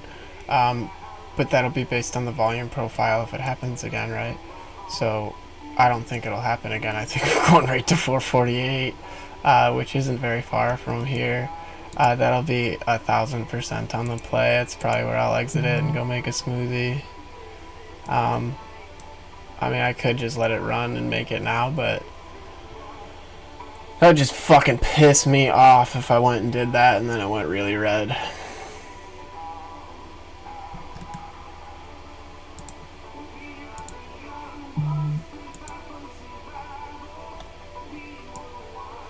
Man, today should have been like an $800 day at least if I didn't fuck up Citigroup. That's 160%. LVS is bad. All of the SPY plays are over 100. And then I recognized early enough that I wanted to take a lotto for SPY. I sold one of them at 120% gain. But this is where you'd expect a pivot. But the volume profile is saying we won't. It's fucking music. Sorry for swearing. It's just really not my vibe. I just want like classic rock or something to chill to. But all of it's copyrighted. Anyways, this is where you'd expect to see the bears start to short us down again at this resistance line. But if we see this much volume coming in, we can kind of anticipate it's just going to impulse higher. We're so close to the intraday high, and then from here, right, if we break this resistance, we'll go right up to the 448 mark, and that will be quite the play.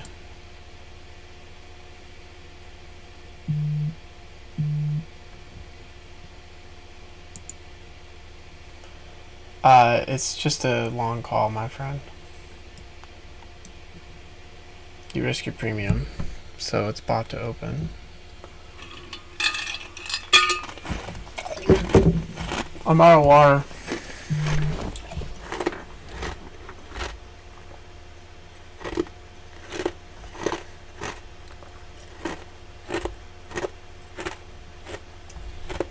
There she goes.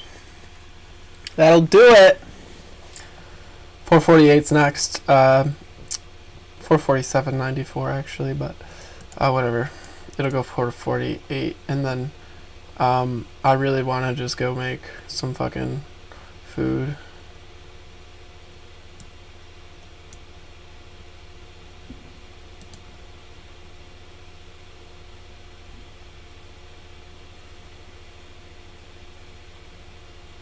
Such a shame on these two. I really need to learn how to use a stop loss on a tiny account. Yeah, I think we're good, guys. I think this thing's just gonna rip.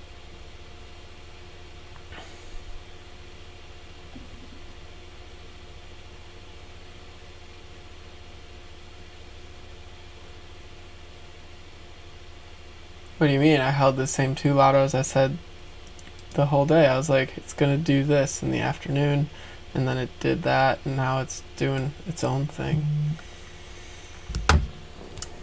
So there's the 440.94. We'll probably lose some steam here, but the volume's still bullish as fuck. And the higher we go, the more stop losses get hit for anyone who's short on the day. So honestly, I think we're pretty good. I think that this is just going to run. It might go to 449.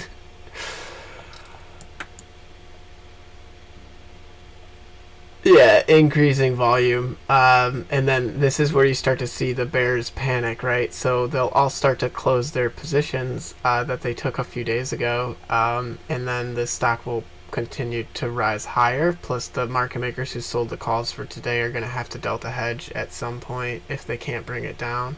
And it doesn't look like they can bring it down. So, but yeah, that's pretty much it, right?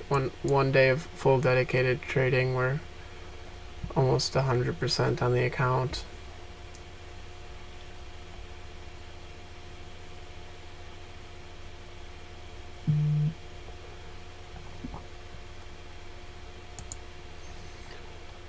It's probably not a good time to buy SPY calls. It's in the demand side of the market. So here's where you would though, right? If you're risky, your support level is 447.41, and then we might see an ABC, which would bring us down to 447.64, and you'd go the daily call for today. That's the 448 or 449 strike, but I wouldn't do that.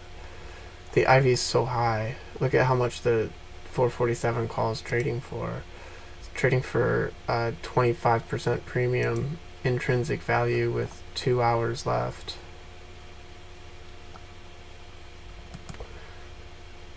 Again, this doesn't look like an ABC, it's just bouncing back too quick, but you always have to be careful, so just like really quickly, just recognize where the expected pivot is, and then just boop, that'll bring us to the support that I mentioned.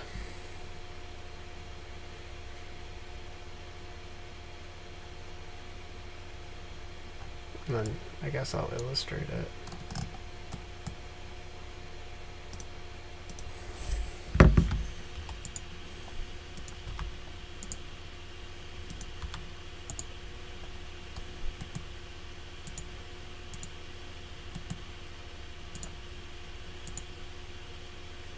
Did it pivot in the blue to gold? Yes. Did it go to C? Most likely.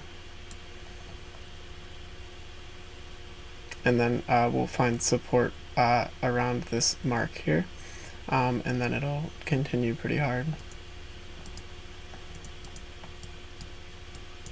But yeah, I always try to enter at C.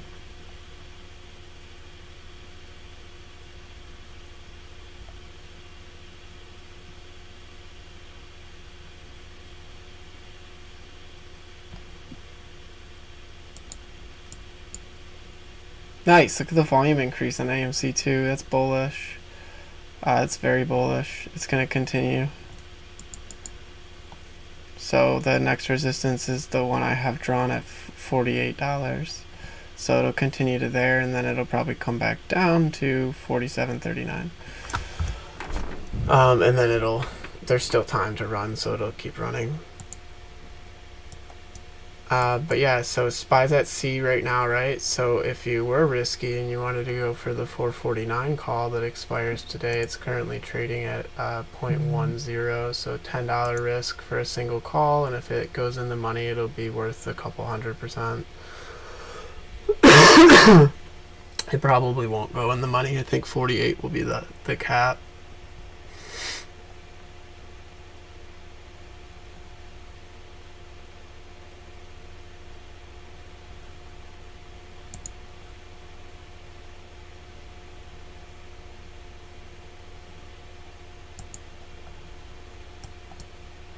So did we pivot at C? Almost.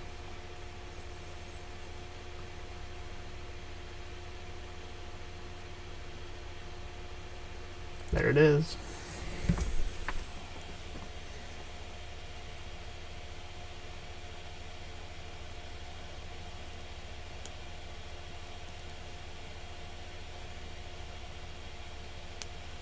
I say a lot of things that I don't do when I'm trading because my mind is so sporadic when I'm thinking about all the endless possibilities of a $500 account.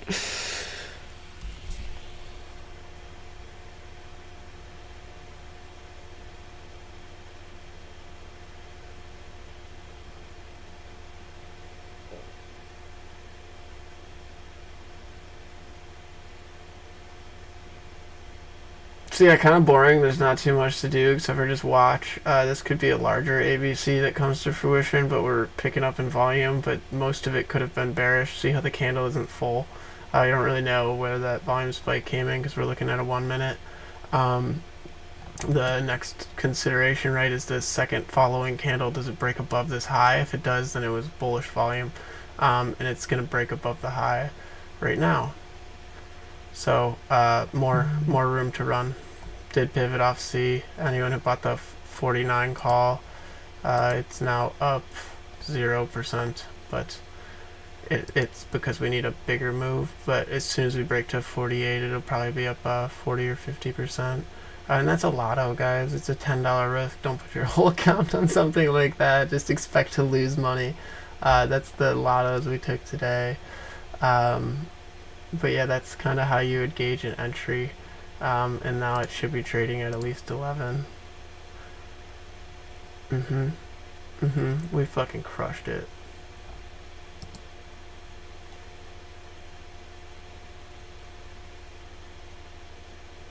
So larger ABC, right, could come to fruition. We're running out of volume, but there's still more demand than there is supply.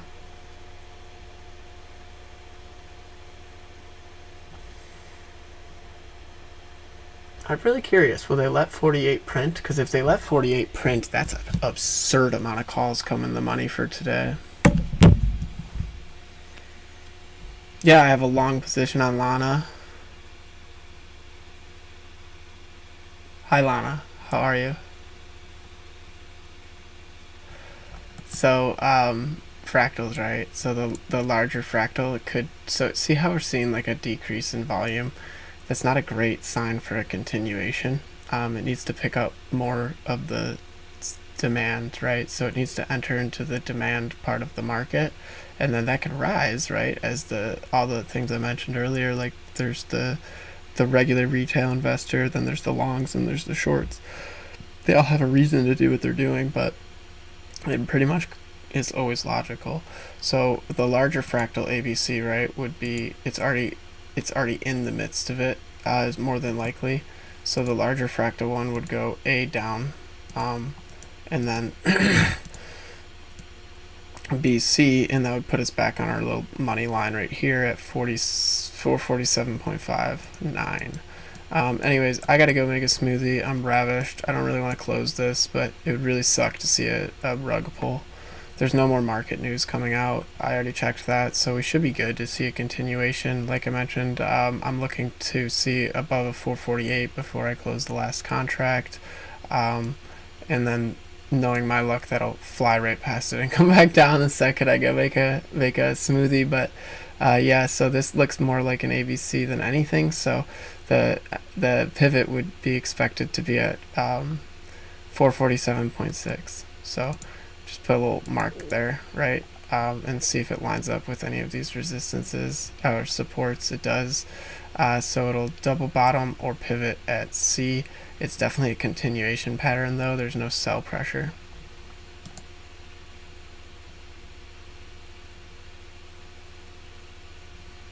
Sweet.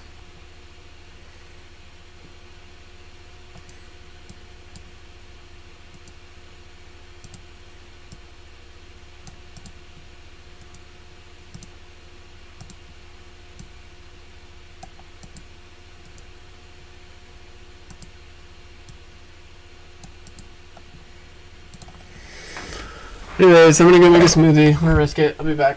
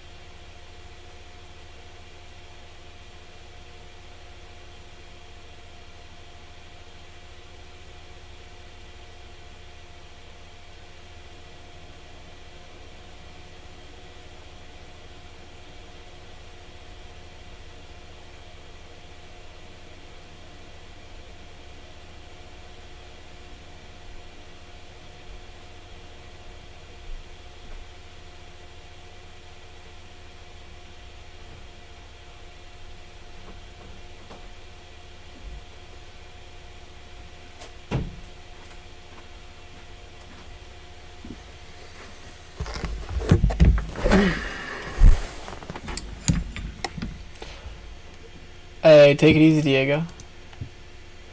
Did not pivot at C where we expected, so we're going to exit our trade and call it a day.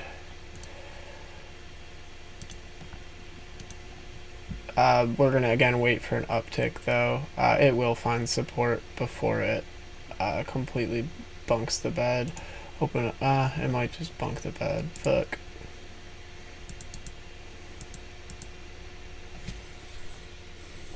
Yeah, because we're trading, you know what I mean, 50% premium value is extrinsic right now. We don't really want to stay in this if it's going to go down, or else the extrinsic value will decrease. So we need to see a strong pushback. Strong pushback!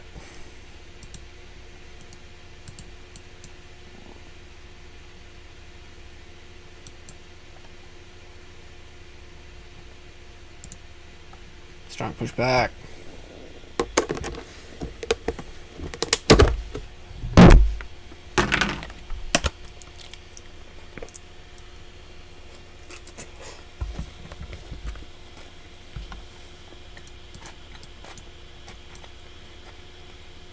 I ran out of yogurt. See how the price isn't changing, but we're losing value? It's because the trajectory shifted.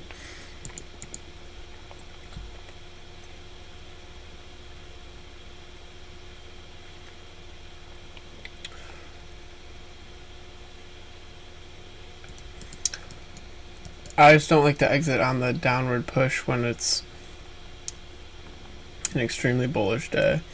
So there was no ABC here. That was definitely not it, right? But there's still no volume to back up this big ass push down. So it'll really depend what the whales want to do. Do they want to push the stock back up? If they do, we could see a full continuation. But it doesn't look like they want to, so I'm just going to cut it.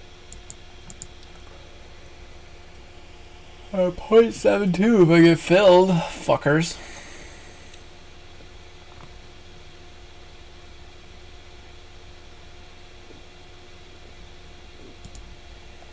No, look at those gains just getting destroyed.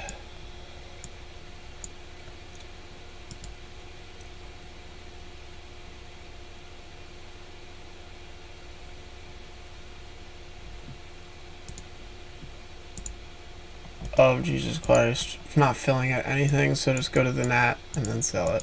Cool. There we go. We're done for the day. I'll probably pivot back, but I don't really care. So, yeah, not a bad day. Definitely learned a lot. I'm going to make some trades on my big account just because I am a greedy person. I really like money and food. I ran out of yogurt though, so I couldn't make a smoothie. So I got a rotisserie chicken salad. But this is actually going into the sell zone, so probably happy we sold. It'll probably bounce off of one of these supports. I'm just not sure where. Oh, fuck me. Paper handed out.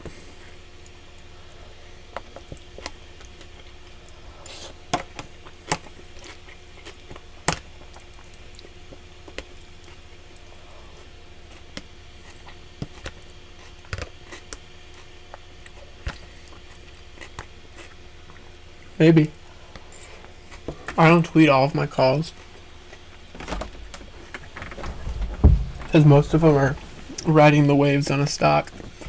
So, like, I recognize the chart pattern. And, yeah, that was a little bit bearish. So, this might be our ABC, to be honest. So, like, A would be down. B up. C down back to support. Which would make a lot of sense, right? Can't have a stock run that hard. We didn't hit 448 exactly. That's where I said I wanted a profit take. I should have just taken my profits there. But again, I'm a greedy person. Tomorrow, though, we'll be well over 500. I learned a lot from my mistakes on this tiny little account. I won't use as strict of stop losses, or I'll make them much higher, so I don't let 180% trades go for $4 gains.